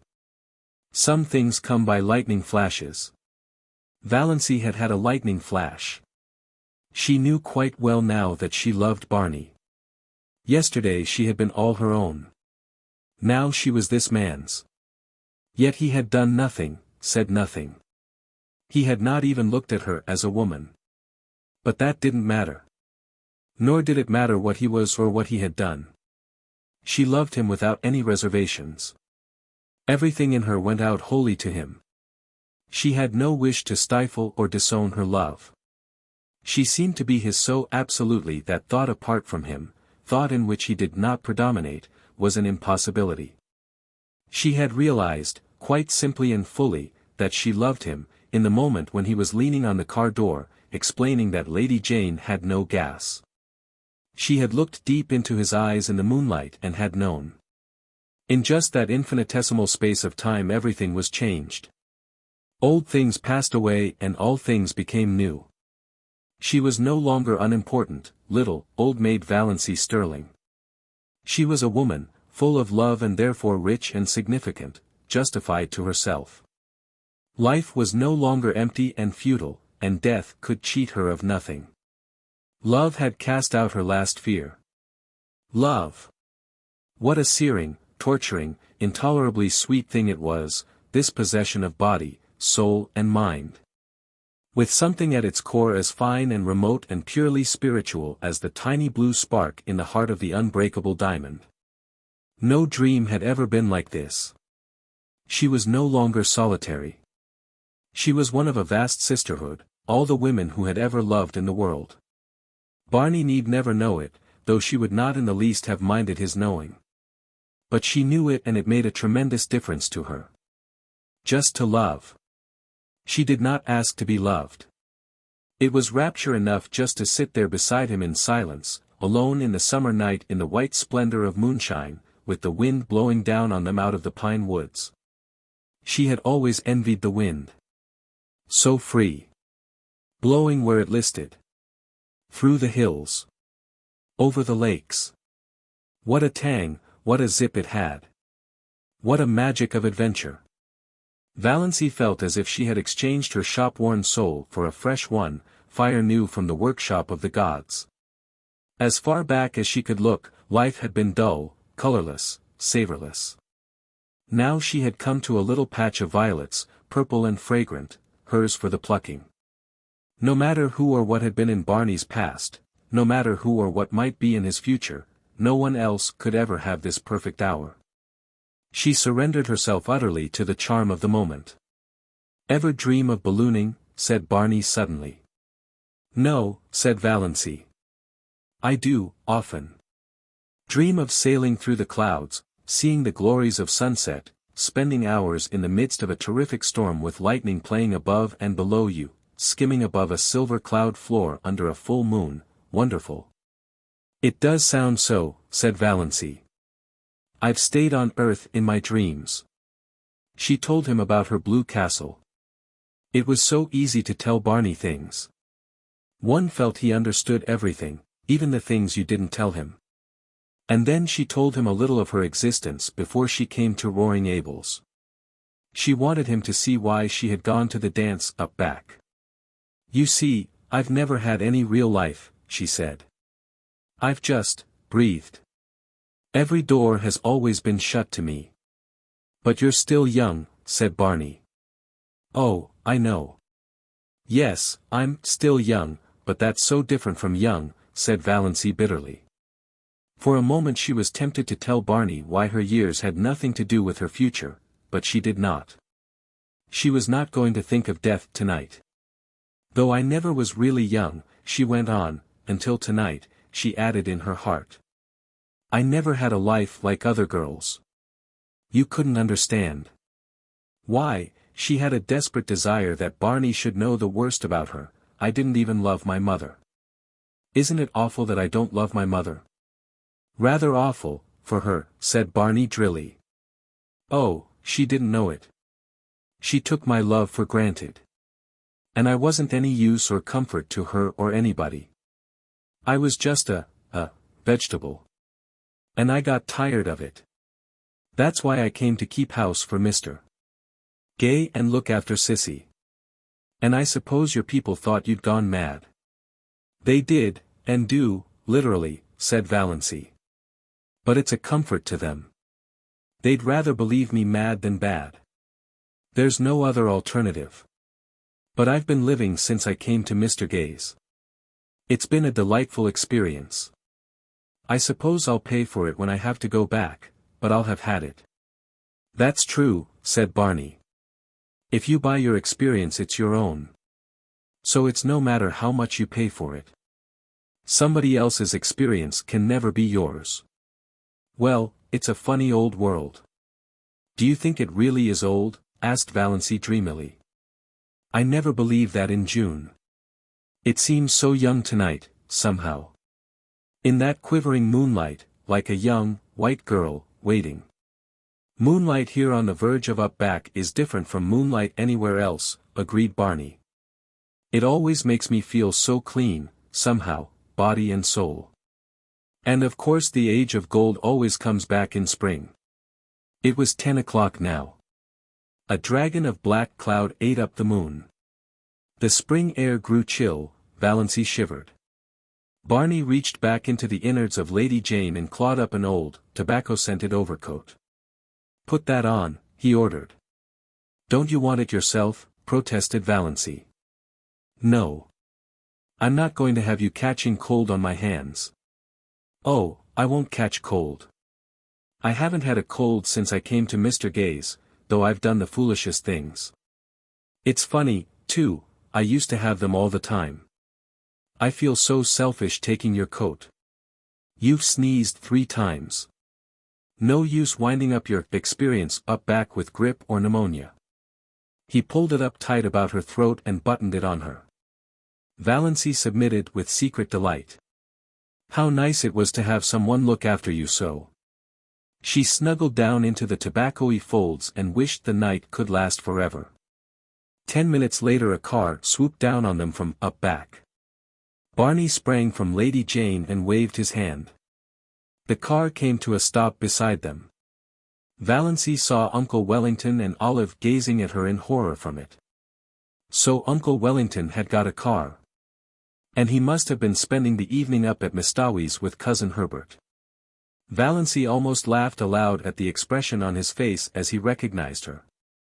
The pompous, bewhiskered old humbug. Can you let me have enough gas to take me to Deerwood? Barney was asking politely. But Uncle Wellington was not attending to him.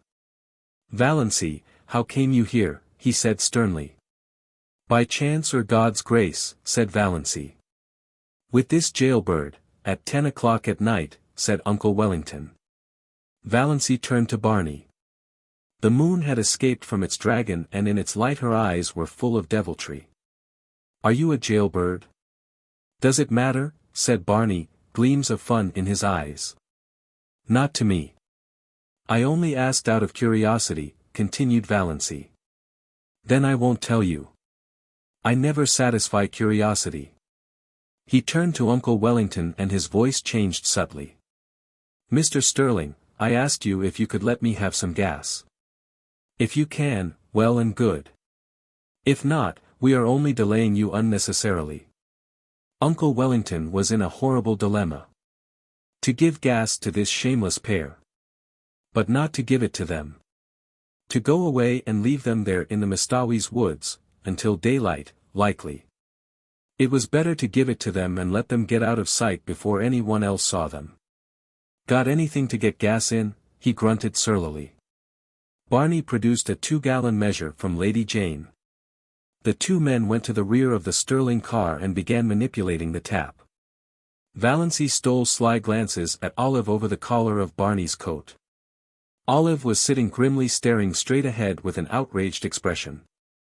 She did not mean to take any notice of Valancy. Olive had her own secret reasons for feeling outraged. Cecil had been in Deerwood lately and of course had heard all about Valancy. He agreed that her mind was deranged and was exceedingly anxious to find out whence the derangement had been inherited. It was a serious thing to have in the family, a very serious thing. One had to think of one's descendants. She got it from the Wansberries, said Olive positively. There's nothing like that in the Stirlings, nothing. I hope not, I certainly hope not, Cecil had responded dubiously. But then, to go out as a servant, for that is what it practically amounts to. Your cousin. Poor Olive felt the implication. The Port Lawrence Prices were not accustomed to ally themselves with families whose members worked out. Valancy could not resist temptation. She leaned forward. Olive, does it hurt? Olive bit, stiffly. Does what hurt? Looking like that. For a moment Olive resolved she would take no further notice of Valancy. Then duty came uppermost. She must not miss the opportunity. Doss, she implored, leaning forward also, won't you come home tonight? Valancy yawned. You sound like a revival meeting, she said. You really do. If you will come back, all will be forgiven. Yes, said Olive eagerly. Wouldn't it be splendid if she could induce the prodigal daughter to return? We'll never cast it up to you.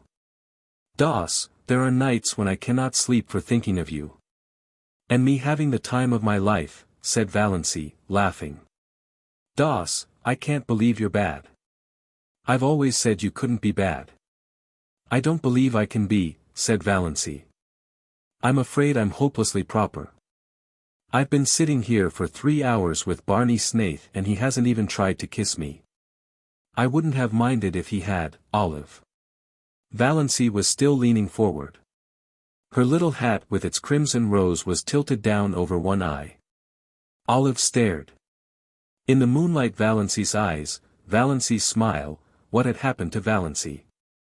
She looked, not pretty, Doss couldn't be pretty, but provocative, fascinating, yes, abominably so. Olive drew back. It was beneath her dignity to say more. After all, Valancy must be both mad and bad. Thanks, that's enough, said Barney behind the car. Much obliged, Mr. Stirling. 2 gallons, 70 cents. Thank you. Uncle Wellington climbed foolishly and feebly into his car. He wanted to give Snaith a piece of his mind, but dared not. Who knew what the creature might do if provoked? No doubt he carried firearms. Uncle Wellington looked indecisively at Valancy. But Valancy had turned her back on him and was watching Barney pour the gas into Lady Jane's maw. Drive on, said Olive decisively. There's no use in waiting here. Let me tell you what she said to me. The little hussy. The shameless little hussy, said Uncle Wellington. Chapter 22.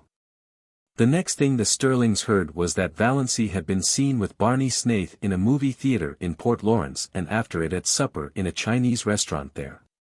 This was quite true, and no one was more surprised at it than Valancy herself.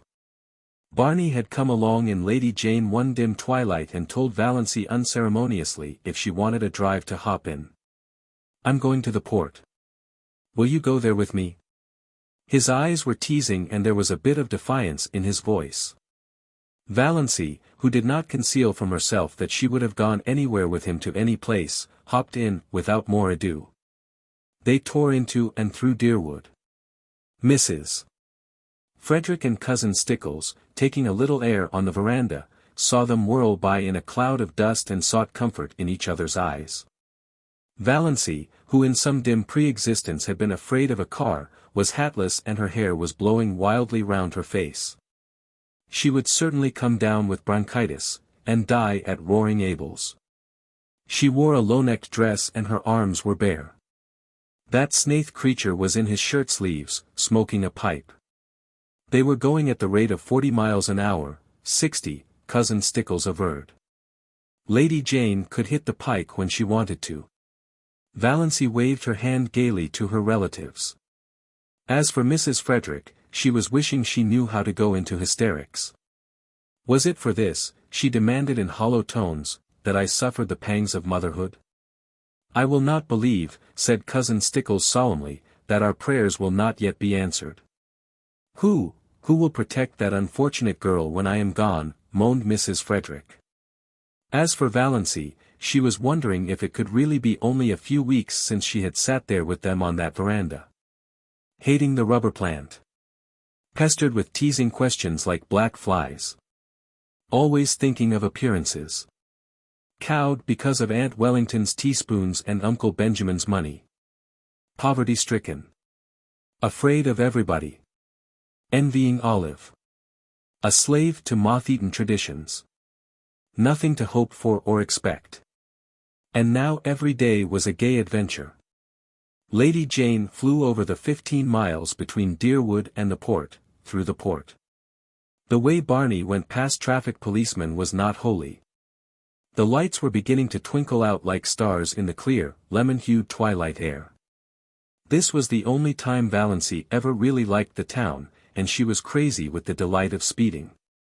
Was it possible she had ever been afraid of a car? She was perfectly happy, riding beside Barney. Not that she deluded herself into thinking it had any significance.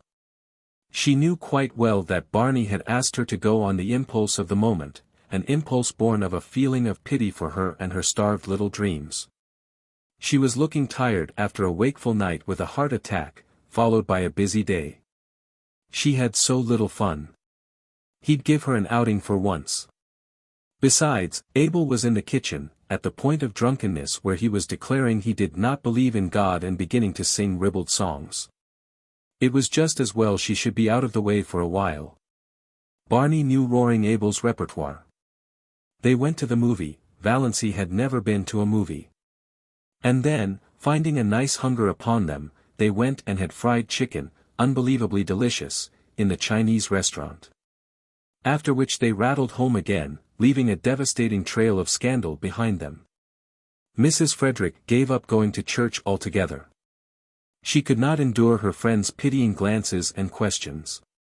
But Cousin Stickles went every Sunday. She said they had been given a cross to bear. Chapter 23. On one of Sissy's wakeful nights, she told Valancy her poor little story. They were sitting by the open window.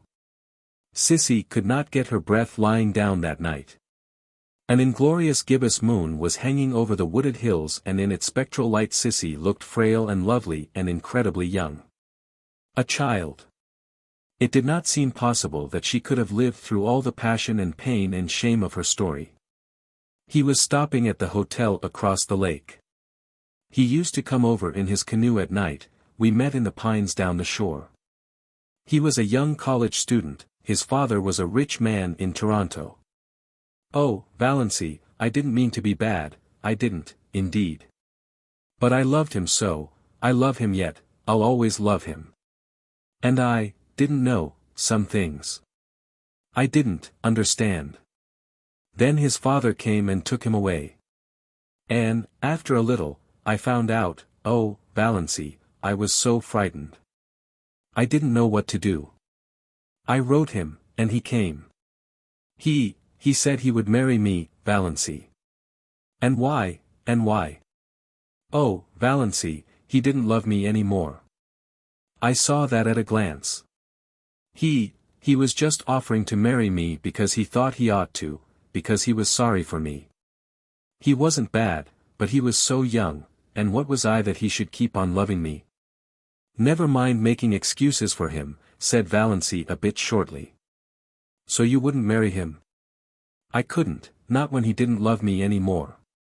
Somehow, I can't explain, it seemed a worse thing to do than the other. He argued a little, but he went away. Do you think I did right, Valancy? Yes, I do. You did right. But don't blame him, dear. Please don't. Let's not talk about him at all. There's no need. I wanted to tell you how it was, I didn't want you to think me bad. I never did think so. Yes, I felt that, whenever you came. Oh, Valancy, what you've been to me. I can never tell you, but God will bless you for it. I know He will, with what measure ye meet. Sissy sobbed for a few minutes in Valancy's arms. Then she wiped her eyes. Well, that's almost all. I came home. I wasn't really so very unhappy. I suppose I should have been, but I wasn't. Father wasn't hard on me. And my baby was so sweet while he lived. I was even happy, I loved him so much, the dear little thing.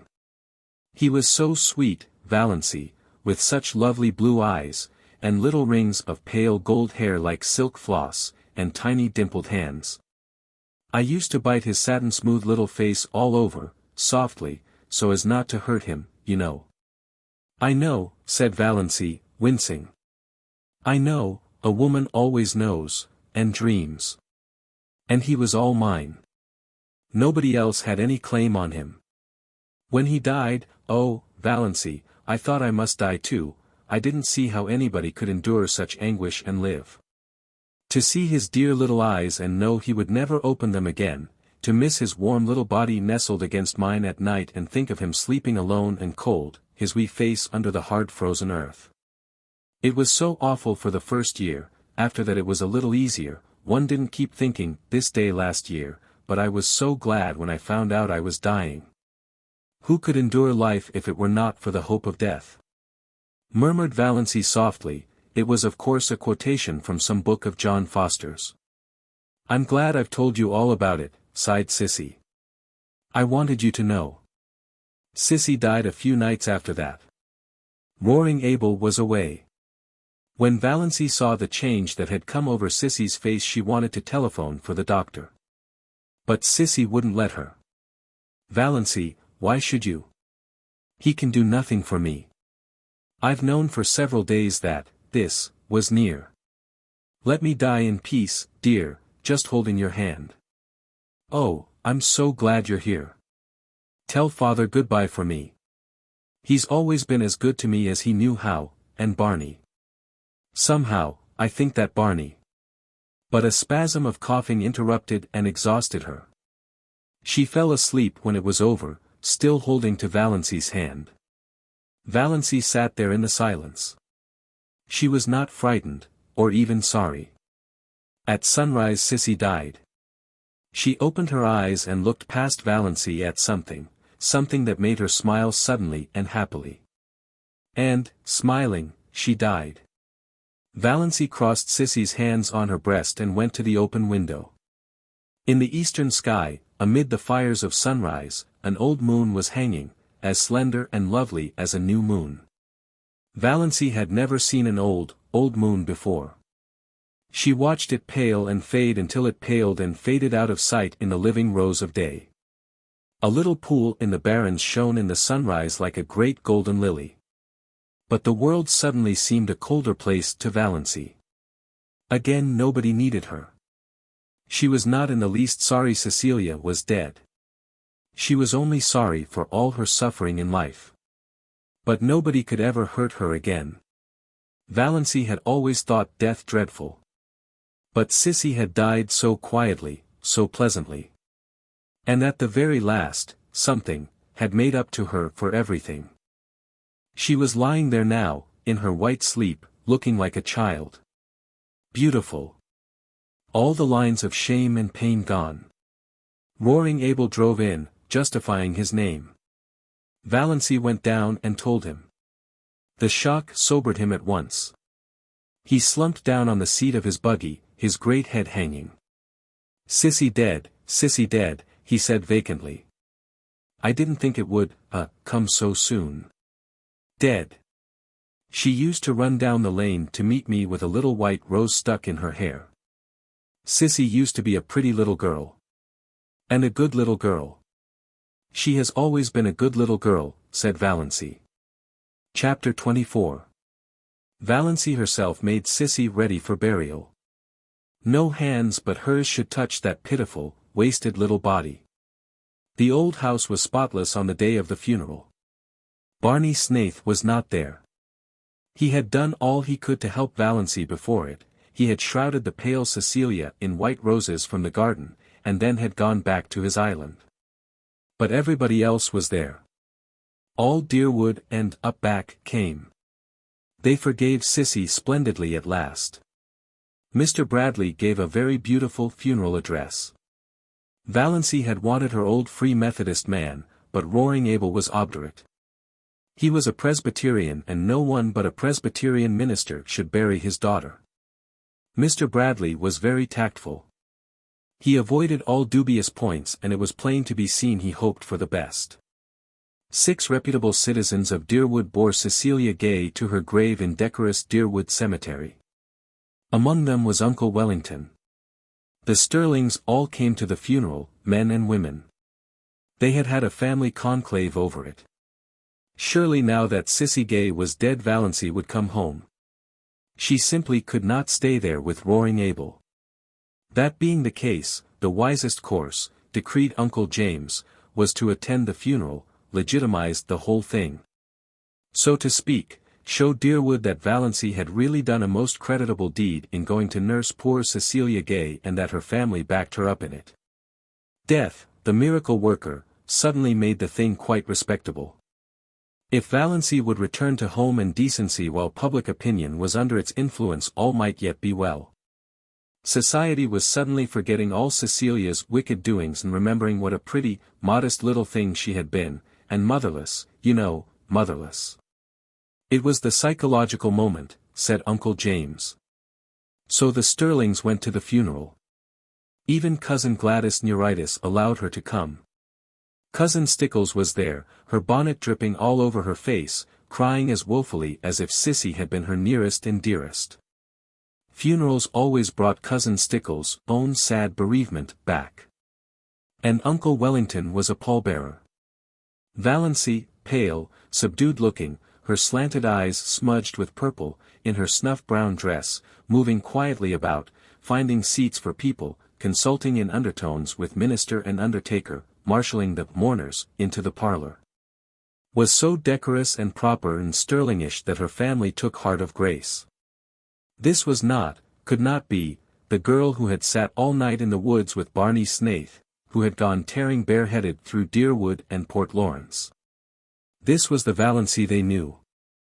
Really, surprisingly capable and efficient. Perhaps she had always been kept down a bit too much, Amelia really was rather strict, hadn't had a chance to show what was in her. So thought the Stirlings. And Edward Beck, from the Port Road, a widower with a large family who was beginning to take notice, took notice of Valancy and thought she might make a mighty fine second wife. No beauty, but a 50-year-old widower, Mr. Beck told himself very reasonably, couldn't expect everything. Altogether, it seemed that Valancy's matrimonial chances were never so bright as they were at Cecilia Gay's funeral. What the Stirlings and Edward Beck would have thought had they known the back of Valancy's mind must be left to the imagination. Valancy was hating the funeral, hating the people who came to stare with curiosity at Cecilia's marble-white face, hating the smugness, hating the dragging, melancholy singing, hating Mr. Bradley's cautious platitudes. If she could have had her absurd way, there would have been no funeral at all. She would have covered Sissy over with flowers, shut her away from prying eyes, and buried her beside her nameless little baby in the grassy burying ground under the pines of the up-back church. With a bit of kindly prayer from the old Free Methodist minister. She remembered Sissy saying once, "I wish I could be buried deep in the heart of the woods where nobody would ever come to say, 'Sissy Gay is buried here,' and tell over my miserable story." But this. However, it would soon be over. Valancy knew, if the Stirlings and Edward Beck didn't, exactly what she intended to do then. She had lain awake all the preceding night thinking about it and finally deciding on it. When the funeral procession had left the house, Mrs. Frederick sought out Valancy in the kitchen. "My child," she said tremulously, "you'll come home now?" "Home," said Valancy absently. She was getting on an apron and calculating how much tea she must put to steep for supper. There would be several guests from up back, distant relatives of the Gays who had not remembered them for years. And she was so tired she wished she could borrow a pair of legs from the cat. "Yes, home," said Mrs. Frederick, with a touch of asperity. "I suppose you won't dream of staying here now, alone with Roaring Abel." "Oh, no, I'm not going to stay here," said Valancy.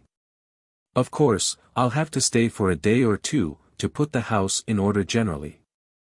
But that will be all. Excuse me, Mother, won't you? I've a frightful lot to do, all those up-back people will be here to supper." Mrs. Frederick retreated in considerable relief, and the Stirlings went home with lighter hearts.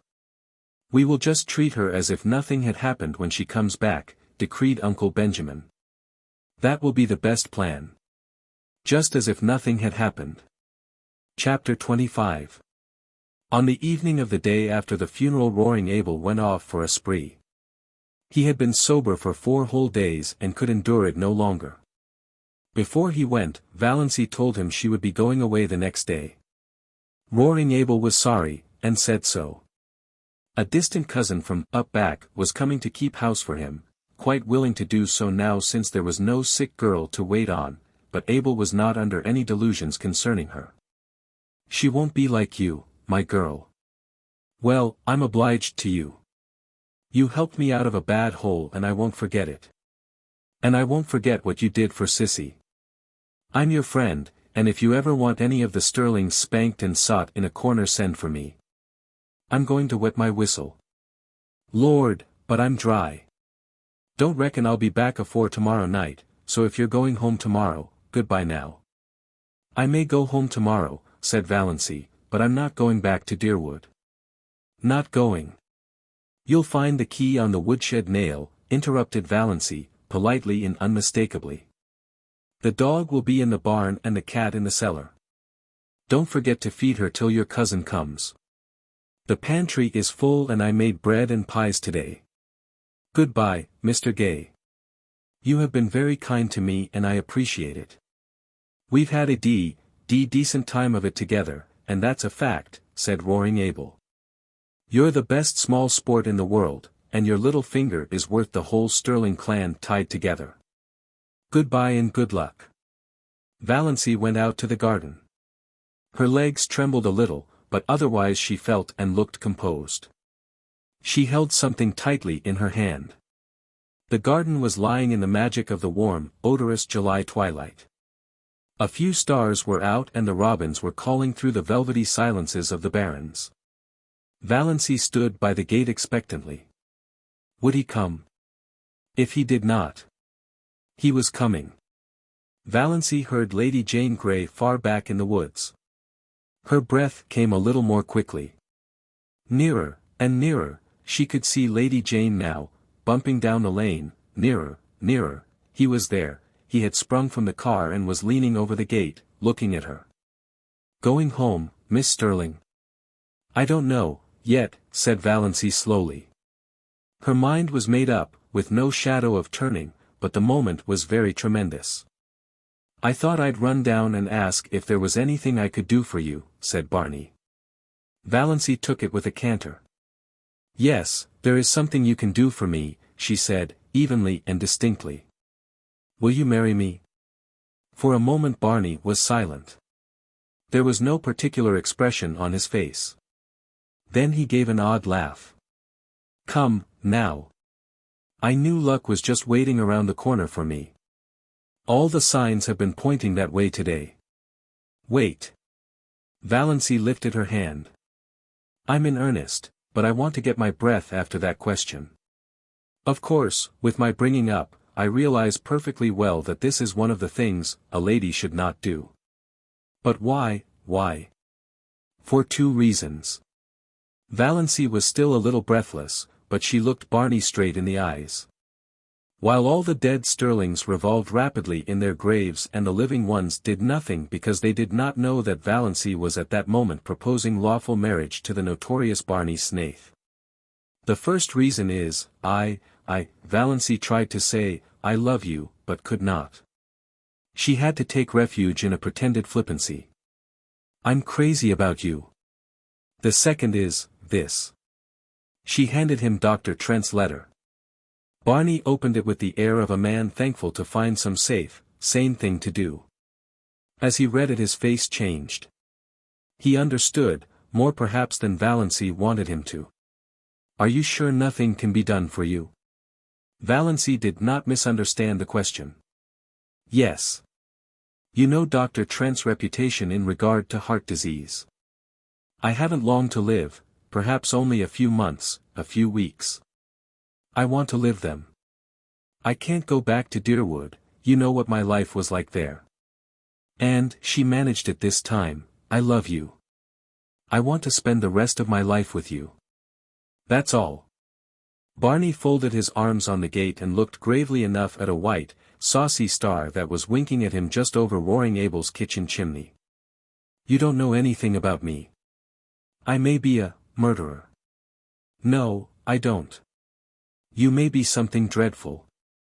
Everything they say of you may be true. But it doesn't matter to me."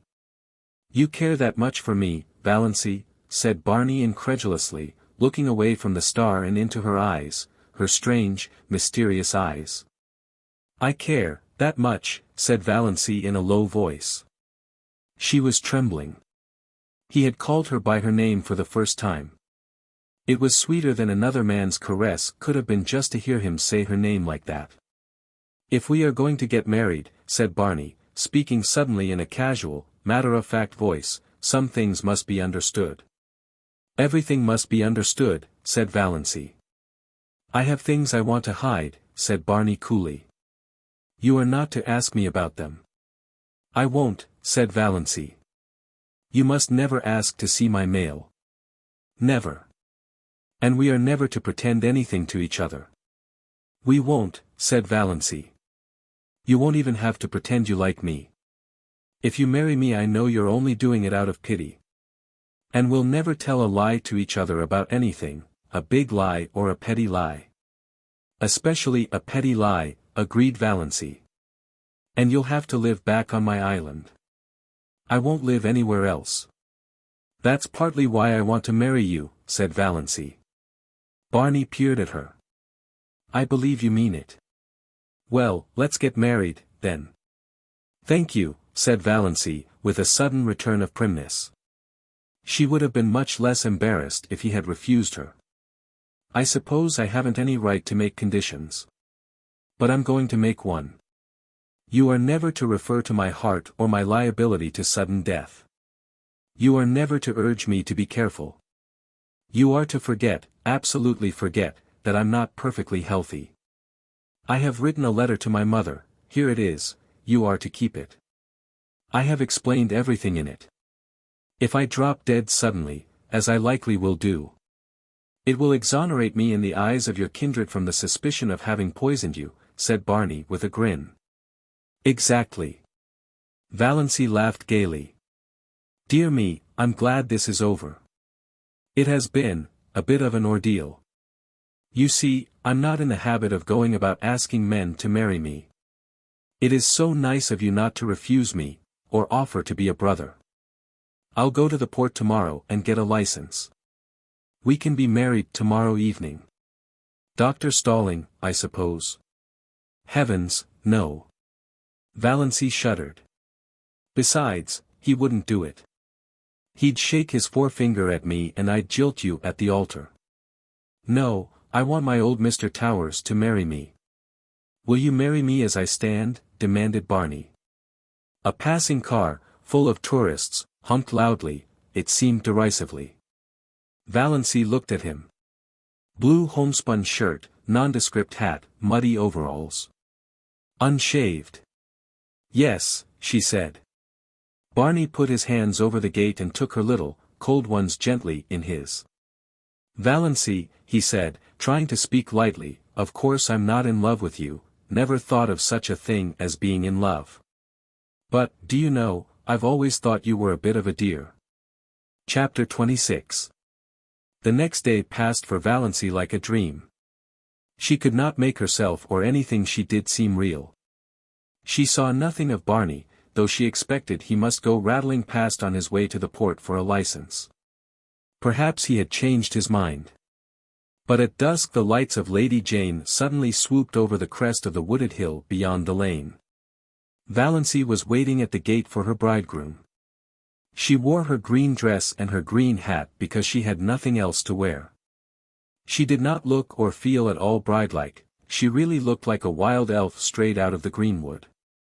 But that did not matter. Nothing at all mattered except that Barney was coming for her. Ready? Said Barney, stopping Lady Jane with some new, horrible noises. Yes. Valancy stepped in and sat down. Barney was in his blue shirt and overalls. But they were clean overalls. He was smoking a villainous-looking pipe and he was bareheaded. But he had a pair of oddly smart boots on under his shabby overalls. And he was shaved. They clattered into Deerwood and through Deerwood and hit the long, wooded road to the port. Haven't changed your mind? Said Barney. No.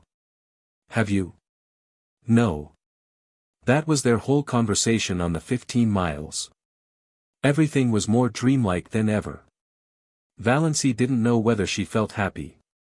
Or terrified. Or just plain fool. Then the lights of Port Lawrence were about them.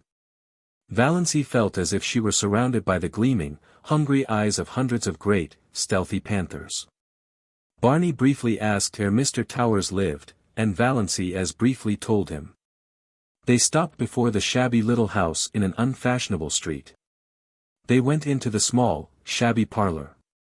Barney produced his license. So he had got it. Also a ring. This thing was real. She, Valancy Stirling, was actually on the point of being married. They were standing up together before Mr. Towers. Valancy heard Mr. Towers and Barney saying things. She heard some other person saying things. She herself was thinking of the way she had once planned to be married, away back in her early teens when such a thing had not seemed impossible. White silk and tulle veil and orange blossoms, no bridesmaid. But one flower girl, in a frock of cream shadow lace over pale pink, with a wreath of flowers in her hair, carrying a basket of roses and lilies of the valley. And the groom, a noble-looking creature, irreproachably clad in whatever the fashion of the day decreed. Valancy lifted her eyes and saw herself and Barney in the little, slanting, distorting mirror over the mantelpiece. She in her odd, unbridled green hat and dress, Barney in shirt and overalls. But it was Barney. That was all that mattered. No veil, no flowers, no guests, no presents, no wedding cake, but just Barney. For all the rest of her life there would be Barney. "Mrs. Snaith, I hope you will be very happy," Mr. Towers was saying. He had not seemed surprised at their appearance, not even at Barney's overalls. He had seen plenty of queer weddings up back. He did not know Valancy was one of the Deerwood Stirlings, he did not even know there were Deerwood Stirlings. He did not know Barney Snaith was a fugitive from justice. Really, he was an incredibly ignorant old man. Therefore he married them and gave them his blessing very gently and solemnly and prayed for them that night after they had gone away. His conscience did not trouble him at all. What a nice way to get married. Barney was saying as he put Lady Jane in gear. No fuss and flub-dub. I never supposed it was half so easy. For heaven's sake, said Valancy suddenly, let's forget we are married and talk as if we weren't. I can't stand another drive like the one we had coming in. Barney howled and threw Lady Jane into high with an infernal noise. And I thought I was making it easy for you, he said. You didn't seem to want to talk. I didn't. But I wanted you to talk. I don't want you to make love to me, but I want you to act like an ordinary human being. Tell me about this island of yours. What sort of a place is it? The jolliest place in the world. You're going to love it. The first time I saw it I loved it. Old Tom Montgomery owned it then. He built the little shack on it, lived there in winter and rented it to Toronto people in summer. I bought it from him, became by that one simple transaction a landed proprietor owning a house and an island. There is something so satisfying in owning a whole island. And isn't an uninhabited island a charming idea? I'd wanted to own one ever since I'd read Robinson Crusoe. It seemed too good to be true. And beauty. Most of the scenery belongs to the government, but they don't tax you for looking at it, and the moon belongs to everybody. You won't find my shack very tidy. I suppose you'll want to make it tidy. Yes, said Valancy honestly. I have to be tidy. I don't really want to be. But untidiness hurts me. Yes, I'll have to tidy up your shack. I was prepared for that, said Barney, with a hollow groan. But, continued Valancy relentingly, I won't insist on your wiping your feet when you come in. No, you'll only sweep up after me with the air of a martyr, said Barney. Well, anyway, you can't tidy the lean-to. You can't even enter it. The door will be locked and I shall keep the key. Bluebeard's chamber, said Valancy. I shan't even think of it. I don't care how many wives you have hanging up in it. So long as they're really dead. Dead as doornails. You can do as you like in the rest of the house. There's not much of it, just one big living room and one small bedroom. Well built, though. Old Tom loved his job. The beams of our house are cedar and the rafters fir. Our living room windows face west and east. It's wonderful to have a room where you can see both sunrise and sunset. I have 2 cats there. Banjo and Good Luck. Adorable animals. Banjo is a big, enchanting, gray devil cat. Striped, of course. I don't care a hang for any cat that hasn't stripes. I never knew a cat who could swear as genteelly and effectively as Banjo. His only fault is that he snores horribly when he is asleep. Luck is a dainty little cat. Always looking wistfully at you, as if he wanted to tell you something. Maybe he will pull it off sometime. Once in 1,000 years, you know, one cat is allowed to speak. My cats are philosophers, neither of them ever cries over spilt milk. 2 old crows live in a pine tree on the point and are reasonably neighborly. Call them Nip and Tuck. And I have a demure little tame owl. Name, Leander. I brought him up from a baby and he lives over on the mainland and chuckles to himself nights. And bats, it's a great place for bats at night. Scared of bats? No, I like them. So do I. Nice, queer, uncanny, mysterious creatures. Coming from nowhere, going nowhere. Swoop. Banjo likes M, too. Eats M. I have a canoe and a disappearing propeller boat. Went to the port in it today to get my license. Quieter than Lady Jane. I thought you hadn't gone at all, that you had changed your mind, admitted Valancy. Barney laughed, the laugh Valancy did not like, the little, bitter, cynical laugh. I never change my mind, he said shortly. They went back through Deerwood. Up the Muskoka road. Past Roaring Gables. Over the rocky, daisied lane. The dark pine woods swallowed them up. Through the pine woods, where the air was sweet with the incense of the unseen, fragile bells of the lineas that carpeted the banks of the trail. Out to the shore of Mistawis. Lady Jane must be left here. They got out. Barney led the way down a little path to the edge of the lake. There's our island, he said gloatingly. Valancy looked, and looked, and looked again. There was a diaphanous, lilac mist on the lake, shrouding the island. Through it the 2 enormous pine trees that clasped hands over Barney's shack loomed out like dark turrets. Behind them was a sky still rose-hued in the afterlight, and a pale young moon. Valancy shivered like a tree the wind stirs suddenly. Something seemed to sweep over her soul. My blue castle, she said. Oh, my blue castle. They got into the canoe and paddled out to it. They left behind the realm of everyday and things known and landed on a realm of mystery and enchantment where anything might happen, anything might be true. Barney lifted Valancy out of the canoe and swung her to a lichen-covered rock under a young pine tree. His arms were about her and suddenly his lips were on hers. Valancy found herself shivering with the rapture of her first kiss. Welcome home, dear, Barney was saying.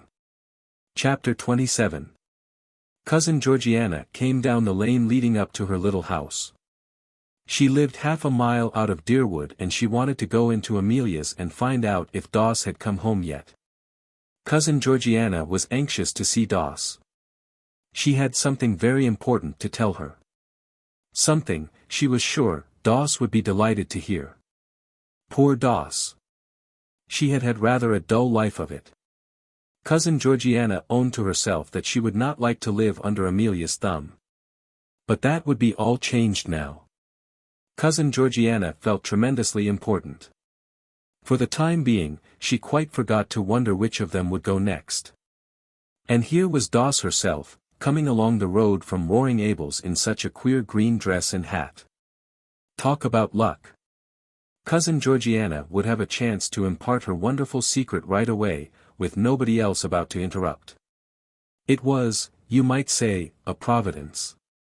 Valancy, who had been living for 4 days on her enchanted island, had decided that she might as well go into Deerwood and tell her relatives that she was married. Otherwise, finding that she had disappeared from Roaring Abel's, they might get out a search warrant for her. Barney had offered to drive her in, but she had preferred to go alone. She smiled very radiantly at Cousin Georgiana. She remembered, as of someone known a long time ago, had really been not a bad little creature. Valancy was so happy that she could have smiled at anybody, even Uncle James. She was not averse to Cousin Georgiana's company. Already, since the houses along the road were becoming numerous, she was conscious that curious eyes were looking at her from every window. "I suppose you're going home, dear Doss," said Cousin Georgiana as she shook hands, furtively eyeing Valancy's dress and wondering if she had any petticoat on at all. "Sooner or later," said Valancy cryptically. "Then I'll go along with you. I've been wanting to see you very especially, Doss dear. I've something quite wonderful to tell you." "Yes," said Valancy absently. What on earth was Cousin Georgiana looking so mysterious and important about? But did it matter? No. Nothing mattered but Barney and the blue castle up back in Mistawey's. "Who do you suppose called to see me the other day?" asked Cousin Georgiana archly. Valancy couldn't guess. "Edward Beck." Cousin Georgiana lowered her voice almost to a whisper. "Edward Beck. Why the italics?" And was Cousin Georgiana blushing?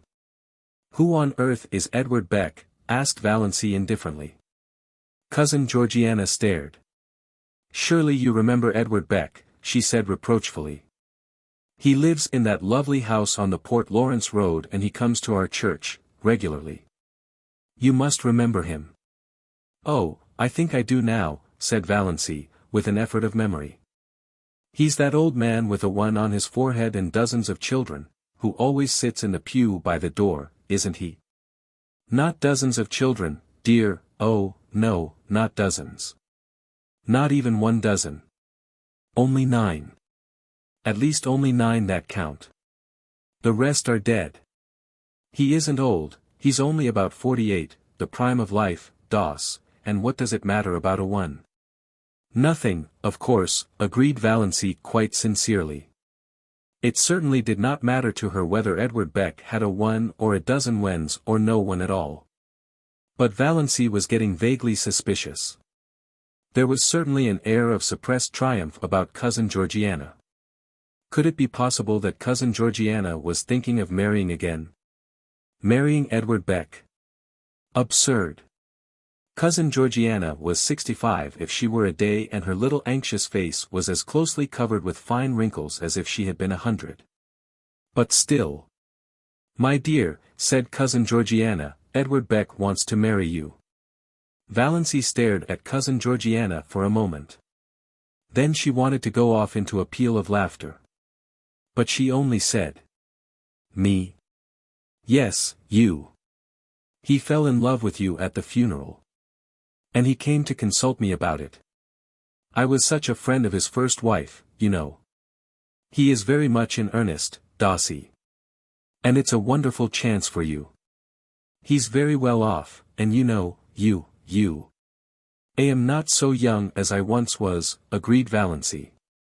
"To her that hath shall be given." "Do you really think I would make a good stepmother, Cousin Georgiana?" "I'm sure you would. You were always so fond of children." "But 9 is such a family to start with," objected Valancy gravely. "The 2 oldest are grown up and the 3rd almost. That leaves only 6 that really count. And most of them are boys. So much easier to bring up than girls. There's an excellent book, Health Care of the Growing Child, Gladys has a copy, I think. It would be such a help to you. And there are books about morals. You'd manage nicely. Of course I told Mr. Beck that I thought you would. Jump at him," supplied Valancy. "Oh, no, dear. I wouldn't use such an indelicate expression. I told him I thought you would consider his proposal favorably. And you will, won't you, dearie?" "There's only one obstacle," said Valancy dreamily. "You see, I'm married already. Married. Cousin Georgiana stopped stock-still and stared at Valancy. Married. Yes. I was married to Barney Snaith last Tuesday evening in Port Lawrence. There was a convenient gatepost hard by. Cousin Georgiana took firm hold of it. Doss, dear, I'm an old woman, are you trying to make fun of me? Not at all. I'm only telling you the truth. For heaven's sake, Cousin Georgiana, Valancy was alarmed by certain symptoms, don't go crying here on the public road. Cousin Georgiana choked back the tears and gave a little moan of despair instead. Oh, Doss, what have you done? What have you done? I've just been telling you. I've got married, said Valancy, calmly and patiently. To that Barney Snaith. Why, they say he's had a dozen wives already. I'm the only one round at present, said Valancy. What will your poor mother say, moaned Cousin Georgiana. Come along with me and hear, if you want to know, said Valancy. I'm on my way to tell her now. Cousin Georgiana let go the gatepost cautiously and found that she could stand alone. She meekly trotted on beside Valancy, who suddenly seemed quite a different person in her eyes. Cousin Georgiana had a tremendous respect for a married woman. But it was terrible to think of what the poor girl had done. So rash. So reckless. Of course Valancy must be stark mad.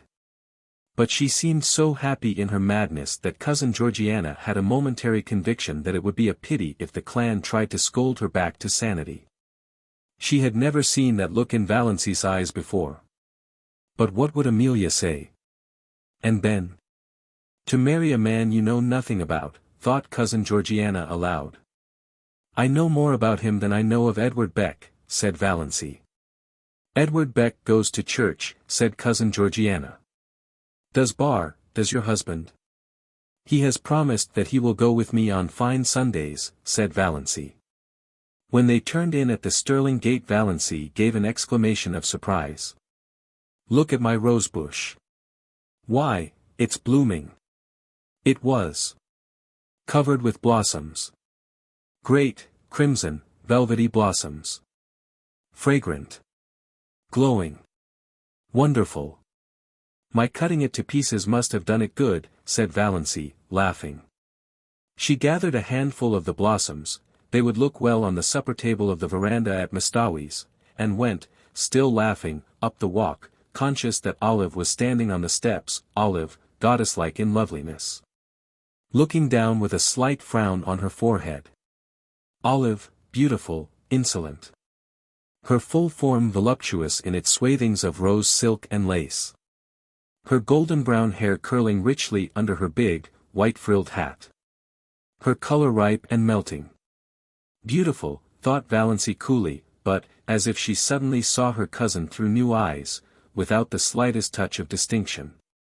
So Valancy had come home, thank goodness, thought Olive. But Valancy was not looking like a repentant, returned prodigal. This was the cause of Olive's frown. She was looking triumphant, graceless. That outlandish dress, that queer hat, those hands full of blood-red roses. Yet there was something about both dress and hat, as Olive instantly felt, that was entirely lacking in her own attire. This deepened the frown. She put out a condescending hand. So you're back, Doss. Very warm day, isn't it? Did you walk in? Yes. Coming in? Oh, no. I've just been in. I've come often to comfort poor Auntie. She's been so lonesome. I'm going to Mrs. Bartlett's tea. I have to help poor. She's giving it for her cousin from Toronto. Such a charming girl. You'd have loved meeting her, Doss. I think Mrs. Bartlett did send you a card. Perhaps you'll drop in later on. No, I don't think so, said Valancy indifferently. I'll have to be home to get Barney's supper. We're going for a moonlit canoe ride around Mistowi's tonight. Barney? Supper, gasped Olive. What do you mean, Valancy Stirling? Valancy Snaith, by the grace of God. Valancy flaunted her wedding ring in Olive's stricken face. Then she nimbly stepped past her and into the house. Cousin Georgiana followed. She would not miss a moment of the great scene, even though Olive did look as if she were going to faint. Olive did not faint. She went stupidly down the street to Mrs. Bartlett's. What did Doss mean? She couldn't have, that ring. Oh, what fresh scandal was that wretched girl bringing on her defenseless family now? She should have been shut up long ago. Valancy opened the sitting-room door and stepped unexpectedly right into a grim assemblage of Stirlings. They had not come together of malice prepense.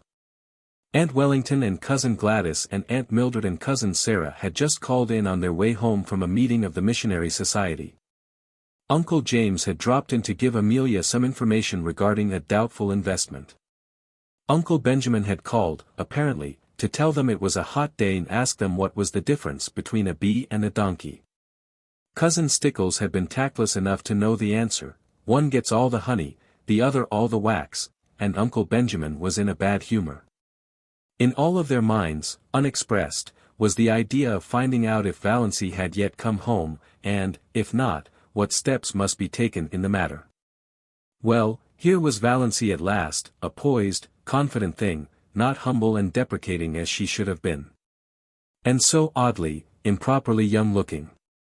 She stood in the doorway and looked at them, Cousin Georgiana timorous, expectant, behind her. Valancy was so happy she didn't hate her people any more.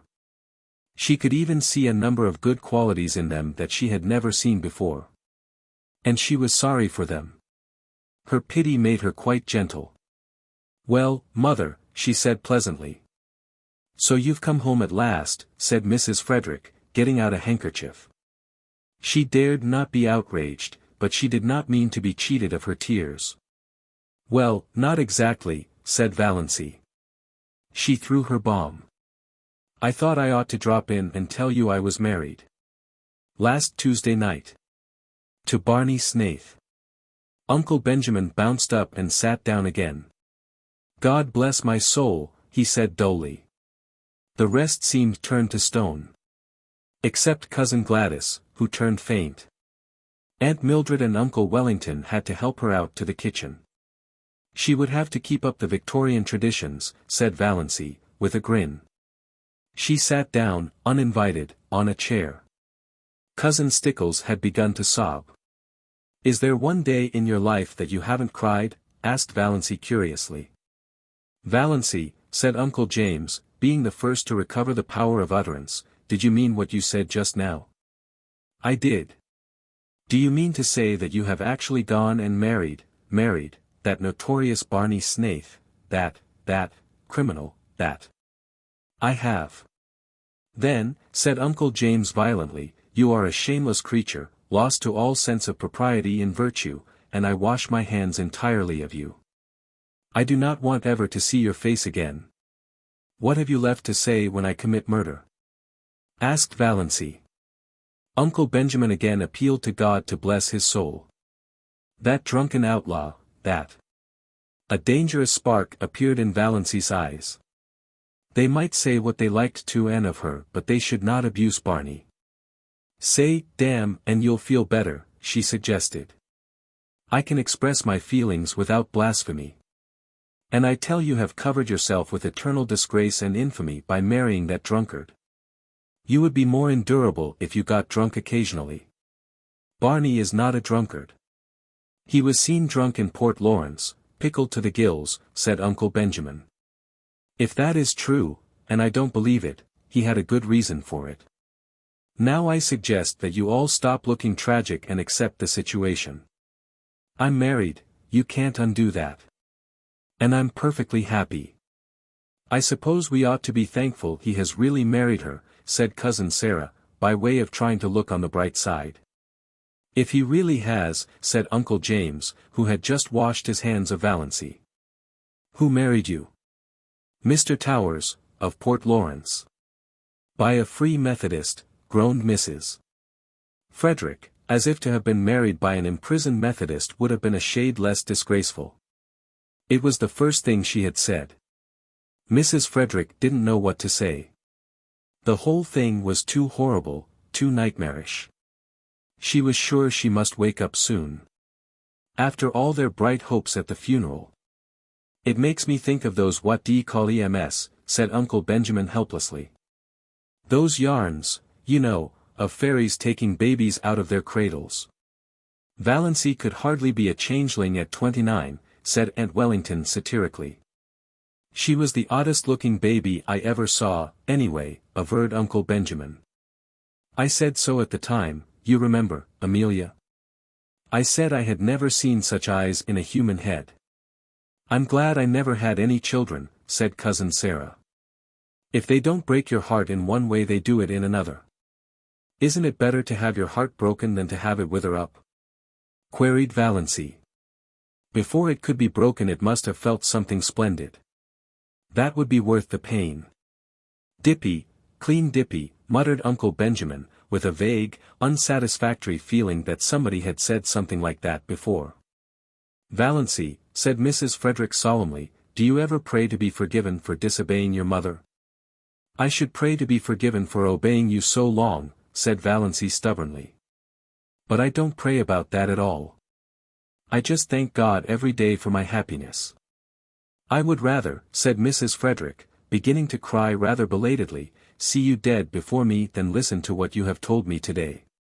Valancy looked at her mother and aunts, and wondered if they could ever have known anything of the real meaning of love. She felt sorrier for them than ever. They were so very pitiable. And they never suspected it. "Barney Snaith is a scoundrel to have deluded you into marrying him," said Uncle James violently. "Oh, I did the deluding. I asked him to marry me," said Valancy, with a wicked smile. "Have you no pride?" demanded Aunt Wellington. "Lots of it. I am proud that I have achieved a husband by my own unaided efforts. Cousin Georgiana here wanted to help me to Edward Beck. Edward Beck is worth $20,000 and has the finest house between here and Port Lawrence," said Uncle Benjamin. "That sounds very fine," said Valancy scornfully, "but it isn't worth that." She snapped her fingers, compared to feeling Barney's arms around me and his cheek against mine. "Oh, Doss," said Cousin Stickles. Cousin Sarah said, "Oh, Doss." Aunt Wellington said, "Valancy, you need not be indecent." "Why, it surely isn't indecent to like to have your husband put his arm around you. I should think it would be indecent if you didn't." "Why expect decency from her?" inquired Uncle James sarcastically. "She has cut herself off from decency forevermore. She has made her bed. Let her lie on it." "Thanks," said Valancy very gratefully. "How you would have enjoyed being Torquemada. Now, I must really be getting back. Mother, may I have those 3 woolen cushions I worked last winter?" "Take them, take everything," said Mrs. Frederick. "Oh, I don't want everything, or much. I don't want my blue castle cluttered. Just the cushions. I'll call for them some day when we motor in." Valancy rose and went to the door. There she turned. She was sorrier than ever for them all. They had no blue castle in the purple solitudes of Mistawis. "The trouble with you people is that you don't laugh enough," she said. "Doss, dear," said Cousin Georgiana mournfully, "some day you will discover that blood is thicker than water." "Of course it is. But who wants water to be thick?" parried Valancy. "We want water to be thin, sparkling, crystal clear." Cousin Stickles groaned. Valancy would not ask any of them to come and see her, she was afraid they would come out of curiosity. But she said, "Do you mind if I drop in and see you once in a while, Mother?" "My house will always be open to you," said Mrs. Frederick, with a mournful dignity. "You should never recognize her again," said Uncle James sternly, as the door closed behind Valancy. "I cannot quite forget that I am a mother," said Mrs. Frederick. "My poor, unfortunate girl." "I dare say the marriage isn't legal," said Uncle James comfortingly. "He has probably been married half a dozen times before. But I am through with her. I have done all I could, Amelia. I think you will admit that. Henceforth, Uncle James was terribly solemn about it. Valancy is to me as one dead. Mrs. Barney Snaith, said Cousin Georgiana, as if trying it out to see how it would sound. He has a score of aliases, no doubt, said Uncle Benjamin. For my part, I believe the man is half Indian. I haven't a doubt they're living in a wigwam. If he has married her under the name of Snaith and it isn't his real name, wouldn't that make the marriage null and void? Asked Cousin Stickles hopefully. Uncle James shook his head. No, it is the man who marries, not the name. You know, said Cousin Gladys, who had recovered and returned but was still shaky, I had a distinct premonition of this at Herbert's silver dinner. I remarked it at the time. When she was defending Snaith. You remember, of course. It came over me like a revelation. I spoke to David when I went home about it. What, demanded Aunt Wellington of the universe, has come over Valancy? Valancy. The universe did not answer but Uncle James did. Isn't there something coming up of late about secondary personalities cropping out? I don't hold with many of those newfangled notions, but there may be something in this one. It would account for her incomprehensible conduct. Valancy is so fond of mushrooms, sighed Cousin Georgiana. I'm afraid she'll get poisoned eating toadstools by mistake living up back in the woods. There are worse things than death, said Uncle James, believing that it was the first time in the world that such a statement had been made. Nothing can ever be the same again, sobbed Cousin Stickles. Valancy, hurrying along the dusty road, back to cool Mistawis and her purple island, had forgotten all about them, just as she had forgotten that she might drop dead at any moment if she hurried. Chapter 28. Summer passed by. The Stirling clan, with the insignificant exception of Cousin Georgiana, had tacitly agreed to follow Uncle James' example and look upon Valancy as one dead. To be sure, Valancy had an unquiet, ghostly habit of recurring resurrections when she and Barney clattered through Deerwood and out to the port in that unspeakable car. Valancy, bareheaded, with stars in her eyes. Barney, bareheaded, smoking his pipe. But shaved. Always shaved now, if any of them had noticed it. They even had the audacity to go into Uncle Benjamin's store to buy groceries. Twice Uncle Benjamin ignored them. Was not Valancy one of the dead? While Snaith had never existed. But the third time he told Barney he was a scoundrel who should be hung for luring an unfortunate, weak-minded girl away from her home and friends. Barney's one straight eyebrow went up. I have made her happy, he said coolly, and she was miserable with her friends.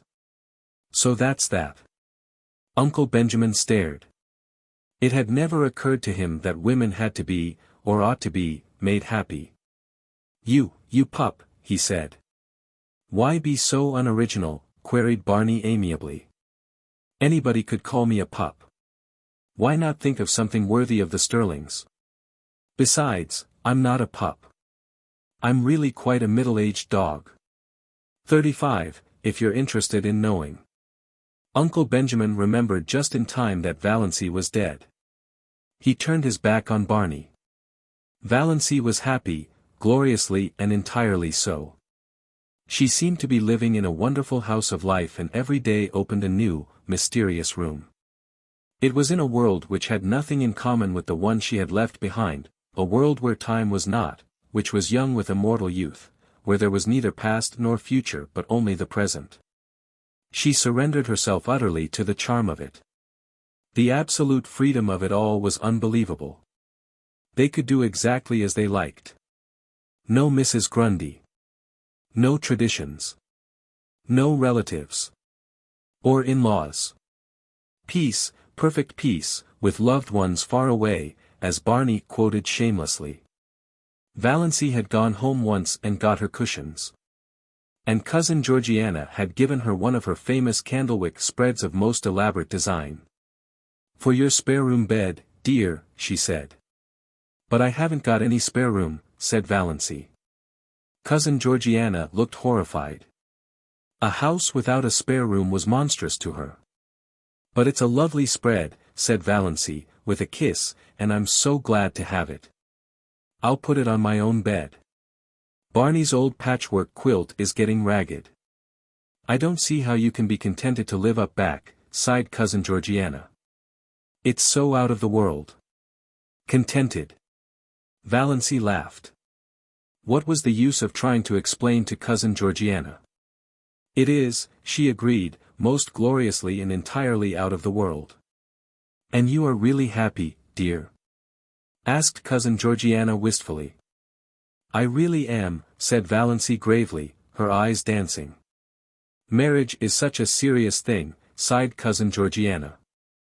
When it's going to last long, agreed Valancy. Cousin Georgiana did not understand this at all. But it worried her and she lay awake at nights wondering what Valancy meant by it. Valancy loved her blue castle and was completely satisfied with it. The big living room had 3 windows, all commanding exquisite views of exquisite Mistawis. The one in the end of the room was an oriel window, which Tom McMurray, Barney explained, had got out of some little, old, up-back church that had been sold. It faced the west, and when the sunsets flooded it, Valancy's whole being knelt in prayer as if in some great cathedral. The new moons always looked down through it, the lower pine boughs swayed about the top of it, and all through the nights the soft, dim silver of the lake dreamed through it. There was a stone fireplace on the other side. No desecrating gas imitation, but a real fireplace where you could burn real logs. With a big grizzly bearskin on the floor before it, and beside it a hideous, red plush sofa of Tom McMurray's regime. But its ugliness was hidden by silver-gray timber wolf skins, and Valancy's cushions made it gay and comfortable. In a corner a nice, tall, lazy old clock ticked, the right kind of a clock. One that did not hurry the hours away but ticked them off deliberately. It was the jolliest looking old clock. A fat, corpulent clock with a great, round, man's face painted on it, the hand stretching out of its nose and the hours encircling it like a halo. There was a big glass case of stuffed owls and several deer heads, likewise of Tom McMurray's vintage. Some comfortable old chairs that asked to be sat upon. A squat little chair with a cushion was prescriptively Banjo's. If anybody else dared sit on it, Banjo glared him out of it with his topaz-hued, black-ringed eyes. Banjo had an adorable habit of hanging over the back of it, trying to catch his own tail. Losing his temper because he couldn't catch it. Giving it a fierce bite for spite when he did catch it. Yowling malignantly with pain. Barney and Valancy laughed at him until they ached. But it was Good Luck they loved. They were both agreed that Good Luck was so lovable that he practically amounted to an obsession. One side of the wall was lined with rough, homemade bookshelves filled with books, and between the 2 side windows hung an old mirror in a faded gilt frame, with fat cupids gambolling in the panel over the glass. A mirror, Valancy thought, that must be like the fabled mirror into which Venus had once looked and which thereafter reflected as beautiful every woman who looked into it. Valancy thought she was almost pretty in that mirror. But that may have been because she had shingled her hair. This was before the day of bobs and was regarded as a wild, unheard-of proceeding, unless you had typhoid. When Mrs. Frederick heard of it, she almost decided to erase Valancy's name from the family Bible. Barney cut the hair, square off at the back of Valancy's neck, bringing it down in a short black fringe over her forehead. It gave a meaning and a purpose to her little, 3-cornered face that it never had possessed before. Even her nose ceased to irritate her. Her eyes were bright, and her sallow skin had cleared to the hue of creamy ivory. The old family joke had come true, she was really fat at last, anyway, no longer skinny. Valancy might never be beautiful, but she was of the type that looks its best in the woods, elfin, mocking, alluring. Her heart bothered her very little. When an attack threatened, she was generally able to head it off with Dr. Trent's prescription. The only bad one she had was one night when she was temporarily out of medicine. And it was a bad one. For the time being, Valancy realized keenly that death was actually waiting to pounce on her any moment. But the rest of the time she would not, did not, let herself remember it at all. Chapter 29. Valancy toiled not, neither did she spin. There was really very little work to do. She cooked their meals on a coal-oil stove, performing all her little domestic rites carefully and exultingly, and they ate out on the veranda that almost overhung the lake. Before them lay Mistawis, like a scene out of some fairy tale of old time. And Barney smiling his twisted, enigmatical smile at her across the table. "What have you old Tom picked out when he built this shack?" Barney would say exultantly. Supper was the meal Valancy liked best. The faint laughter of winds was always about them, and the colors of Mistawis, imperial and spiritual, under the changing clouds were something that cannot be expressed in mere words. Shadows, too. Clustering in the pines until a wind shook them out and pursued them over Mistawis. They lay all day along the shores, threaded by ferns and wild blossoms. They stole around the headlands in the glow of the sunset, until twilight wove them all into one great web of dusk. The cats, with their wise, innocent little faces, would sit on the veranda railing and eat the tidbits Barney flung them. And how good everything tasted! Valancy, amid all the romance of Mistawis, never forgot that men had stomachs. Barney paid her no end of compliments on her cooking. After all, he admitted, there's something to be said for square meals. I've mostly got along by boiling 2 or 3 dozen eggs hard at once and eating a few when I got hungry, with a slice of bacon once in a while and a jorum of tea. Valancy poured tea out of Barney's little battered old pewter teapot of incredible age. She had not even a set of dishes, only Barney's mismatched chipped bits, and a dear, big, pobby old jug of robin's egg blue. After the meal was over they would sit there and talk for hours, or sit and say nothing, in all the languages of the world, Barney pulling away at his pipe, Valancy dreaming idly and deliciously. Gazing at the far-off hills beyond Mistawis where the spires of firs came out against the sunset. The moonlight would begin to silver the Mistawis' dusk. Bats would begin to swoop darkly against the pale, western gold. The little waterfall that came down on the high bank not far away would, by some whim of the wildwood gods, begin to look like a wonderful white woman beckoning through the spicy, fragrant evergreens. And Leander would begin to chuckle diabolically on the mainland shore. How sweet it was to sit there and do nothing in the beautiful silence, with Barney at the other side of the table, smoking. There were plenty of other islands in sight, though none were near enough to be troublesome as neighbors. There was one little group of islets far off to the west which they called the Fortunate Isles. At sunrise they looked like a cluster of emeralds, at sunset like a cluster of amethysts. They were too small for houses. But the lights on the larger islands would bloom out all over the lake, and bonfires would be lighted on their shores, streaming up into the wood shadows and throwing great, blood-red ribbons over the waters. Music would drift to them alluringly from boats here and there, or from the verandas on the big house of the millionaire on the biggest island. "Would you like a house like that, Moonlight?" Barney asked once, waving his hand at it. He had taken to calling her Moonlight, and Valancy loved it. "No," said Valancy, who had once dreamed of a mountain castle 10 times the size of the rich man's cottage and now pitied the poor inhabitants of palaces. "No. It's too elegant. I would have to carry it with me everywhere I went. On my back like a snail. It would own me, possess me, body and soul. I like a house I can love and cuddle and boss. Just like ours here. I don't envy Hamilton Gossard, the finest summer residence in Canada. It is magnificent, but it isn't my blue castle." Away down at the far end of the lake they got every night a glimpse of a big, continental train rushing through a clearing. Valancy liked to watch its lighted windows flash by and wonder who was on it and what hopes and fears it carried. She also amused herself by picturing Barney and herself going to the dances and dinners in the houses on the islands, but she did not want to go in reality. Once they did go to a masquerade dance in the pavilion at one of the hotels up the lake, and had a glorious evening, but slipped away in their canoe, before unmasking time, back to the Blue Castle.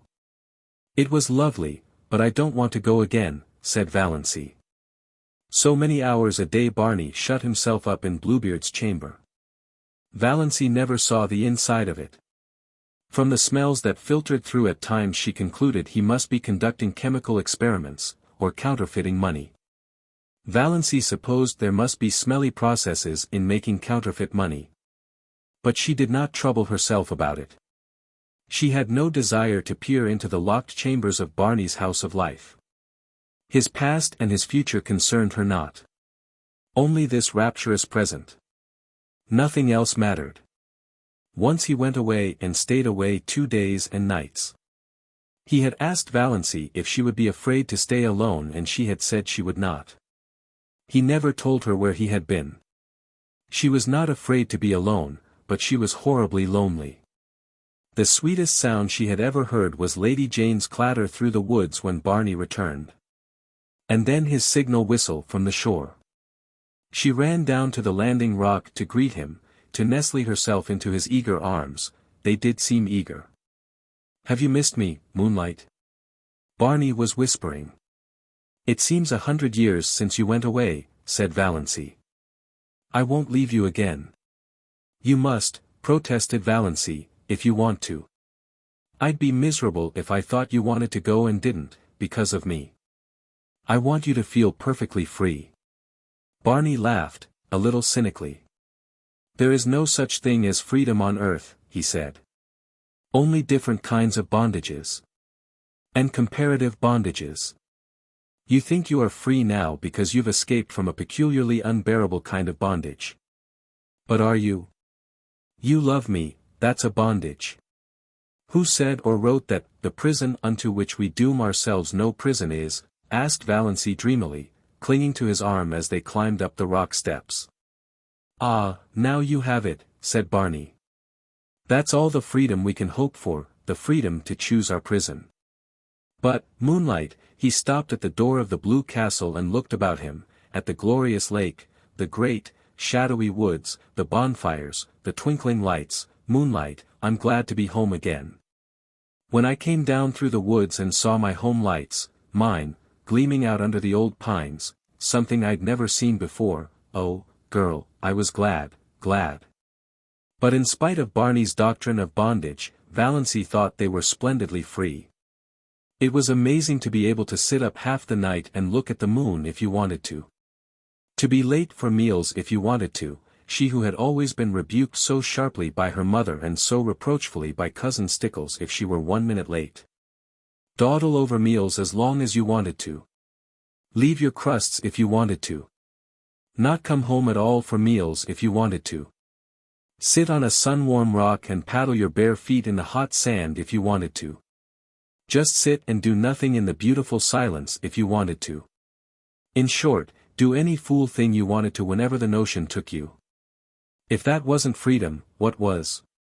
Chapter 30. They didn't spend all their days on the island. They spent more than half of them wandering at will through the enchanted Muskoka country. Barney knew the woods as a book and he taught their lore and craft to Valancy. He could always find trail and haunt of the shy wood people. Valancy learned the different fairy likenesses of the mosses, the charm and exquisiteness of woodland blossoms. She learned to know every bird at sight and mimic its call, though never so perfectly as Barney. She made friends with every kind of tree. She learned to paddle a canoe as well as Barney himself. She liked to be out in the rain and she never caught cold. Sometimes they took a lunch with them and went berrying, strawberries and blueberries. How pretty blueberries were, the dainty green of the unripe berries, the glossy pinks and scarlets of the half-ripes, the misty blue of the fully matured. And Valancy learned the real flavor of the strawberry in its highest perfection. There was a certain sunlit dell on the banks of Mistawis along which white birches grew on one side and on the other still, changeless ranks of young spruces.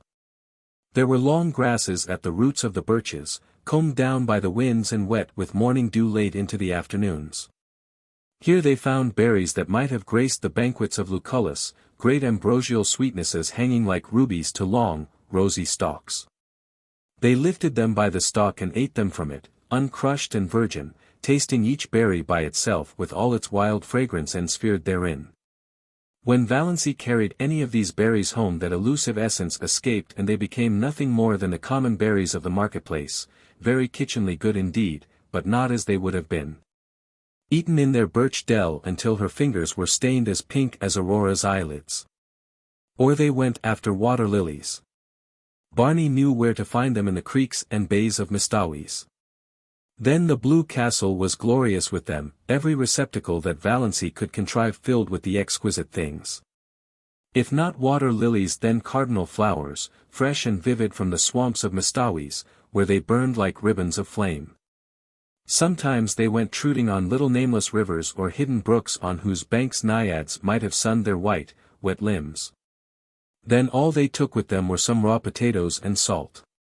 They roasted the potatoes over a fire, and Barney showed Valancy how to cook the trout by wrapping them in leaves, coating them with mud and baking them in a bed of hot coals.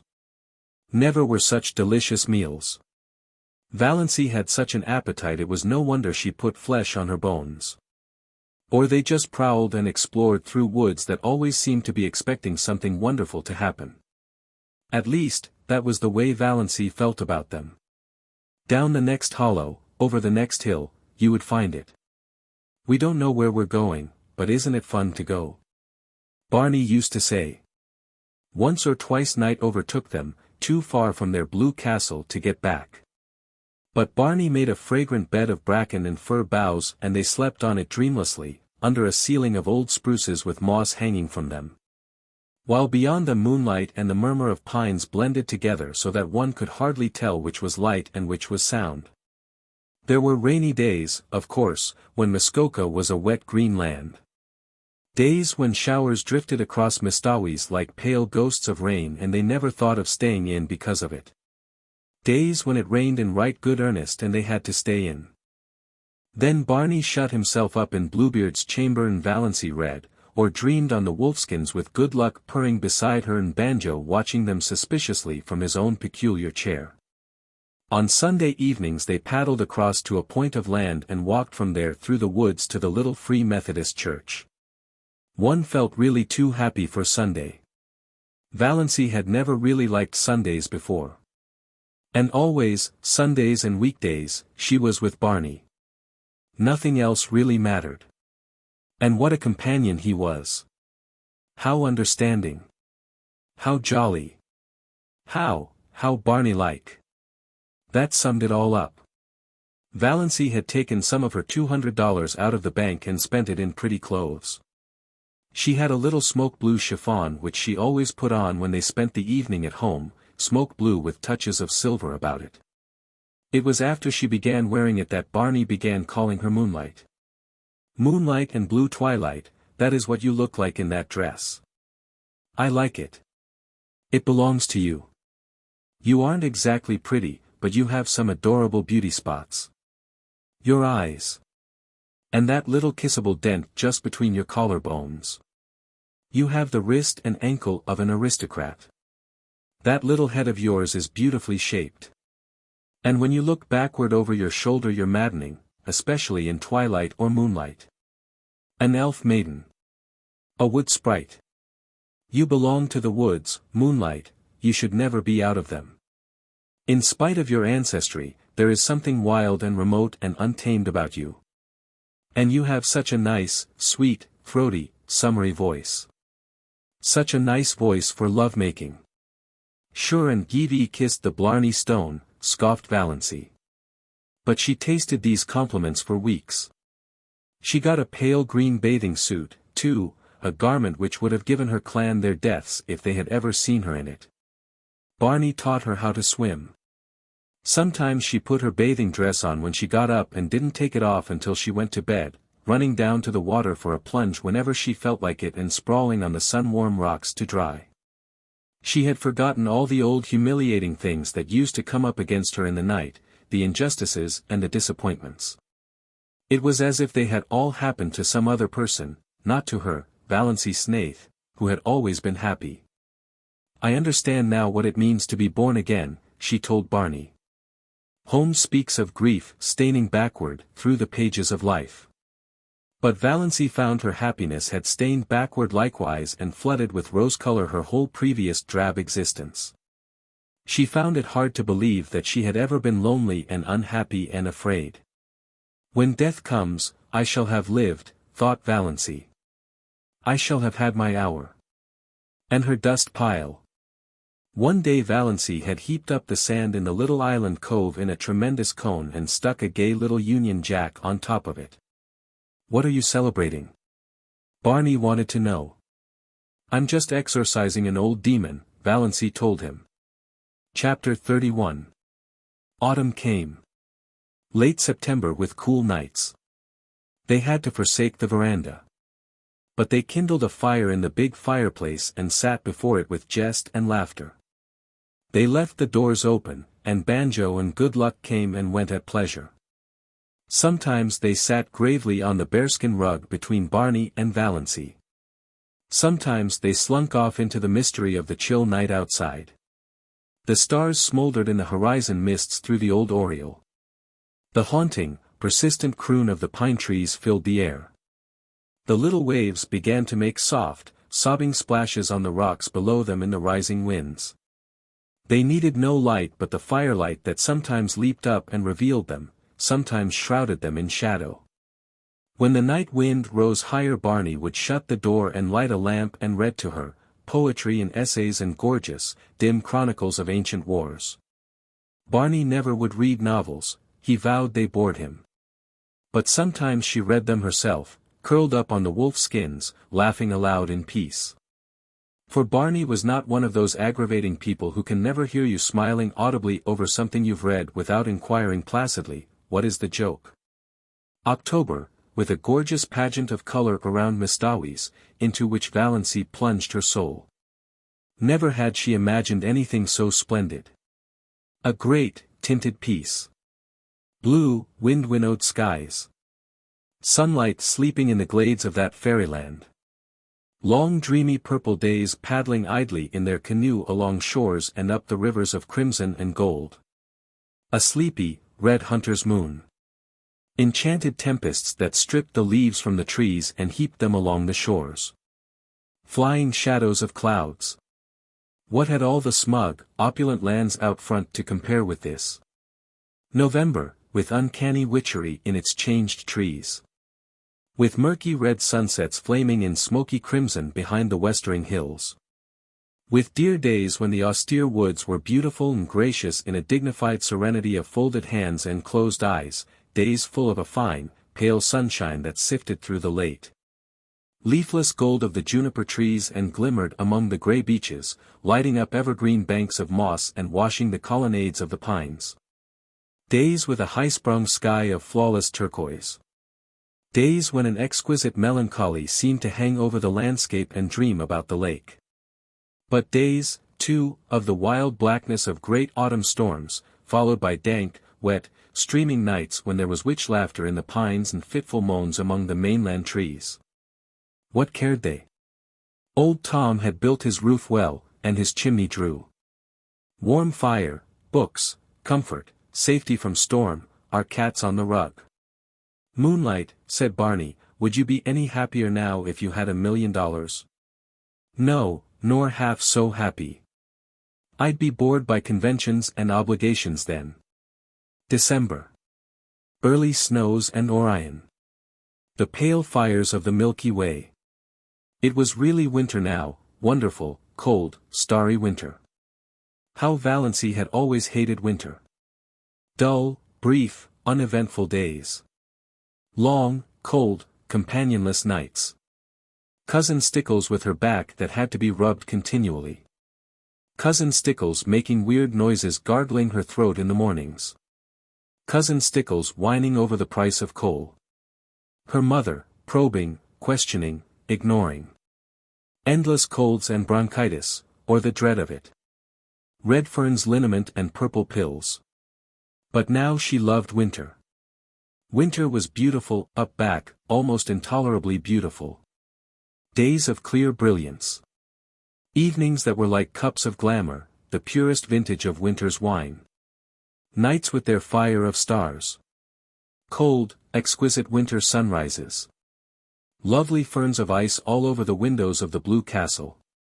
Moonlight on birches in a silver thaw. Ragged shadows on windy evenings, torn, twisted, fantastic shadows. Great silences, austere and searching. Jeweled, barbaric hills. The sun suddenly breaking through grey clouds over long, white Mistawis. Icy grey twilights, broken by snow squalls, when their cozy living room, with its goblins of firelight and inscrutable cats seemed cozier than ever. Every hour brought a new revelation and wonder. Barney ran Lady Jane into Roaring Abel's barn and taught Valancy how to snowshoe, Valancy, who ought to be laid up with bronchitis. But Valancy had not even a cold. Later on in the winter Barney had a terrible one and Valancy nursed him through it with a dread of pneumonia in her heart. But Valancy's colds seemed to have gone where old moons go. Which was luck, for she hadn't even Redfern's liniment. She had thoughtfully bought a bottle at the port and Barney had hurled it into frozen Mistawis with a scowl. "Bring no more of that devilish stuff here," he had ordered briefly. It was the first and last time he had spoken harshly to her. They went for long tramps through the exquisite reticence of winter woods and the silver jungles of frosted trees, and found loveliness everywhere. At times they seemed to be walking through a spellbound world of crystal and pearl, so white and radiant were clearings and lakes and sky. The air was so crisp and clear that it was half intoxicating. Once they stood in a hesitation of ecstasy at the entrance of a narrow path between ranks of birches. Every twig and spray was outlined in snow. The undergrowth along its sides was a little fairy forest cut out of marble. The shadows cast by the pale sunshine were fine and spiritual. "Come away," said Barney, turning. "We must not commit the desecration of tramping through there."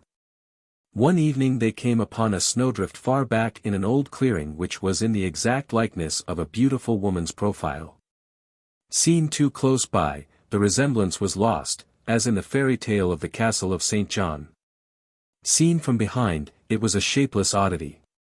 But at just the right distance and angle the outline was so perfect that when they came suddenly upon it, gleaming out against the dark background of spruce in the glow of that winter sunset, they both exclaimed in amazement. There was a low, noble brow, a straight, classic nose, lips and chin and cheek curve modeled as if some goddess of old time had sat to the sculptor, and a breast of such cold, swelling purity as the very spirit of the winter woods might display. "All the beauty that old Greece and Rome, sung painted, taught," quoted Barney. "And to think no human eyes save ours have seen or will see it," breathed Valancy, who felt at times as if she were living in a book by John Foster. As she looked around her she recalled some passages she had marked in the new Foster book Barney had brought her from the port, with an adjuration not to expect him to read or listen to it. "All the tintings of winter woods are extremely delicate and elusive," recalled Valancy. "When the brief afternoon wanes and the sun just touches the tops of the hills, there seems to be all over the woods an abundance, not of color, but of the spirit of color. There is really nothing but pure white after all, but one has the impression of fairy-like blendings of rose and violet, opal and heliotrope on the slopes, in the dingles and along the curves of the forest land. You feel sure the tint is there, but when you look at it directly it is gone. From the corner of your eye you are aware that it is lurking over yonder in a spot where there was nothing but pale purity a moment ago. Only just when the sun is setting is there a fleeting moment of real color. Then the redness streams out over the snow and incarnadines the hills and rivers and smites the crest of the pines with flame. Just a few minutes of transfiguration and revelation, and it is gone." "I wonder if John Foster ever spent a winter in Mistawis," said Valancy. "Not likely," scoffed Barney. "People who write tosh like that generally write it in a warm house on some smug city street." "You are too hard on John Foster," said Valancy severely. "No one could have written that little paragraph I read you last night without having seen it first, you know he couldn't." "I didn't listen to it," said Barney morosely. "You know I told you I wouldn't." "Then you've got to listen to it now," persisted Valancy. She made him stand still on his snowshoes while she repeated it. "She is a rare artist, this old Mother Nature, who works for the joy of working and not in any spirit of vain show. Today the fir woods are a symphony of greens and grays, so subtle that you cannot tell where one shade begins to be the other. Gray trunk, green bough, gray-green moss above the white, gray-shadowed floor. Yet the old gypsy doesn't like unrelieved monotones. She must have a dash of color. See it. A broken dead fir bough, of a beautiful red-brown, swinging among the beards of moss. Good Lord, do you learn all that fellow's books by heart? Was Barney's disgusted reaction as he strode off.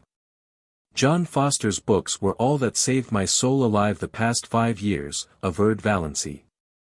Oh, Barney, look at that exquisite filigree of snow in the furrows of that old elm tree trunk. When they came out to the lake they changed from snowshoes to skates and skated home. For a wonder Valancy had learned, when she was a little schoolgirl, to skate on the pond behind the Deerwood school. She never had any skates of her own, but some of the other girls had lent her theirs and she seemed to have a natural knack of it. Uncle Benjamin had once promised her a pair of skates for Christmas, but when Christmas came he had given her rubbers instead. She had never skated since she grew up, but the old trick came back quickly, and glorious were the hours she and Barney spent skimming over the white lakes and past the dark islands where the summer cottages were closed and silent. Tonight they flew down Mistawis before the wind, in an exhilaration that crimsoned Valancy's cheeks under her white tam. And at the end was her dear little house, on the island of pines, with a coating of snow on its roof, sparkling in the moonlight. Its windows glinted impishly at her in the stay gleams. Looks exactly like a picture book, doesn't it? Said Barney. They had a lovely Christmas. No rush. No scramble. No niggling attempts to make ends meet.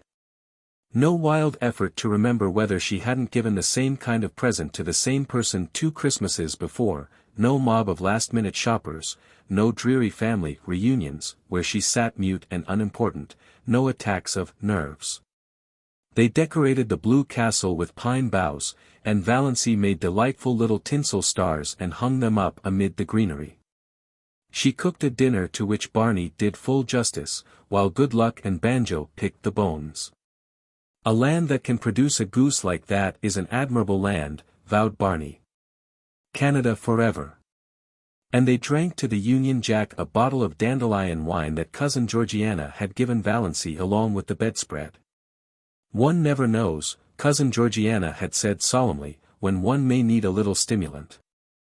Barney had asked Valancy what she wanted for a Christmas present. Something frivolous and unnecessary, said Valancy, who had got a pair of galoshes last Christmas and 2 long-sleeved, woolen undervests the year before. And so on back. To her delight, Barney gave her a necklace of pearl beads. Valancy had wanted a string of milky pearl beads, like congealed moonshine, all her life. And these were so pretty. All that worried her was that they were really too good. They must have cost a great deal, $15, at least. Could Barney afford that? She didn't know a thing about his finances. She had refused to let him buy any of her clothes, she had enough for that, she told him, as long as she would need clothes. In a round, black jar on the chimney-piece Barney put money for their household expenses, always enough. The jar was never empty, though Valancy never caught him replenishing it. He couldn't have much, of course, and that necklace, but Valancy tossed care aside. She would wear it and enjoy it. It was the first pretty thing she had ever had. Chapter 32. New Year. The old, shabby, inglorious outlived calendar came down. The new one went up. January was a month of storms. It snowed for 3 weeks on end. The thermometer went miles below zero and stayed there. But, as Barney and Valancy pointed out to each other, there were no mosquitoes. And the roar and crackle of their big fire drowned the howls of the north wind. Good Luck and Banjo waxed fat and developed resplendent coats of thick, silky fur. Nip and Tuck had gone. But they'll come back in spring, promised Barney. There was no monotony. Sometimes they had dramatic little private spats that never even thought of becoming quarrels. Sometimes roaring Abel dropped in, for an evening or a whole day, with his old tartan cap and his long red beard coated with snow. He generally brought his fiddle and played for them, to the delight of all except Banjo, who would go temporarily insane and retreat under Valancy's bed. Sometimes Abel and Barney talked while Valancy made candy for them. Sometimes they sat and smoked in silence a la Tennyson and Carlyle, until the Blue Castle reeked and Valancy fled to the open. Sometimes they played checkers fiercely and silently the whole night through. Sometimes they all ate the russet apples Abel had brought, while the jolly old clock ticked the delightful minutes away. A plate of apples, an open fire, and a jolly good book whereon to look, are a fair substitute for heaven, vowed Barney. Anyone can have the streets of gold. Let's have another whack at Carmen. It was easier now for the Stirlings to believe Valancy of the dead. Not even dim rumors of her having been over at the port came to trouble them, though she and Barney used to skate there occasionally to see a movie and eat hot dogs shamelessly at the corner stand afterwards. Presumably none of the Stirlings ever thought about her, except cousin Georgiana, who used to lie awake worrying about poor Doss. Did she have enough to eat? Was that dreadful creature good to her? Was she warm enough at nights? Valancy was quite warm at nights. She used to wake up and revel silently in the coziness of those winter nights on that little island in the frozen lake. The nights of other winters had been so cold and long. Valancy hated to wake up in them and think about the bleakness and emptiness of the day that had passed and the bleakness and emptiness of the day that would come. Now, she almost counted that night lost on which she didn't wake up and lie awake for half an hour just being happy, while Barney's regular breathing went on beside her. And through the open door the smoldering brands in the fireplace winked at her in the gloom. It was very nice to feel a little lucky cat jump up on your bed in the darkness and snuggle down at your feet, purring, but Banjo would be sitting dourly by himself out in front of the fire like a brooding demon. At such moments Banjo was anything but canny, but Valancy loved his uncanniness. The side of the bed had to be right against the window. There was no other place for it in the tiny room.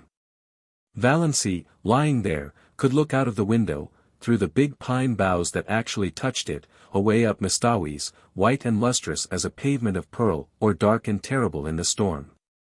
Sometimes the pine boughs tapped against the panes with friendly signals. Sometimes she heard the little hissing whisper of snow against them right at her side. Some nights the whole outer world seemed given over to the empery of silence. Then came nights when there would be a majestic sweep of wind in the pines, nights of dear starlight when it whistled freakishly and joyously around the Blue Castle. Brooding nights before storm when it crept along the floor of the lake with a low, wailing cry of boding and mystery. Valancy wasted many perfectly good sleeping hours in these delightful communings. But she could sleep as long in the morning as she wanted to. Nobody cared. Barney cooked his own breakfast of bacon and eggs and then shut himself up in Bluebeard's chamber till supper time. Then they had an evening of reading and talk. They talked about everything in this world and a good many things in other worlds. They laughed over their own jokes until the Blue Castles re-echoed. "You do laugh beautifully," Barney told her once. "It makes me want to laugh just to hear you laugh. There's a trick about your laugh, as if there were so much more fun back of it that you wouldn't let out. Did you laugh like that before you came to Mistawis, Moonlight?" "I never laughed at all, really. I used to giggle foolishly when I felt I was expected to. But now, the laugh just comes." It struck Valancy more than once that Barney himself laughed a great deal oftener than he used to and that his laugh had changed. It had become wholesome. She rarely heard the little cynical note in it now. Could a man laugh like that who had crimes on his conscience? Yet Barney must have done something. Valancy had indifferently made up her mind as to what he had done. She concluded he was a defaulting bank cashier. She had found in one of Barney's books an old clipping cut from a Montreal paper in which a vanished, defaulting cashier was described.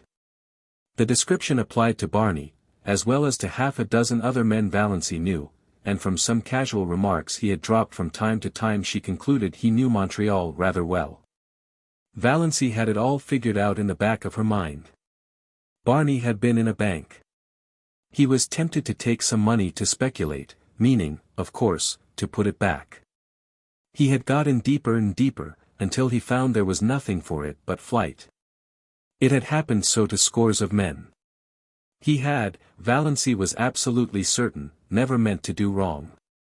Of course, the name of the man in the clipping was Bernard Craig. But Valancy had always thought Snaith was an alias.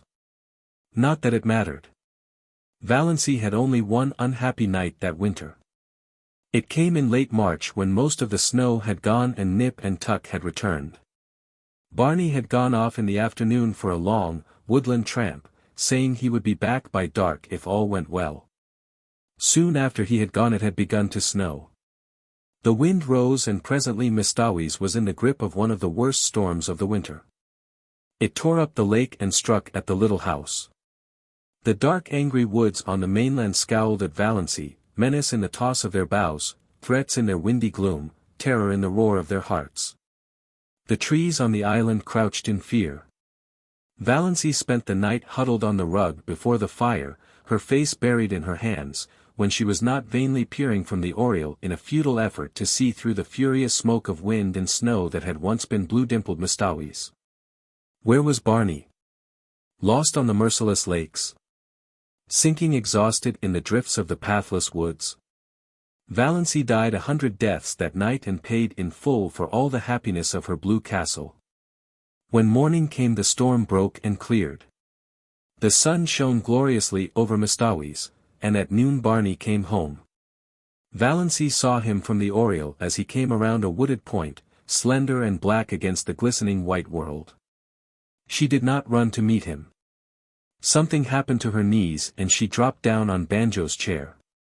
Luckily Banjo got out from under in time, his whiskers bristling with indignation. Barney found her there, her head buried in her hands. "Barney, I thought you were dead," she whispered. Barney hooted. "After 2 years of the Klondike did you think a baby storm like this could get me? I spent the night in that old lumber shanty over by Muskoka. A bit cold but snug enough. Little goose. Your eyes look like burnt holes in a blanket. Did you sit up here all night worrying over an old woodsman like me?" "Yes," said Valancy. "I couldn't help it. The storm seemed so wild. Anybody might have been lost in it. When I saw you come round the point, something happened to me. I don't know what. It was as if I had died and come back to life. I can't describe it any other way." Chapter 33. Spring. Mistawis black and sullen for a week or two, then flaming in sapphire and turquoise, lilac and rose again, laughing through the oriel, caressing its amethyst islands, rippling under winds soft as silk. Frogs, little green wizards of swamp and pool, singing everywhere in the long twilights and long into the nights, islands fairy-like in a green haze, the evanescent beauty of wild young trees in early leaf. Frost-like loveliness of the new foliage of juniper trees, the woods putting on a fashion of spring flowers, dainty, spiritual things akin to the soul of the wilderness, red mist on the maples, willows decked out with glossy silver pussies. All the forgotten violets of Mistawis blooming again, lure of April moons. "Think how many thousands of springs have been here on Mistawis, and all of them beautiful," said Valancy. "Oh, Barney, look at that wild plum." I must quote from John Foster. There's a passage in one of his books, I've reread it 100 times. He must have written it before a tree just like that. "Behold the young wild plum tree which has adorned herself after immemorial fashion in a wedding veil of fine lace. The fingers of wood pixies must have woven it, for nothing like it ever came from an earthly loom. I vow the tree is conscious of its loveliness. It is bridling before our very eyes, as if its beauty were not the most ephemeral thing in the woods, as it is the rarest and most exceeding, for today it is and tomorrow it is not. Every south wind purring through the boughs will winnow away a shower of slender petals. But what matter? Today it is queen of the wild places and it is always today in the woods. I'm sure you feel much better since you've got that out of your system, said Barney heartlessly. Here's a patch of dandelions, said Valancy, unsubdued. Dandelions shouldn't grow in the woods, though. They haven't any sense of the fitness of things at all. They are too cheerful and self-satisfied.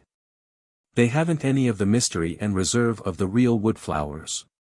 In short, they've no secrets, said Barney. But wait a bit. The woods will have their own way even with those obvious dandelions.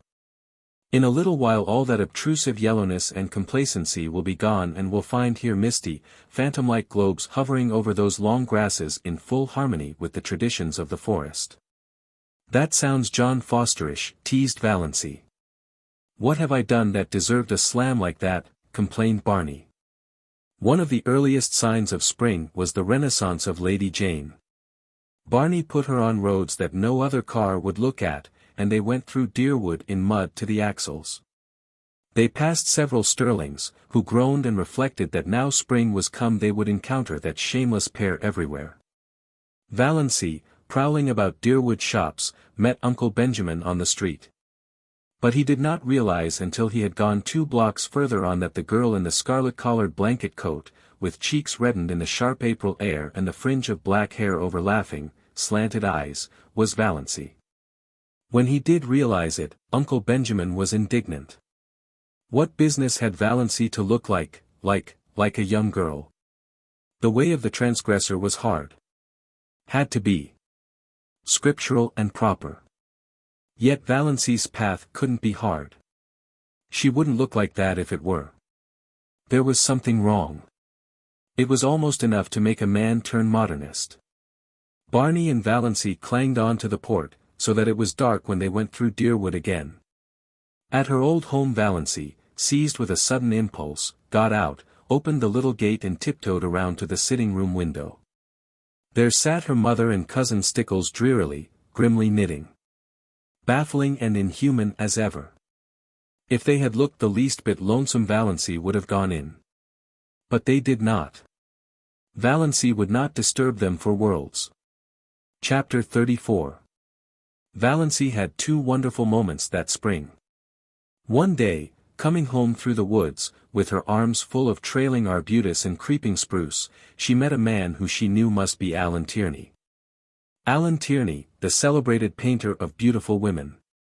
He lived in New York in winter, but he owned an island cottage at the northern end of Mistawis to which he always came the minute the ice was out of the lake. He was reputed to be a lonely, eccentric man. He never flattered his sitters. There was no need to, for he would not paint anyone who required flattery. To be painted by Alan Tierney was all the cachet of beauty a woman could desire. Valancy had heard so much about him that she couldn't help turning her head back over her shoulder for another shy, curious look at him.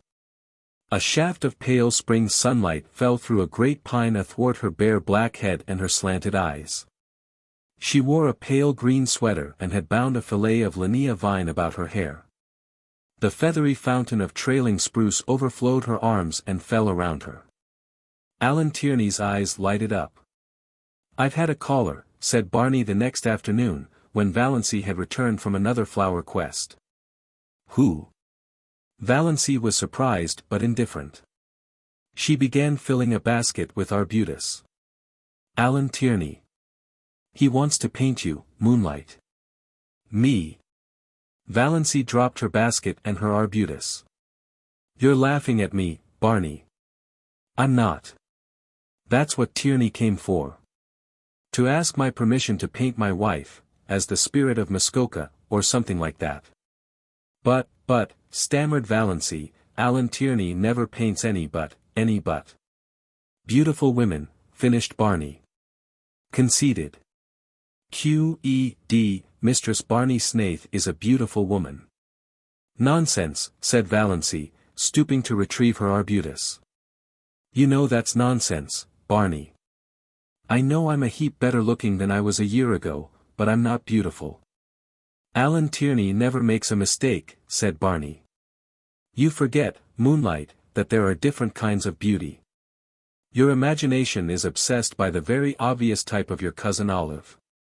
Oh, I've seen her, she's a stunner, but you'd never catch Alan Tierney wanting to paint her.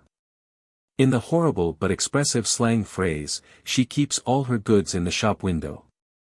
But in your subconscious mind you have a conviction that nobody can be beautiful who doesn't look like Olive. Also, you remember your face as it was in the days when your soul was not allowed to shine through it. Tierney said something about the curve of your cheek as you looked back over your shoulder. You know, I've often told you it was distracting. And he's quite batty about your eyes. If I wasn't absolutely sure it was solely professional, he's really a crabbed old bachelor, you know, I'd be jealous. Well, I don't want to be painted, said Valancy. I hope you told him that. I couldn't tell him that. I didn't know what you wanted. But I told him I didn't want my wife painted, hung up in a salon for the mob to stare at. Belonging to another man. For of course I couldn't buy the picture. So even if you had wanted to be painted, Moonlight, your tyrannous husband would not have permitted it. Tierney was a bit squiffy. He isn't used to being turned down like that. His requests are almost like royalties. But we are outlaws, laughed Valancy. We bow to no decrees, we acknowledge no sovereignty. In her heart she thought unashamedly. I wish Olive could know that Alan Tierney wanted to paint me. Me. Little old maid Valancy Stirling that was. Her second wonder moment came one evening in May. She realized that Barney actually liked her. She had always hoped he did, but sometimes she had a little, disagreeable, haunting dread that he was just kind and nice and chummy out of pity. Knowing that she hadn't long to live and determined she should have a good time as long as she did live. But away back in his mind rather looking forward to freedom again, with no intrusive woman creature in his island fastness and no chattering thing beside him in his woodland prowls. She knew he could never love her. She did not even want him to. If he loved her he would be unhappy when she died. Valancy never flinched from the plain word. No, passing away, for her. And she did not want him to be the least unhappy. But neither did she want him to be glad, or relieved. She wanted him to like her and miss her as a good chum. But she had never been sure until this night that he did. They had walked over the hills in the sunset. They had the delight of discovering a virgin spring in a ferny hollow and had drunk together from it out of a birch bark cup. They had come to an old tumble-down rail fence and sat on it for a long time. They didn't talk much, but Valancy had a curious sense of oneness. She knew that she couldn't have felt that if he hadn't liked her. You nice little thing, said Barney suddenly. Oh, you nice little thing. Sometimes I feel you're too nice to be real, that I'm just dreaming you. Why can't I die now, this very minute, when I am so happy, thought Valancy. Well, it couldn't be so very long now. Somehow, Valancy had always felt she would live out the year Dr. Trent had allotted. She had not been careful, she had never tried to be. But, somehow, she had always counted on living out her year. She had not let herself think about it at all. But now, sitting here beside Barney, with her hand in his, a sudden realization came to her. She had not had a heart attack for a long while, 2 months at least. The last one she had had was 2 or 3 nights before Barney was out in the storm. Since then she had not remembered she had a heart. Well, no doubt, it betokened the nearness of the end. Nature had given up the struggle. There would be no more pain. I'm afraid heaven will be very dull after this past year, thought Valancy. But perhaps one will not remember. Would that be nice? No, no. I don't want to forget Barney. I'd rather be miserable in heaven remembering him than happy forgetting him. And I'll always remember through all eternity, that he really, really liked me. Chapter 35. 30 seconds can be very long sometimes. Long enough to work a miracle or a revolution. In 30 seconds life changed wholly for Barney and Valancy Snaith. They had gone around the lake one June evening in their disappearing propeller, fished for an hour in a little creek, left their boat there, and walked up through the woods to Port Lawrence 2 miles away. Valancy prowled a bit in the shops and got herself a new pair of sensible shoes. Her old pair had suddenly and completely given out, and this evening she had been compelled to put on the little fancy pair of patent leather with rather high, slender heels, which she had bought in a fit of folly one day in the winter because of their beauty and because she wanted to make one foolish, extravagant purchase in her life. She sometimes put them on of an evening in the Blue Castle, but this was the first time she had worn them outside. She had not found it any too easy walking up through the woods in them, and Barney guyed her unmercifully about them. But in spite of the inconvenience, Valancy secretly rather liked the look of her trim ankles and high instep above those pretty, foolish shoes and did not change them in the shop as she might have done. The sun was hanging low above the pines when they left Port Lawrence. To the north of it the woods closed around the town quite suddenly. Valancy always had a sense of stepping from one world to another, from reality to fairyland, when she went out of Port Lawrence and in a twinkling found it shut off behind her by the armies of the pines. A mile and a half from Port Lawrence there was a small railroad station with a little station house which at this hour of the day was deserted, since no local train was due. Not a soul was in sight when Barney and Valancy emerged from the woods. Off to the left a sudden curve in the track hid it from view, but over the tree-tops beyond, the long plume of smoke betokened the approach of a through train. The rails were vibrating to its thunder as Barney stepped across the switch. Valancy was a few steps behind him, loitering to gather June bells along the little, winding path.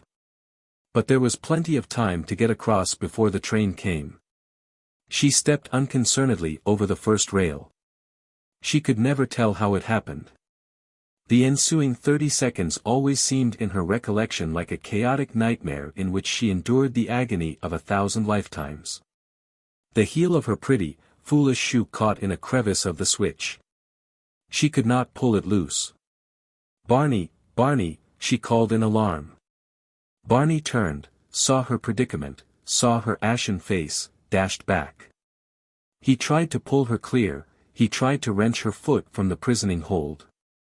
In vain. In a moment the train would sweep around the curve, would be on them. "Go, go, quick, you'll be killed, Barney," shrieked Valancy, trying to push him away. Barney dropped on his knees, ghost-white, frantically tearing at her shoelace. The knot defied his trembling fingers. He snatched a knife from his pocket and slashed at it. Valancy still strove blindly to push him away. Her mind was full of the hideous thought that Barney was going to be killed. She had no thought for her own danger. "Barney, go, go, for God's sake, go."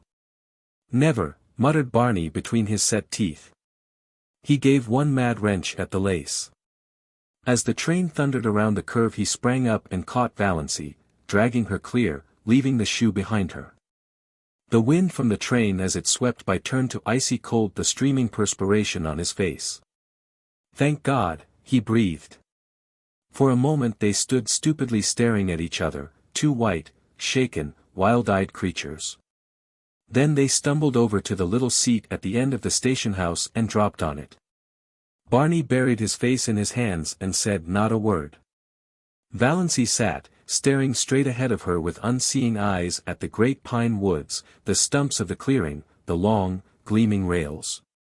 There was only one thought in her dazed mind, a thought that seemed to burn it as a shaving of fire might burn her body.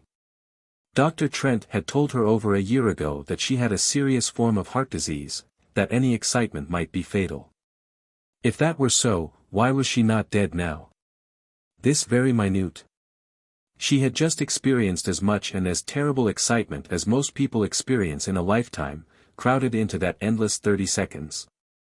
Yet she had not died of it. She was not an iota the worse for it.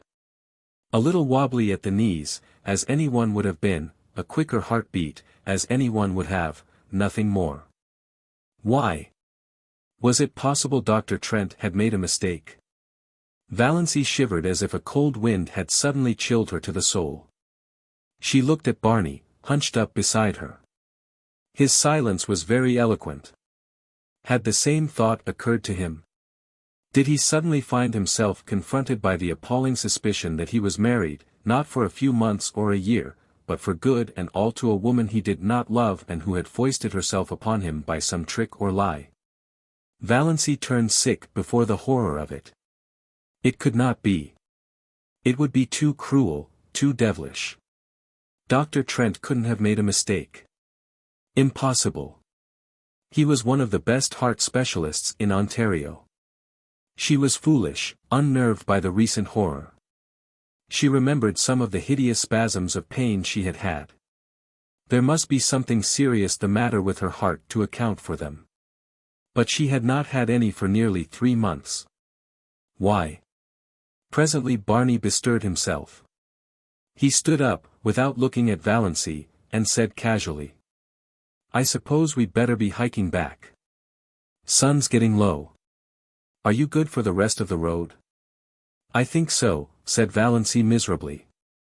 Barney went across the clearing and picked up the parcel he had dropped, the parcel containing her new shoes.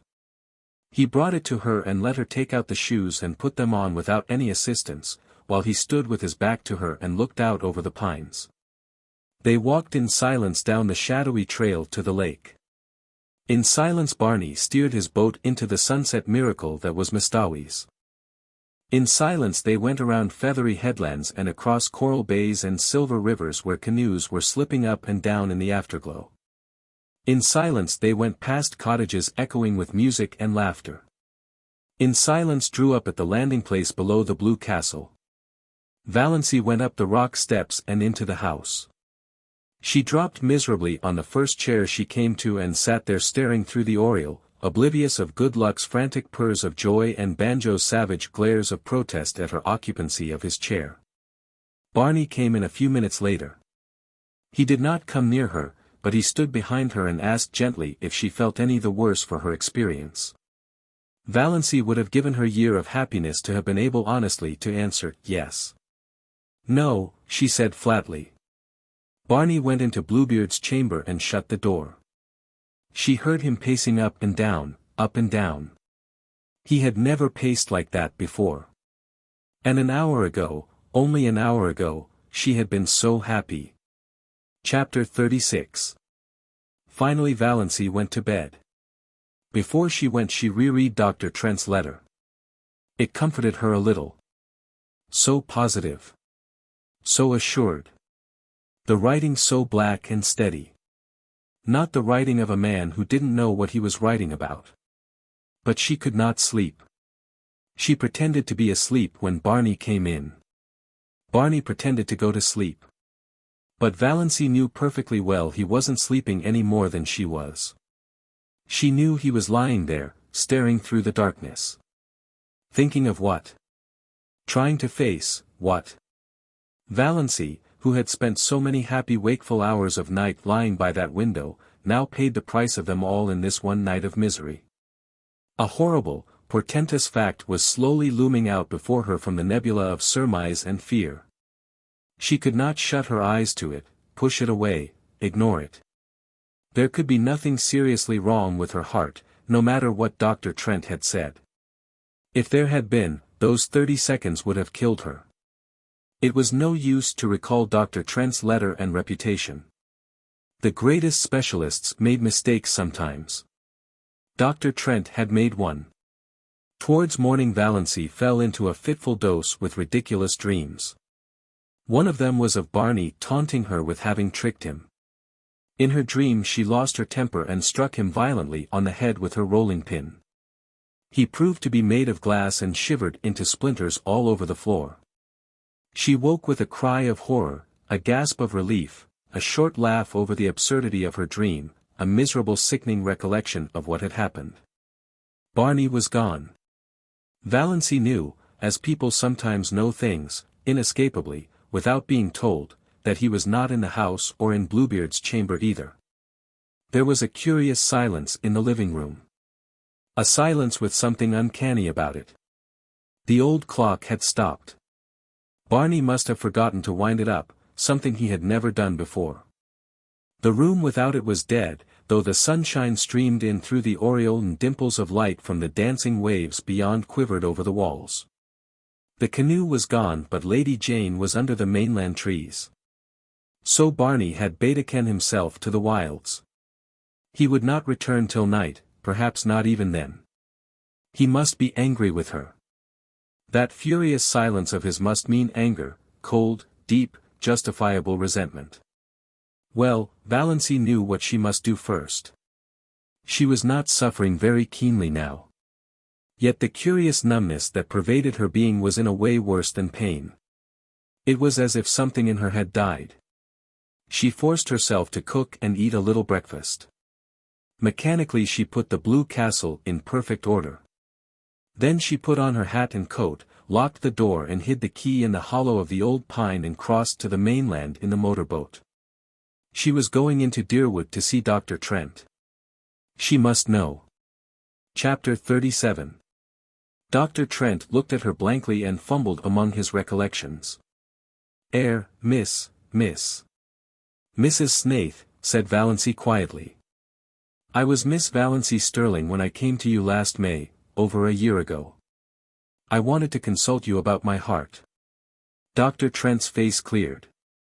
Oh, of course. I remember now. I'm really not to blame for not knowing you. You've changed, splendidly. And married.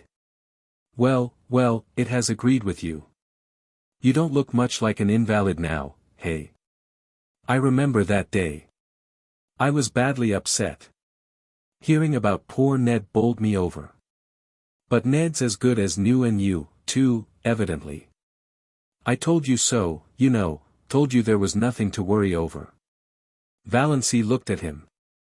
You told me, in your letter, she said slowly, with a curious feeling that someone else was talking through her lips, that I had angina pectoris, in the last stages, complicated with an aneurysm. That I might die any minute, that I couldn't live longer than a year. Dr. Trent stared at her. Impossible, he said blankly. I couldn't have told you that. Valancy took his letter from her bag and handed it to him. Miss Valancy Stirling, he read. Yes. Of course I wrote you, on the train, that night. But I told you there was nothing serious. Read your letter, insisted Valancy. Dr. Trent took it out, unfolded it, glanced over it. A dismayed look came into his face. He jumped to his feet and strode agitatedly about the room. Good heavens! This is the letter I meant for old Miss Jane Stirling. From Port Lawrence. She was here that day, too. I sent you the wrong letter. What unpardonable carelessness. But I was beside myself that night. My God, and you believed that, but you didn't, you went to another doctor. Valancy stood up, turned round, looked foolishly about her and sat down again. I believed it, she said faintly. I didn't go to any other doctor. It would take too long to explain. But I believed I was going to die soon. Dr. Trent halted before her. I can never forgive myself. What a year you must have had. But you don't look, I can't understand. Never mind, said Valancy dully. And so there's nothing the matter with my heart? Well, nothing serious. You had what is called pseudoangina. It's never fatal, passes away completely with proper treatment. Or sometimes with a shock of joy. Have you been troubled much with it? Not at all since March, answered Valancy. She remembered the marvelous feeling of recreation she had had when she saw Barney coming home safe after the storm. Had that shock of joy cured her? Then likely you're all right. I told you what to do in the letter you should have got. And of course I supposed you'd go to another doctor. Child, why didn't you? I didn't want anybody to know. Idiot, said Dr. Trent bluntly. I can't understand such folly. And poor old Miss Stirling. She must have got your letter, telling her there was nothing serious the matter. Well, it couldn't have made any difference. Her case was hopeless. Nothing that she could have done or left undone could have made any difference. I was surprised she lived as long as she did, 2 months. She was here that day, not long before you. I hated to tell her the truth. You think I'm a blunt old curmudgeon, and my letters are blunt enough. I can't soften things. But I'm a sniveling coward, and it comes to telling a woman face to face that she's got to die soon. I told her I'd look up some features of the case I wasn't quite sure of and let her know next day. But you got her letter. Look here, dear Miss Stirling. Yes. I noticed that.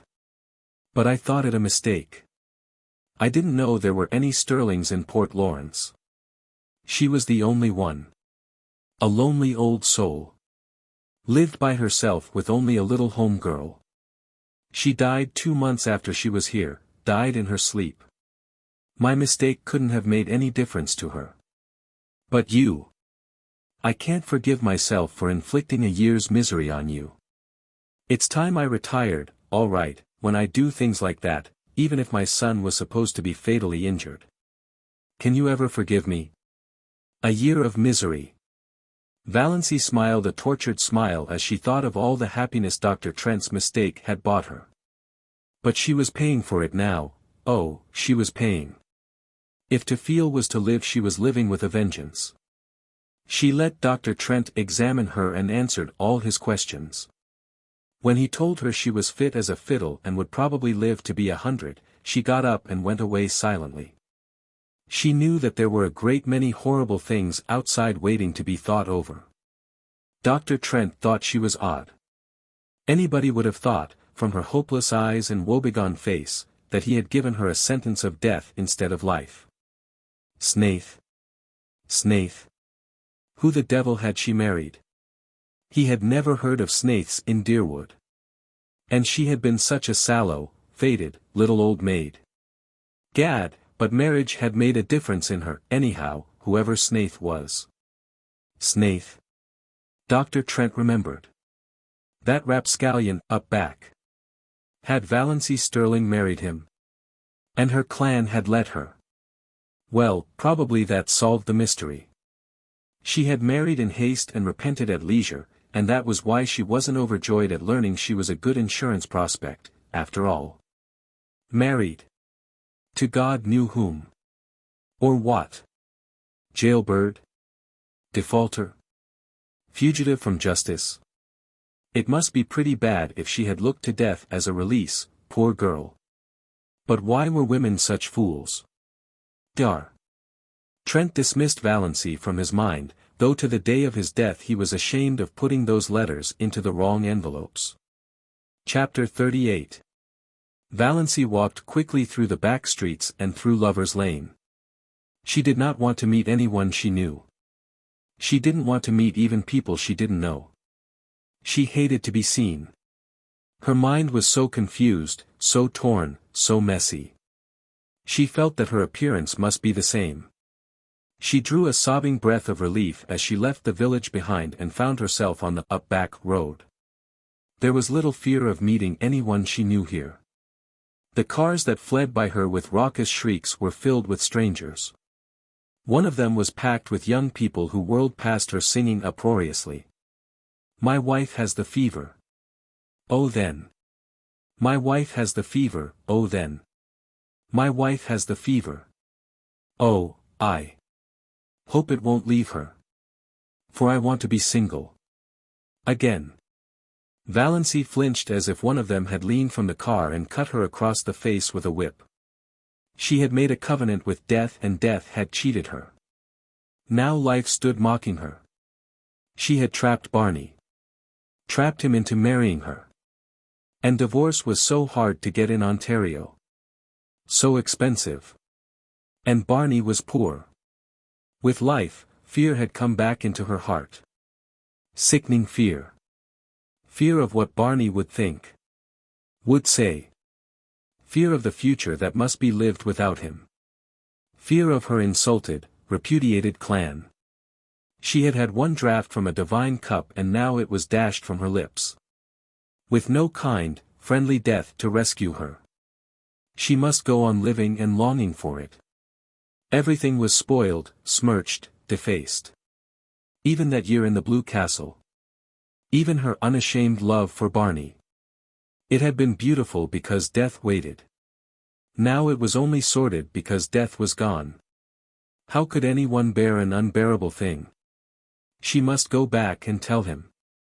Make him believe she had not meant to trick him, she must make him believe that. She must say goodbye to her blue castle and return to the brick house on Elm Street. Back to everything she had thought left behind forever. The old bondage, the old fears. But that did not matter. All that mattered now was that Barney must somehow be made to believe she had not consciously tricked him. When Valancy reached the pines by the lake, she was brought out of her daze of pain by a startling sight. There, parked by the side of old, battered ragged Lady Jane, was another car. A wonderful car. A purple car. Not a dark, royal purple but a blatant, screaming purple. It shone like a mirror and its interior plainly indicated the car cast of Vere de Vere. On the driver's seat sat a haughty chauffeur in livery. And in the tonneau sat a man who opened the door and bounced out nimbly as Valancy came down the path to the landing place. He stood under the pines waiting for her and Valancy took in every detail of him. A stout, short, pudgy man, with a broad, rubicund, good-humored face, a clean-shaven face, though an unparalyzed little imp at the back of Valancy's paralyzed mind suggested the thought, such a face should have a fringe of white whisker around it. Old-fashioned, steel-rimmed spectacles on prominent blue eyes. A pursy mouth, a little round, knobby nose. Where, groped Valancy, had she seen that face before?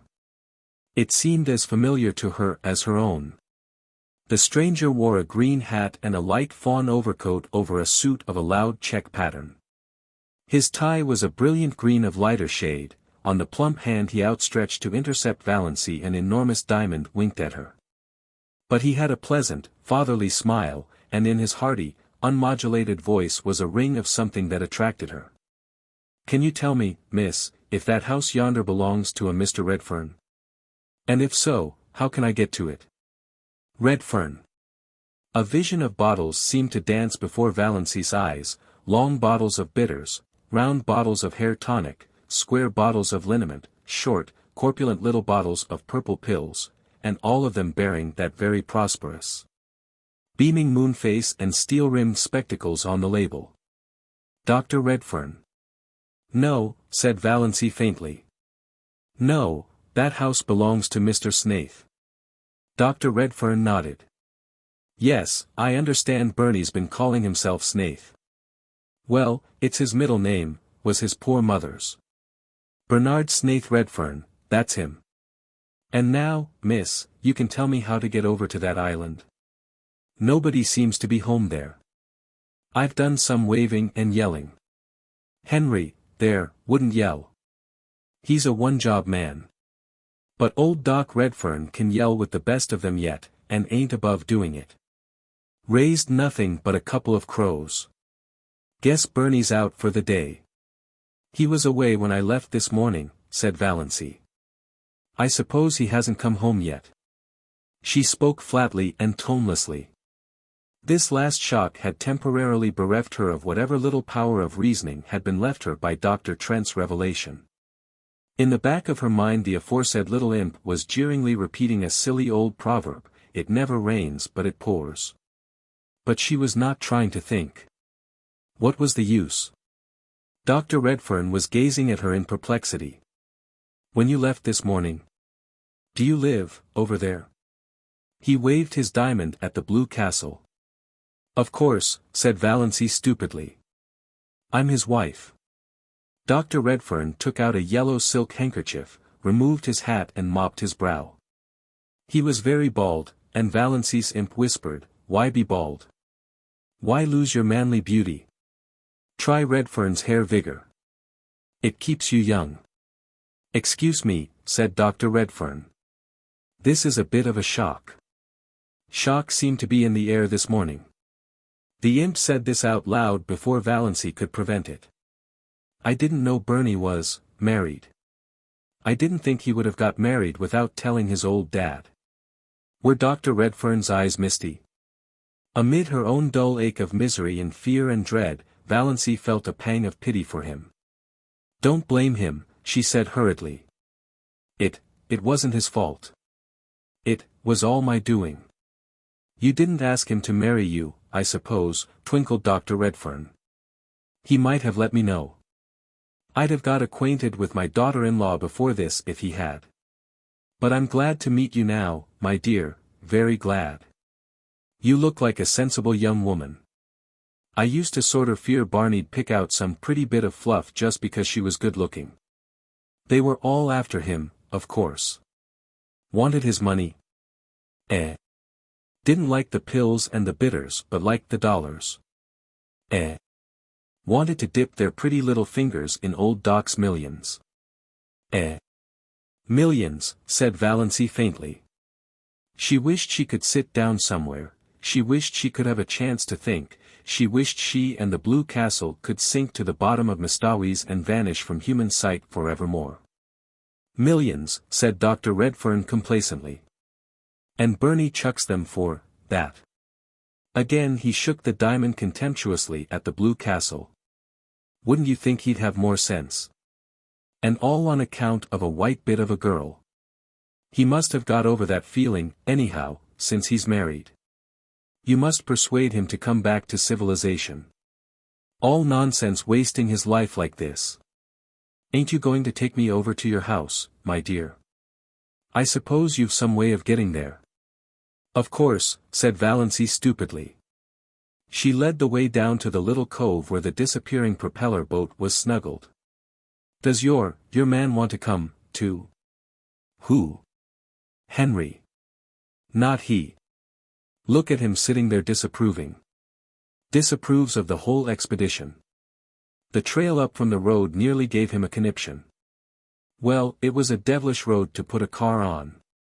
Whose old bus is that up there? Barney's. Good Lord. Does Bernie Redfern ride in a thing like that? It looks like the great-great-grandmother of all the Fords. It isn't a Ford. It's a grey Slauson, said Valancy spiritedly. For some occult reason, Dr. Redfern's good-humoured ridicule of dear old Lady Jane stung her to life. A life that was all pain but still life. Better than the horrible half-dead and half-aliveness of the past few minutes, or years. She waved Dr. Redfern curtly into the boat and took him over to the Blue Castle. The key was still in the old pine, the house still silent and deserted. Valancy took the doctor through the living room to the western veranda. She must at least be out where there was air. It was still sunny, but in the southwest a great thundercloud, with white crests and gorges of purple shadow, was slowly rising over Mistawis. The doctor dropped with a gasp on a rustic chair and mopped his brow again. Warm, Lord, what a view! Wonder if it would soften Henry if he could see it. Have you had dinner? Asked Valancy. Yes, my dear, had it before we left Port Lawrence. Didn't know what sort of wild hermit's hollow we were coming to, you see. Hadn't any idea I was going to find a nice little daughter-in-law here all ready to toss me up a meal. Cats, Puss, puss. See that? Cats love me. Bernie was always fond of cats. It's about the only thing he took from me. He's his poor mother's boy. Valancy had been thinking idly that Barney must resemble his mother. She had remained standing by the steps, but Dr. Redfern waved her to the swing seat. Sit down, dear. Never stand when you can sit. I want to get a good look at Barney's wife. Well, I like your face. No beauty, you don't mind my saying that, you've sense enough to know it, I reckon. Sit down. Valancy sat down. To be obliged to sit still when mental agony urges us to stride up and down is the refinement of torture. Every nerve in her being was crying out to be alone, to be hidden. But she had to sit and listen to Dr. Redfern, who didn't mind talking at all. When do you think Bernie will be back? I don't know, not before night probably. Where did he go? I don't know that either. Likely to the woods, up back. So he doesn't tell you his comings and goings, either. Bernie was always a secretive young devil. Never understood him. Just like his poor mother. But I thought a lot of him. It hurt me when he disappeared as he did. 11 years ago. I haven't seen my boy for 11 years. 11 years. Valancy was surprised. It's only 6 since he came here. Oh, he was in the Klondike before that, and all over the world. He used to drop me a line now and then, never give any clue to where he was but just a line to say he was all right. I suppose he's told you all about it. No. I know nothing of his past life, said Valancy with sudden eagerness. She wanted to know, she must know now. It hadn't mattered before. Now she must know all. And she could never hear it from Barney. She might never even see him again. If she did, it would not be to talk of his past. What happened? Why did he leave his home? Tell me. Tell me. Well, it ain't much of a story. Just a young fool gone mad because of a quarrel with his girl. Only Bernie was a stubborn fool. Always stubborn. You never could make that boy do anything he didn't want to do. From the day he was born.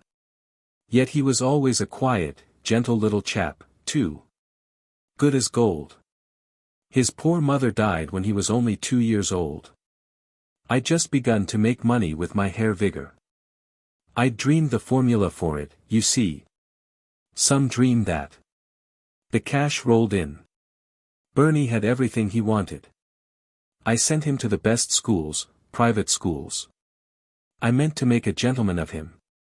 Never had any chance myself. Meant he should have every chance. He went through McGill. Got honors and all that. I wanted him to go in for law. He hankered after journalism and stuff like that. Wanted me to buy a paper for him, or back him in publishing what he called a real, worthwhile, honest-to-goodness Canadian magazine. I suppose I'd have done it, I always did what he wanted me to do. Wasn't he all I had to live for? I wanted him to be happy. And he never was happy. Can you believe it? Not that he said so. But I'd always a feeling that he wasn't happy. Everything he wanted, all the money he could spend, his own bank account, travel, seeing the world, but he wasn't happy. Not till he fell in love with Ethel Traverse.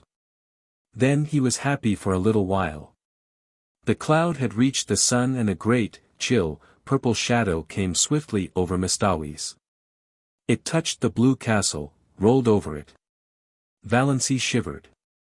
Yes, she said, with painful eagerness, though every word was cutting her to the heart.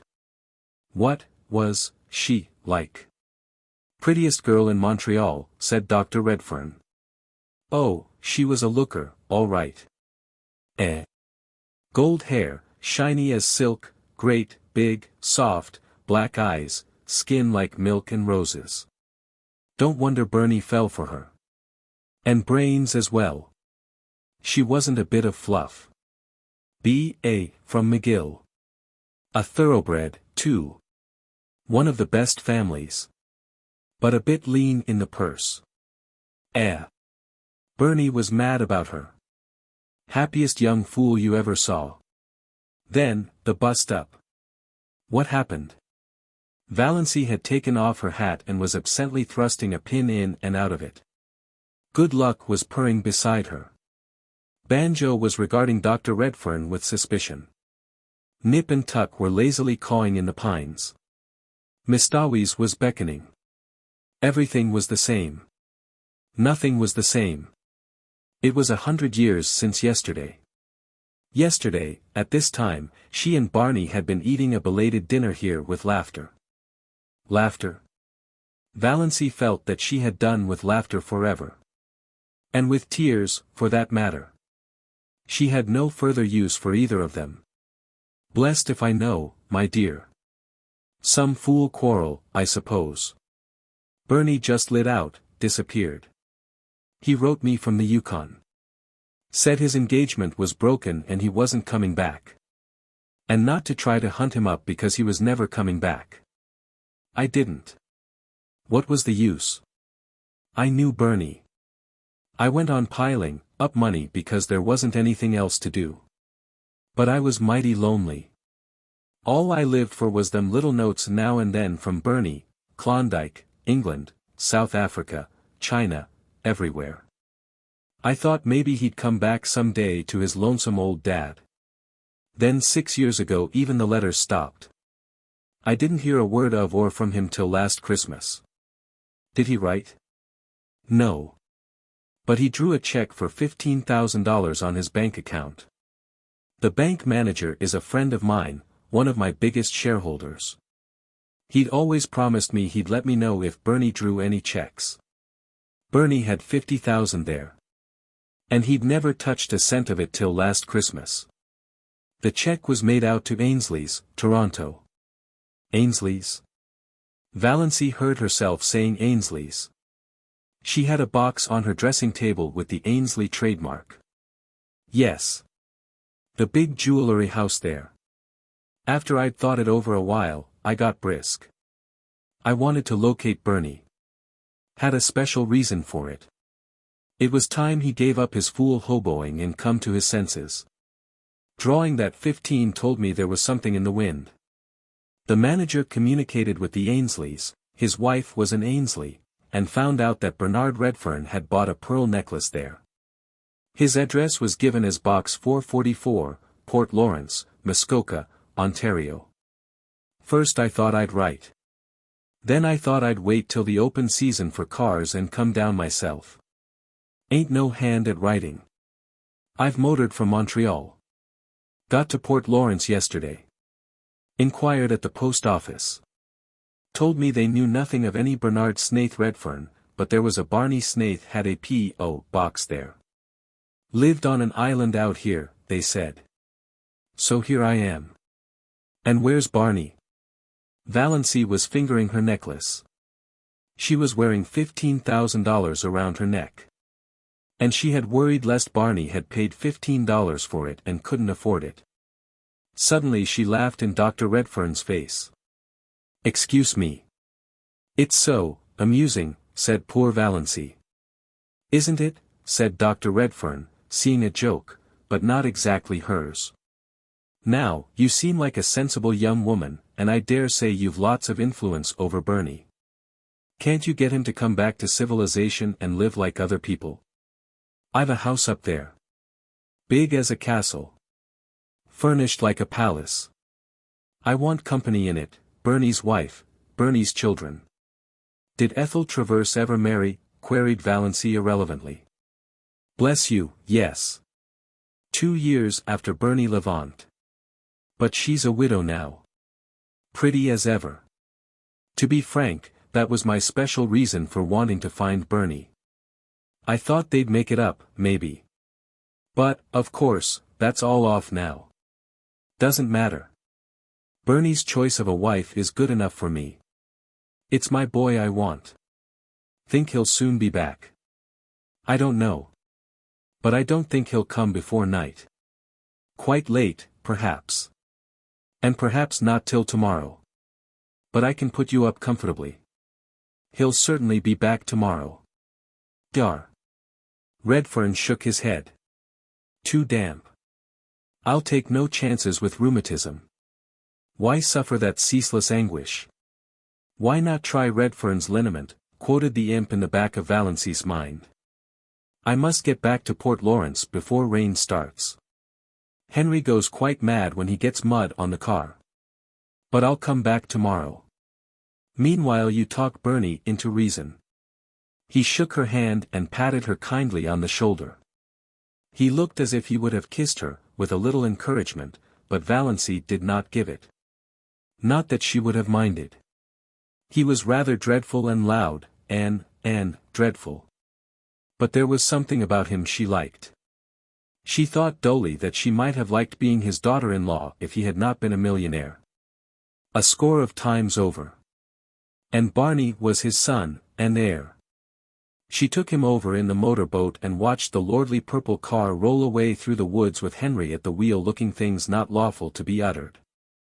Then she went back to the Blue Castle. What she had to do must be done quickly. Barney might return at any moment. And it was certainly going to rain. She was thankful she no longer felt very bad. When you are bludgeoned on the head repeatedly, you naturally and mercifully become more or less insensible and stupid. She stood briefly like a faded flower bitten by frost, by the hearth, looking down on the white ashes of the last fire that had blazed in the blue castle. At any rate, she thought wearily, Barney isn't poor. He will be able to afford a divorce. Quite nicely. Chapter 39. She must write a note. The imp in the back of her mind laughed. In every story she had ever read, when a runaway wife decamped from home, she left a note, generally on the pincushion. It was not a very original idea. But one had to leave something intelligible. What was there to do but write a note? She looked vaguely about her for something to write with. Ink? There was none. Valancy had never written anything since she had come to the Blue Castle, save memoranda of household necessaries for Barney. A pencil sufficed for them, but now the pencil was not to be found. Valancy absently crossed to the door of Bluebeard's chamber and tried it. She vaguely expected to find it locked, but it opened unresistingly. She had never tried it before, and did not know whether Barney habitually kept it locked or not. If he did, he must have been badly upset to leave it unlocked. She did not realize that she was doing something he had told her not to do. She was only looking for something to write with. All her faculties were concentrated on deciding just what she would say and how she would say it. There was not the slightest curiosity in her as she went into the lean-to. There were no beautiful women hanging by their hair on the walls. It seemed a very harmless apartment, with a commonplace little sheet-iron stove in the middle of it, its pipe sticking out through the roof. At one end was a table or counter crowded with odd-looking utensils. Used no doubt by Barney in his smelly operations. Chemical experiments, probably, she reflected dully. At the other end was a big writing desk and swivel chair. The side walls were lined with books. Valancy went blindly to the desk. There she stood motionless for a few minutes, looking down at something that lay on it. A bundle of galley proofs. The page on top bore the title Wild Honey, and under the title were the words, by John Foster. The opening sentence, Pines are the trees of myth and legend. They strike their roots deep into the traditions of an older world, but wind and star love their lofty tops. What music when old Aeolus draws his bow across the branches of the pines, she had heard Barney say that one day when they walked under them. So Barney was John Foster. Valancy was not excited. She had absorbed all the shocks and sensations that she could compass for one day. This affected her neither one way nor the other. She only thought. So this explains it. It was a small matter that had, somehow, stuck in her mind more persistently than its importance seemed to justify. Soon after Barney had brought her John Foster's latest book, she had been in a Port Lawrence bookshop and heard a customer ask the proprietor for John Foster's new book. The proprietor had said curtly, "Not out yet. Won't be out till next week." Valancy had opened her lips to say, "Oh, yes, it is out," but closed them again.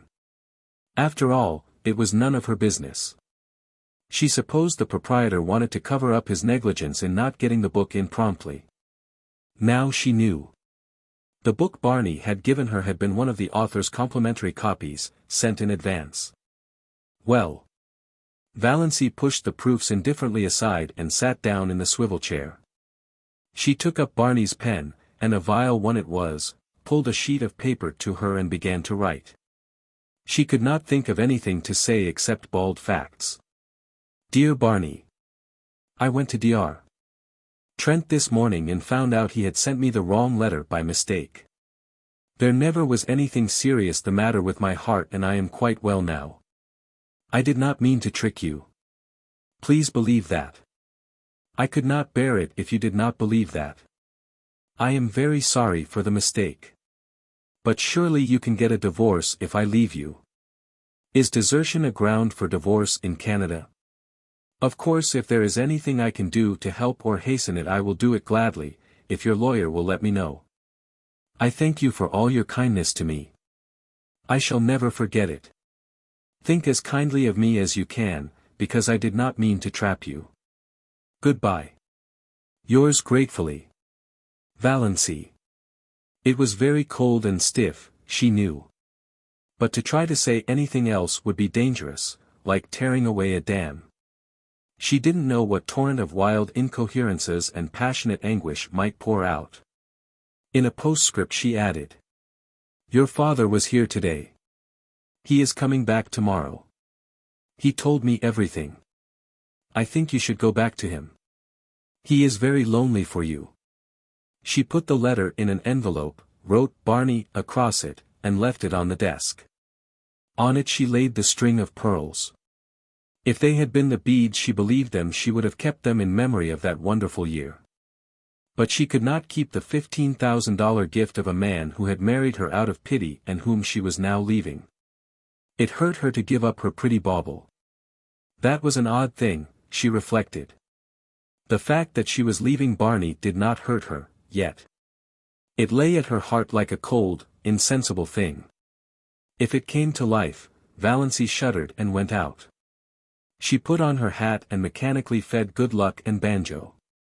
She locked the door and carefully hid the key in the old pine. Then she crossed to the mainland in the disappearing propeller. She stood for a moment on the bank, looking at her blue castle. The rain had not yet come, but the sky was dark, and Mistawi's grey and sullen. The little house under the pines looked very pathetic, a casket rifled of its jewels, a lamp with its flame blown out. I shall never again hear the wind crying over Mistawi's at night, thought Valancy. This hurt her, too. She could have laughed to think that such a trifle could hurt her at such a time. Chapter 40. Valancy paused a moment on the porch of the brick house in Elm Street. She felt that she ought to knock like a stranger. Her rosebush, she idly noticed, was loaded with buds. The rubber plant stood beside the prim door. A momentary horror overcame her, a horror of the existence to which she was returning. Then she opened the door and walked in. I wonder if the prodigal son ever felt really at home again, she thought. Mrs. Frederick and Cousin Stickles were in the sitting room. Uncle Benjamin was there, too. They looked blankly at Valancy, realizing at once that something was wrong. This was not the saucy, impudent thing who had laughed at them in this very room last summer. This was a grey-faced woman with the eyes of a creature who had been stricken by a mortal blow. Valancy looked indifferently around the room. She had changed so much, and it had changed so little. The same pictures hung on the walls. The little orphan who knelt at her never-finished prayer by the bed whereon reposed the black kitten that never grew up into a cat. The grey, steel engraving of Quatre Bras, where the British regiment forever stood at bay. The crayon enlargement of the boyish father she had never known. There they all hung in the same places.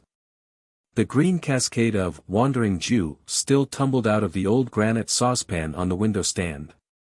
The same elaborate, never-used pitcher stood at the same angle on the sideboard shelf. The blue and gilt vases that had been among her mother's wedding presents still primly adorned the mantelpiece, flanking the china clock of Barost and besprayed where that never went.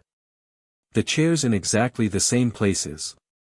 Her mother and Cousin Stickles, likewise unchanged, regarding her with stony unwelcome. Valancy had to speak first. I've come home, Mother, she said tiredly. So I see. Mrs. Frederick's voice was very icy. She had resigned herself to Valancy's desertion. She had almost succeeded in forgetting there was a Valancy. She had rearranged and organized her systematic life without any reference to an ungrateful, rebellious child. She had taken her place again in a society which ignored the fact that she had ever had a daughter and pitied her, if it pitied her at all, only in discreet whispers and asides. The plain truth was that, by this time, Mrs. Frederick did not want Valancy to come back, did not want ever to see or hear of her again. And now, of course, Valancy was here. With tragedy and disgrace and scandal trailing after her visibly. So I see, said Mrs. Frederick. May I ask why? Because, I'm not going to die, said Valancy huskily. God bless my soul, said Uncle Benjamin. Who said you were going to die? I suppose, said Cousin Stickles shrewishly. Cousin Stickles did not want Valancy back either. I suppose you found out he has another wife, as we've been sure all along. No. I only wish he had, said Valancy. She was not suffering particularly, but she was very tired. If only the explanations were all over and she were upstairs in her old, ugly room, alone. Just alone. The rattle of the beads on her mother's sleeves, as they swung on the arms of the reed chair, almost drove her crazy. Nothing else was worrying her, but all at once it seemed that she simply could not endure that thin, insistent rattle. My home, as I told you, is always open to you, said Mrs. Frederick stonily, but I can never forgive you. Valancy gave a mirthless laugh. I'd care very little for that if I could only forgive myself, she said. Come, come, said Uncle Benjamin testily. But rather enjoying himself. He felt he had Valancy under his thumb again. We've had enough of mystery. What has happened? Why have you left that fellow? No doubt there's reason enough, but what particular reason is it? Valancy began to speak mechanically. She told her tale bluntly and barely. A year ago Dr. Trent told me I had angina pectoris and could not live long. I wanted to have some life before I died. That's why I went away. Why I married Barney. And now I've found it is all a mistake. There is nothing wrong with my heart. I've got to live, and Barney only married me out of pity. So I have to leave him, free. God bless me, said Uncle Benjamin. Cousin Stickles began to cry. Valancy, if you'd only had confidence in your own mother. Yes, yes, I know, said Valancy impatiently. What's the use of going into that now? I can't undo this year. God knows I wish I could. I've tricked Barney into marrying me, and he's really Bernard Redfern. Dr. Redfern's son, of Montreal. And his father wants him to go back to him. Uncle Benjamin made a queer sound. Cousin Stickles took her black-bordered handkerchief away from her eyes and stared at Valancy.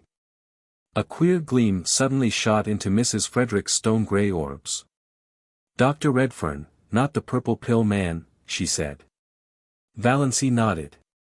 He's John Foster, too, the writer of those nature books. But, Mrs. Frederick was visibly agitated, though not over the thought that she was the mother-in-law of John Foster. Dr. Redfern is a millionaire. Uncle Benjamin shut his mouth with a snap. 10 times over, he said. Valancy nodded. Yes.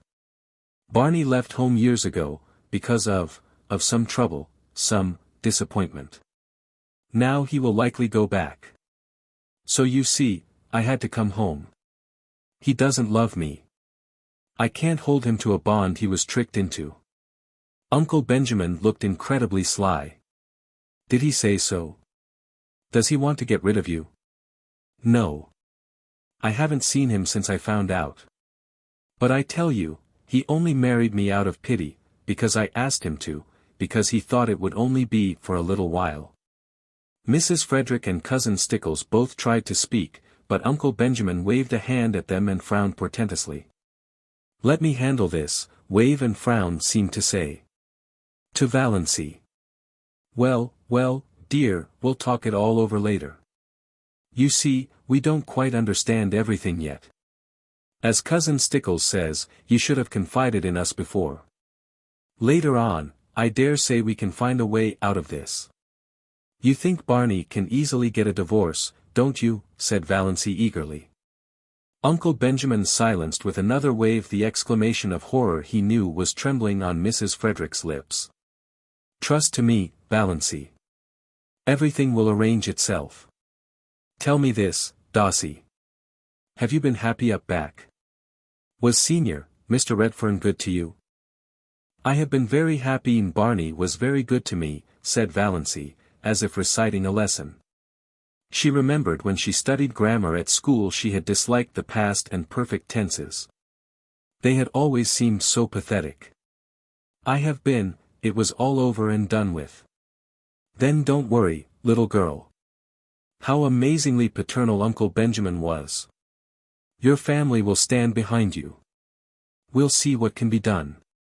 Thank you, said Valancy dully. Really, it was quite decent of Uncle Benjamin. Can I go and lie down a little while? I'm tired. Of course you're tired. Uncle Benjamin patted her hand gently, very gently. All worn out and nervous. Go and lie down, by all means. You'll see things in quite a different light after you've had a good sleep. He held the door open. As she went through he whispered, what is the best way to keep a man's love? Valancy smiled wanly. But she had come back to the old life, the old shackles. What? She asked as meekly as of yore. Not to return it, said Uncle Benjamin with a chuckle. He shut the door and rubbed his hands. Nodded and smiled mysteriously round the room.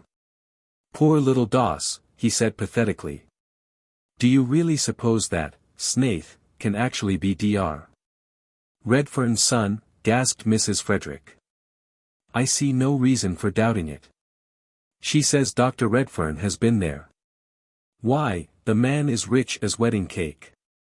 Amelia, I've always believed there was more in Doss than most people thought.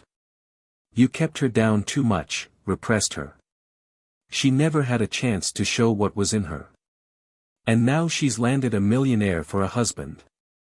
But, hesitated Mrs. Frederick, they told terrible tales about him. All gossip and invention, all gossip and invention. It's always been a mystery to me why people should be so ready to invent and circulate slanders about other people they know absolutely nothing about. I can't understand why you paid so much attention to gossip and surmise. Just because he didn't choose to mix up with everybody, people resented it. I was surprised to find what a decent fellow he seemed to be that time he came into my store with Valancy. I discounted all the yarns then and there. But he was seen dead drunk in Port Lawrence once, said Cousin Stickles. Doubtfully, yet as one very willing to be convinced to the contrary. Who saw him? Demanded Uncle Benjamin truculently. Who saw him? Old Jemmy Strang said he saw him. I wouldn't take old Jemmy Strang's word on oath. He's too drunk himself half the time to see straight. He said he saw him lying drunk on a bench in the park. Pshaw! Redfern's been asleep there. Don't worry over that. But his clothes, and that awful old car, said Mrs. Frederick uncertainly. Eccentricities of genius, declared Uncle Benjamin. You heard Dawes say he was John Foster. I'm not up in literature myself, but I heard a lecturer from Toronto say that John Foster's books had put Canada on the literary map of the world. I suppose, we must forgive her, yielded Mrs. Frederick. Forgive her. Uncle Benjamin snorted. Really, Amelia was an incredibly stupid woman. No wonder poor Dawes had gone sick and tired of living with her. Well, yes, I think you'd better forgive her. The question is, will Snaith forgive us? What if she persists in leaving him? You've no idea how stubborn she can be, said Mrs. Frederick. Leave it all to me, Amelia. Leave it all to me. You women have muddled it enough. This whole affair has been bungled from start to finish. If you had put yourself to a little trouble years ago, Amelia, she would not have bolted over the traces as she did. Just let her alone, don't worry her with advice or questions till she's ready to talk. She's evidently run away in a panic because she's afraid he'd be angry with her for fooling him. Most extraordinary thing of Trent to tell her such a yarn. That's what comes of going to strange doctors. Well, we mustn't blame her too harshly, poor child. Redfern will come after her. If he doesn't, I'll hunt him up and talk to him as man to man. He may be a millionaire, but Valancy is a Stirling. He can't repudiate her just because she was mistaken about her heart disease. Not likely he'll want to. Dawes is a little overstrung. Bless me, I must get in the habit of calling her Valancy. She isn't a baby any longer. Now, remember, Amelia. Be very kind and sympathetic. It was something of a large order to expect Mrs. Frederick to be kind and sympathetic. But she did her best. When supper was ready she went up and asked Valancy if she wouldn't like a cup of tea. Valancy, lying on her bed, declined. She just wanted to be left alone for a while. Mrs. Frederick left her alone. She did not even remind Valancy that her plight was the outcome of her own lack of daughterly respect and obedience. One could not, exactly, say things like that to the daughter-in-law of a millionaire. Chapter 41. Valancy looked dully about her old room. It, too, was so exactly the same that it seemed almost impossible to believe in the changes that had come to her since she had last slept in it. It seemed, somehow, indecent that it should be so much the same. There was Queen Louise everlastingly coming down the stairway, and nobody had let the forlorn puppy in out of the rain. Here was the purple paper blind and the greenish mirror. Outside, the old carriage shop with its blatant advertisements. Beyond it, the station with the same derelicts and flirtatious flappers. Here the old life waited for her, like some grim ogre that bided his time and licked his chops. A monstrous horror of it suddenly possessed her. When night fell and she had undressed and got into bed, the merciful numbness passed away and she lay in anguish and thought of her island under the stars. The campfires, all their little household jokes and phrases and catchwords, their furry beautiful cats, the lights agleam on the fairy islands, canoes skimming over Mistawis in the magic of morning, white birches shining among the dark spruces like beautiful women's bodies, winter snows and rose-red sunset fires, lakes drunken with moonshine, all the delights of her lost paradise. She would not let herself think of Barney. Only of these lesser things. She could not endure to think of Barney. Then she thought of him inescapably. She ached for him. She wanted his arms around her, his face against hers, his whispers in her ear. She recalled all his friendly looks and quips and jests, his little compliments, his caresses. She counted them all over as a woman might count her jewels, not one did she miss from the first day they had met. These memories were all she could have now. She shut her eyes and prayed. Let me remember every one, God. Let me never forget one of them. Yet it would be better to forget. This agony of longing and loneliness would not be so terrible if one could forget. And Ethel Traverse. That shimmering witch woman with her white skin and black eyes and shining hair. The woman Barney had loved. The woman whom he still loved. Hadn't he told her he never changed his mind? Who was waiting for him in Montreal? Who was the right wife for a rich and famous man? Barney would marry her, of course, when he got his divorce. How Valancy hated her. And envied her. Barney had said, I love you, to her. Valancy had wondered what tone Barney would say, I love you, in, how his dark blue eyes would look when he said it. Ethel Traverse knew. Valancy hated her for the knowledge, hated and envied her. She can never have those hours in the Blue Castle. They are mine, thought Valancy savagely. Ethel would never make strawberry jam or dance to old Abel's fiddle or fry bacon for Barney over a campfire. She would never come to the little Mistawi's shack at all. What was Barney doing, thinking, feeling now? Had he come home and found her letter? Was he still angry with her? Or a little pitiful? Was he lying on their bed looking out on stormy Mistawis and listening to the rain streaming down on the roof?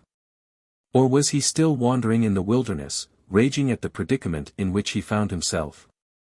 Hating her? Pain took her and wrung her like some great pitiless giant. She got up and walked the floor. Would morning never come to end this hideous night? And yet what could morning bring her? The old life without the old stagnation that was at least bearable. The old life with the new memories, the new longings, the new anguish. Oh, why can't I die, moaned Valancy.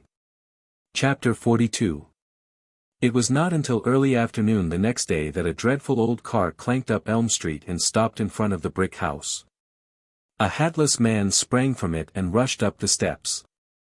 The bell was rung as it had never been rung before, vehemently, intensely. The ringer was demanding entrance, not asking it. Uncle Benjamin chuckled as he hurried to the door. Uncle Benjamin had just dropped in to inquire how dear Doss, Valancy was. Dear Doss, Valancy, he had been informed, was just the same. She had come down for breakfast, which she didn't eat, gone back to her room, come down for dinner, which she didn't eat, gone back to her room. That was all. She had not talked. And she had been let, kindly, considerately, alone. Very good. Redfern will be here today, said Uncle Benjamin. And now Uncle Benjamin's reputation as a prophet was made. Redfern was here, unmistakably so. Is my wife here? He demanded of Uncle Benjamin without preface. Uncle Benjamin smiled expressively. Mr. Redfern, I believe. Very glad to meet you, sir.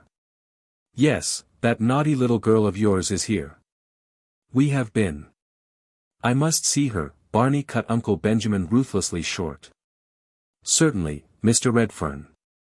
Just step in here. Valancy will be down in a minute. He ushered Barney into the parlor and betook himself to the sitting room and Mrs. Frederick. Go up and tell Valancy to come down. Her husband is here. But so dubious was Uncle Benjamin as to whether Valancy could really come down in a minute, or at all, that he followed Mrs. Frederick on tiptoe up the stairs and listened in the hall. Valancy dear, said Mrs. Frederick tenderly, your husband is in the parlor, asking for you. Oh, mother. Valancy got up from the window and wrung her hands. I cannot see him, I cannot. Tell him to go away, ask him to go away. I can't see him. Tell her, hissed Uncle Benjamin through the keyhole, that Redfern says he won't go away until he has seen her. Redfern had not said anything of the kind, but Uncle Benjamin thought he was that sort of a fellow. Valancy knew he was. She understood that she might as well go down first as last. She did not even look at Uncle Benjamin as she passed him on the landing. Uncle Benjamin did not mind. Rubbing his hands and chuckling, he retreated to the kitchen, where he genially demanded of Cousin Stickles. Why are good husbands like bread? Cousin Stickles asked why. Because women need them, beamed Uncle Benjamin. Valancy was looking anything but beautiful when she entered the parlor. Her white night had played fearful havoc with her face. She wore an ugly old brown and blue gingham, having left all her pretty dresses in the Blue Castle. But Barney dashed across the room and caught her in his arms. Valancy, darling, oh, you darling little idiot. Whatever possessed you to run away like that? When I came home last night and found your letter I went quite mad. It was 12 o'clock, I knew it was too late to come here then. I walked the floor all night. Then this morning Dad came, I couldn't get away till now. Valancy, whatever got into you? Divorce, forsooth. Don't you know? I know you only married me out of pity, said Valancy, brushing him away feebly. I know you don't love me, I know. You've been lying awake at 3 o'clock too long, said Barney, shaking her. That's all that's the matter with you. Love you.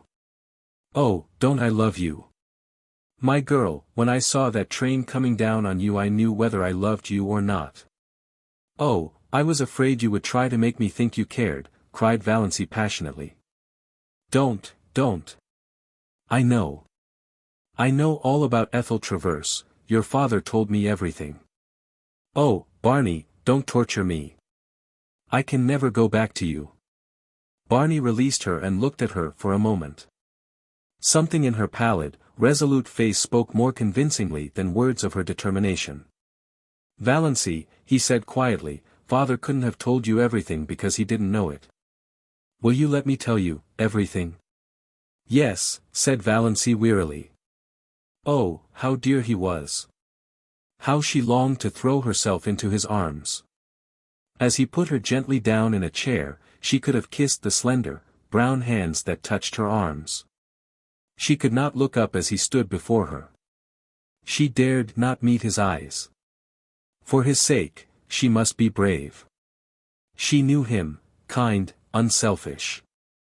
Of course he would pretend he did not want his freedom. She might have known he would pretend that, once the first shock of realization was over. He was so sorry for her, he understood her terrible position. When had he ever failed to understand?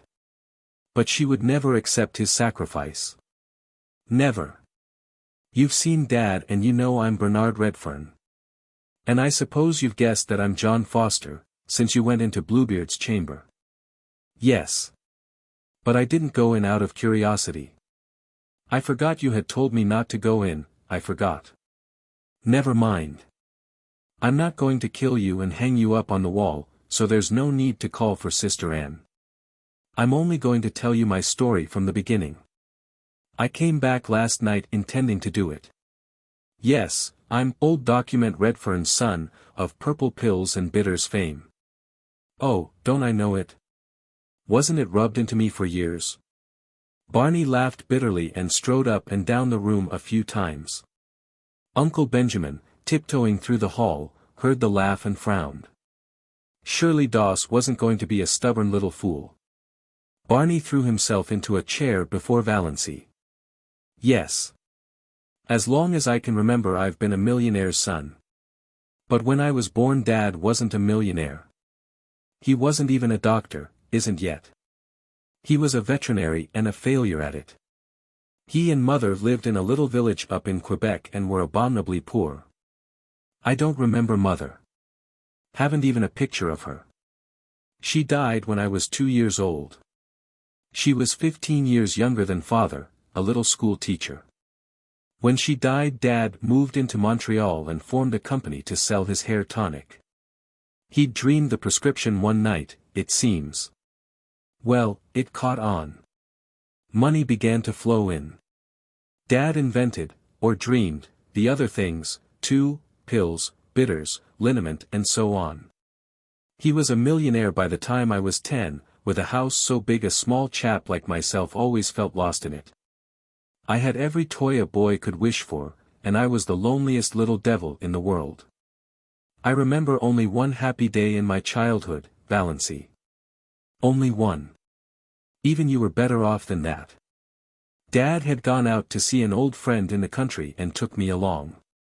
I was turned loose in the barnyard and I spent the whole day hammering nails in a block of wood. I had a glorious day. When I had to go back to my roomful of playthings in the big house in Montreal I cried. But I didn't tell Dad why. I never told him anything. It's always been a hard thing for me to tell things, Valancy, anything that went deep. And most things went deep with me. I was a sensitive child and I was even more sensitive as a boy. No one ever knew what I suffered. Dad never dreamed of it. When he sent me to a private school, I was only 11, the boys ducked me in the swimming tank until I stood on a table and read aloud all the advertisements of Father's patent abominations.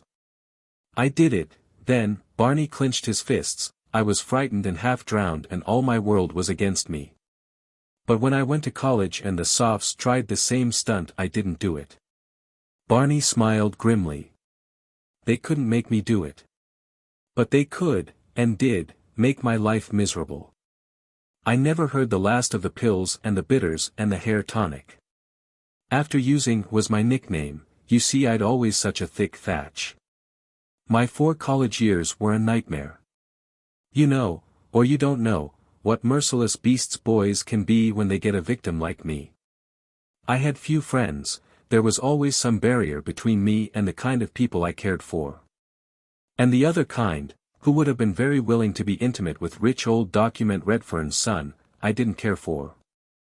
But I had one friend, or thought I had. A clever, bookish chap, a bit of a writer. That was a bond between us, I had some secret aspirations along that line. He was older than I was, I looked up to him and worshipped him. For a year I was happier than I'd ever been. Then, A burlesque sketch came out in the college magazine, a mordant thing, ridiculing Dad's remedies. The names were changed, of course, but everybody knew what and who was meant. Oh, it was clever, damnably so, and witty. McGill rocked with laughter over it. I found out he had written it. Oh, were you sure? Valancy's dull eyes flamed with indignation. Yes. He admitted it when I asked him. Said a good idea was worth more to him than a friend, any time. And he added a gratuitous thrust. You know, Redfern, there are some things money won't buy. For instance, it won't buy you a grandfather. Well, it was a nasty slam. I was young enough to feel cut up. And it destroyed a lot of my ideals and illusions, which was the worst thing about it. I was a young misanthrope after that. Didn't want to be friends with anyone. And then, the year after I left college, I met Ethel Traverse. Valancy shivered. Barney, his hands stuck in his pockets, was regarding the floor moodily and didn't notice it. Dad told you about her, I suppose. She was very beautiful. And I loved her. Oh, yes, I loved her. I won't deny it or belittle it now. It was a lonely, romantic boy's first passionate love, and it was very real. And I thought she loved me. I was fool enough to think that. I was wildly happy when she promised to marry me. For a few months. Then, I found out she didn't. I was an involuntary eavesdropper on a certain occasion for a moment. That moment was enough. The proverbial fate of the eavesdropper overtook me. A girl friend of hers was asking her how she could stomach Doc Redfern's son and the patent medicine background. His money will gild the pills and sweeten the bitters, said Ethel, with a laugh. Mother told me to catch him if I could. We're on the rocks. But Pa. I smell turpentine whenever he comes near me. Oh, Barney, cried Valancy, wrung with pity for him. She had forgotten all about herself and was filled with compassion for Barney and rage against Ethel Traverse. How dared she? Well, Barney got up and began pacing round the room. That finished me. Completely. I left civilization and those accursed dopes behind me and went to the Yukon. For 5 years I knocked about the world, in all sorts of outlandish places. I earned enough to live on. I wouldn't touch a cent of Dad's money. Then one day I woke up to the fact that I no longer cared to hang about Ethel, one way or another. She was somebody I'd known in another world, that was all. But I had no hankering to go back to the old life. None of that for me. I was free and I meant to keep so. I came to Mistawi's, saw Tom McMurray's Island.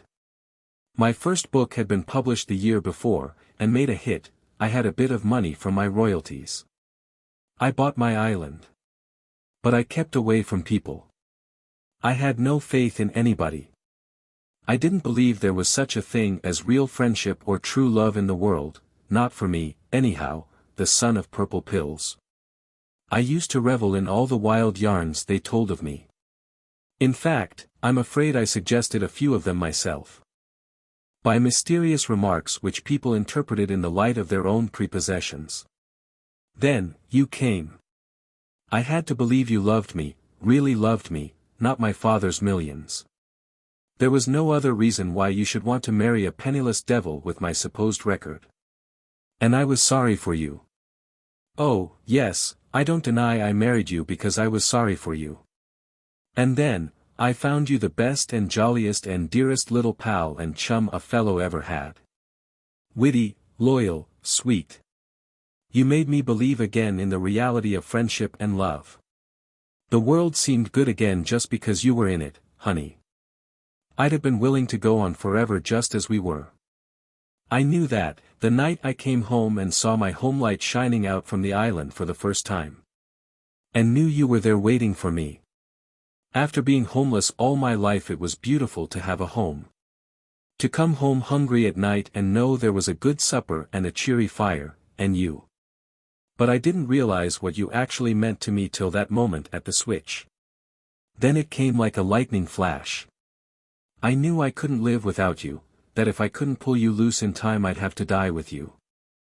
I admit it bowled me over, knocked me silly. I couldn't get my bearings for a while. That's why I acted like a mule. But the thought that drove me to the tall timber was the awful one that you were going to die. I'd always hated the thought of it, but I supposed there wasn't any chance for you, so I put it out of my mind. Now I had to face it, you were under sentence of death and I couldn't live without you. When I came home last night I had made up my mind that I'd take you to all the specialists in the world, that something surely could be done for you. I felt sure you couldn't be as bad as Dr. Trent thought, when those moments on the track hadn't even hurt you. And I found your note, and went mad with happiness, and a little terror for fear you didn't care much for me, after all, and had gone away to get rid of me. But now, it's all right, isn't it, darling? Was she, Valancy, being called darling? I can't believe you care for me, she said helplessly. I know you can't. What's the use, Barney? Of course, you're sorry for me, of course you want to do the best you can to straighten out the mess. But it can't be straightened out that way. You couldn't love me. She stood up and pointed tragically to the mirror over the mantel. Certainly, not even Alan Tierney could have seen beauty in the woeful, haggard little face reflected there. Barney didn't look at the mirror. He looked at Valancy as if he would like to snatch her, or beat her. Love you. Girl, you're in the very core of my heart. I hold you there like a jewel. Didn't I promise you I'd never tell you a lie? Love you. I love you with all there is of me to love. Heart, soul, brain. Every fiber of body and spirit thrilling to the sweetness of you. There's nobody in the world for me but you, Valancy. You're a good actor, Barney, said Valancy, with a wan little smile. Barney looked at her. So you don't believe me, yet? I can't. Oh, damn, said Barney violently. Valancy looked up startled. She had never seen this Barney. Scowling. Eyes black with anger. Sneering lips. Dead white face. You don't want to believe it, said Barney in the silk-smooth voice of ultimate rage. You're tired of me. You want to get out of it, free from me. You're ashamed of the pills and the liniment, just as she was. Your sterling pride can't stomach them. It was all right as long as you thought you hadn't long to live. A good lark, you could put up with me. But a lifetime with old Doc Redfern's son is a different thing. Oh, I understand, perfectly. I've been very dense, but I understand, at last. Valancy stood up. She stared into his furious face. Then, she suddenly laughed. You darling, she said. You do mean it. You do really love me. You wouldn't be so enraged if you didn't. Barney stared at her for a moment. Then he caught her in his arms with the little low laugh of the triumphant lover. Uncle Benjamin, who had been frozen with horror at the keyhole, suddenly thawed out and tiptoed back to Mrs. Frederick and Cousin Stickles. Everything is all right, he announced jubilantly. Dear little Doss. He would send for his lawyer right away and alter his will again. Doss should be his sole heiress. To her that had should certainly be given. Mrs. Frederick, returning to her comfortable belief in an overruling providence, got out the family Bible and made an entry under marriages. Chapter 43. But, Barney, protested Valancy after a few minutes, your father, somehow, gave me to understand that you still loved her. He would. Dad holds the championship for making blunders. If there's a thing that's better left unsaid you can trust him to say it. But he isn't a bad old soul, Valancy. You'll like him. I do, now. And his money isn't tainted money. He made it honestly. His medicines are quite harmless. Even his purple pills do people whole heaps of good when they believe in them. But, I'm not fit for your life, sighed Valancy. I'm not, clever, or well-educated, or... My life is in Mistawi's, and all the wild places of the world. I'm not going to ask you to live the life of a society woman. Of course, we must spend a bit of the time with Dad, he's lonely and old. But not in that big house of his, pleaded Valancy. I can't live in a palace. Can't come down to that after your blue castle, grinned Barney. Don't worry, sweet. I couldn't live in that house myself. It has a white marble stairway with gilt banisters and looks like a furniture shop with the labels off. Likewise, it's the pride of Dad's heart. We'll get a little house somewhere outside of Montreal, in the real country, near enough to see Dad often. I think we'll build one for ourselves. A house you build for yourself is so much nicer than a hand-me-down. But we'll spend our summers in Mistawis. And our autumns traveling. I want you to see the Alhambra, it's the nearest thing to the blue castle of your dreams I can think of. And there's an old-world garden in Italy where I want to show you the moon rising over Rome through the dark cypress trees. Will that be any lovelier than the moon rising over Mistawis? Not lovelier. But a different kind of loveliness. There are so many kinds of loveliness. Valancy, before this year you've spent all your life in ugliness. You know nothing of the beauty of the world. We'll climb mountains, hunt for treasures in the bazaars of Samarkand, search out the magic of East and West, run hand in hand to the rim of the world. I want to show you it all, see it again through your eyes. Girl, there are a million things I want to show you, do with you, say to you. It will take a lifetime. And we must see about that picture by Tierney, after all. Will you promise me one thing? Asked Valancy solemnly. Anything, said Barney recklessly. Only one thing. You are never, under any circumstances or under any provocation, to cast it up to me that I asked you to marry me. Chapter 44.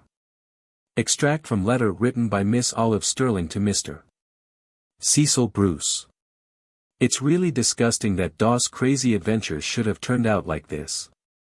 It makes one feel that there is no use in behaving properly. I'm sure her mind was unbalanced when she left home. What she said about a dust pile showed that. Of course I don't think there was ever a thing the matter with her heart. Or perhaps Snaith or Redfern or whatever his name really is fed purple pills to her, back in that Mistawi's hut and cured her. It would make quite a testimonial for the family ads, wouldn't it? He's such an insignificant looking creature. I mentioned this to Doss, but all she said was, I don't like collar-ad men. Well, he's certainly no collar-ad man. Though I must say there is something rather distinguished about him, now that he has cut his hair and put on decent clothes. I really think, Cecil, you should exercise more. It doesn't do to get too fleshy. He also claims, I believe, to be John Foster. We can believe that or not, as we like, I suppose. Old Doc Redfern has given them $2 million for a wedding present. Evidently the purple pills bring in the bacon. They're going to spend the fall in Italy and the winter in Egypt and motor through Normandy in apple blossom time. Not in that dreadful old Lizzie, though. Redfern has got a wonderful new car. Well, I think I'll run away, too, and disgrace myself. It seems to pay. Uncle Ben is a scream. Likewise Uncle James. The fuss they all make over Doss now is absolutely sickening. To hear Aunt Amelia talking of my son-in-law, Bernard Redfern, and my daughter, Mrs. Bernard Redfern. Mother and father are as bad as the rest. And they can't see that Valancy is just laughing at them all in her sleeve. Chapter 45. Valancy and Barney turned under the mainland pines in the cool dusk of the September night for a farewell look at the Blue Castle. Mistawi's was drowned in sunset lilac light, incredibly delicate and elusive. Nip and Tuck were cawing lazily in the old pines. Good Luck and Banjo were mewed and mewing in separate baskets in Barney's new, dark green car en route to Cousin Georgiana's. Cousin Georgiana was going to take care of them until Barney and Valancy came back. Aunt Wellington and Cousin Sarah and Aunt Alberta had also entreated the privilege of looking after them, but to Cousin Georgiana was it given. Valancy was in tears. Don't cry, Moonlight. We'll be back next summer. And now we're off for a real honeymoon. Valancy smiled through her tears. She was so happy that her happiness terrified her. But, despite the delights before her, the glory that was Greece and the grandeur that was Rome, lure of the ageless Nile, glamour of the Riviera, mosque and palace and minaret, she knew perfectly well that no spot or place or home in the world could ever possess the sorcery of her blue castle,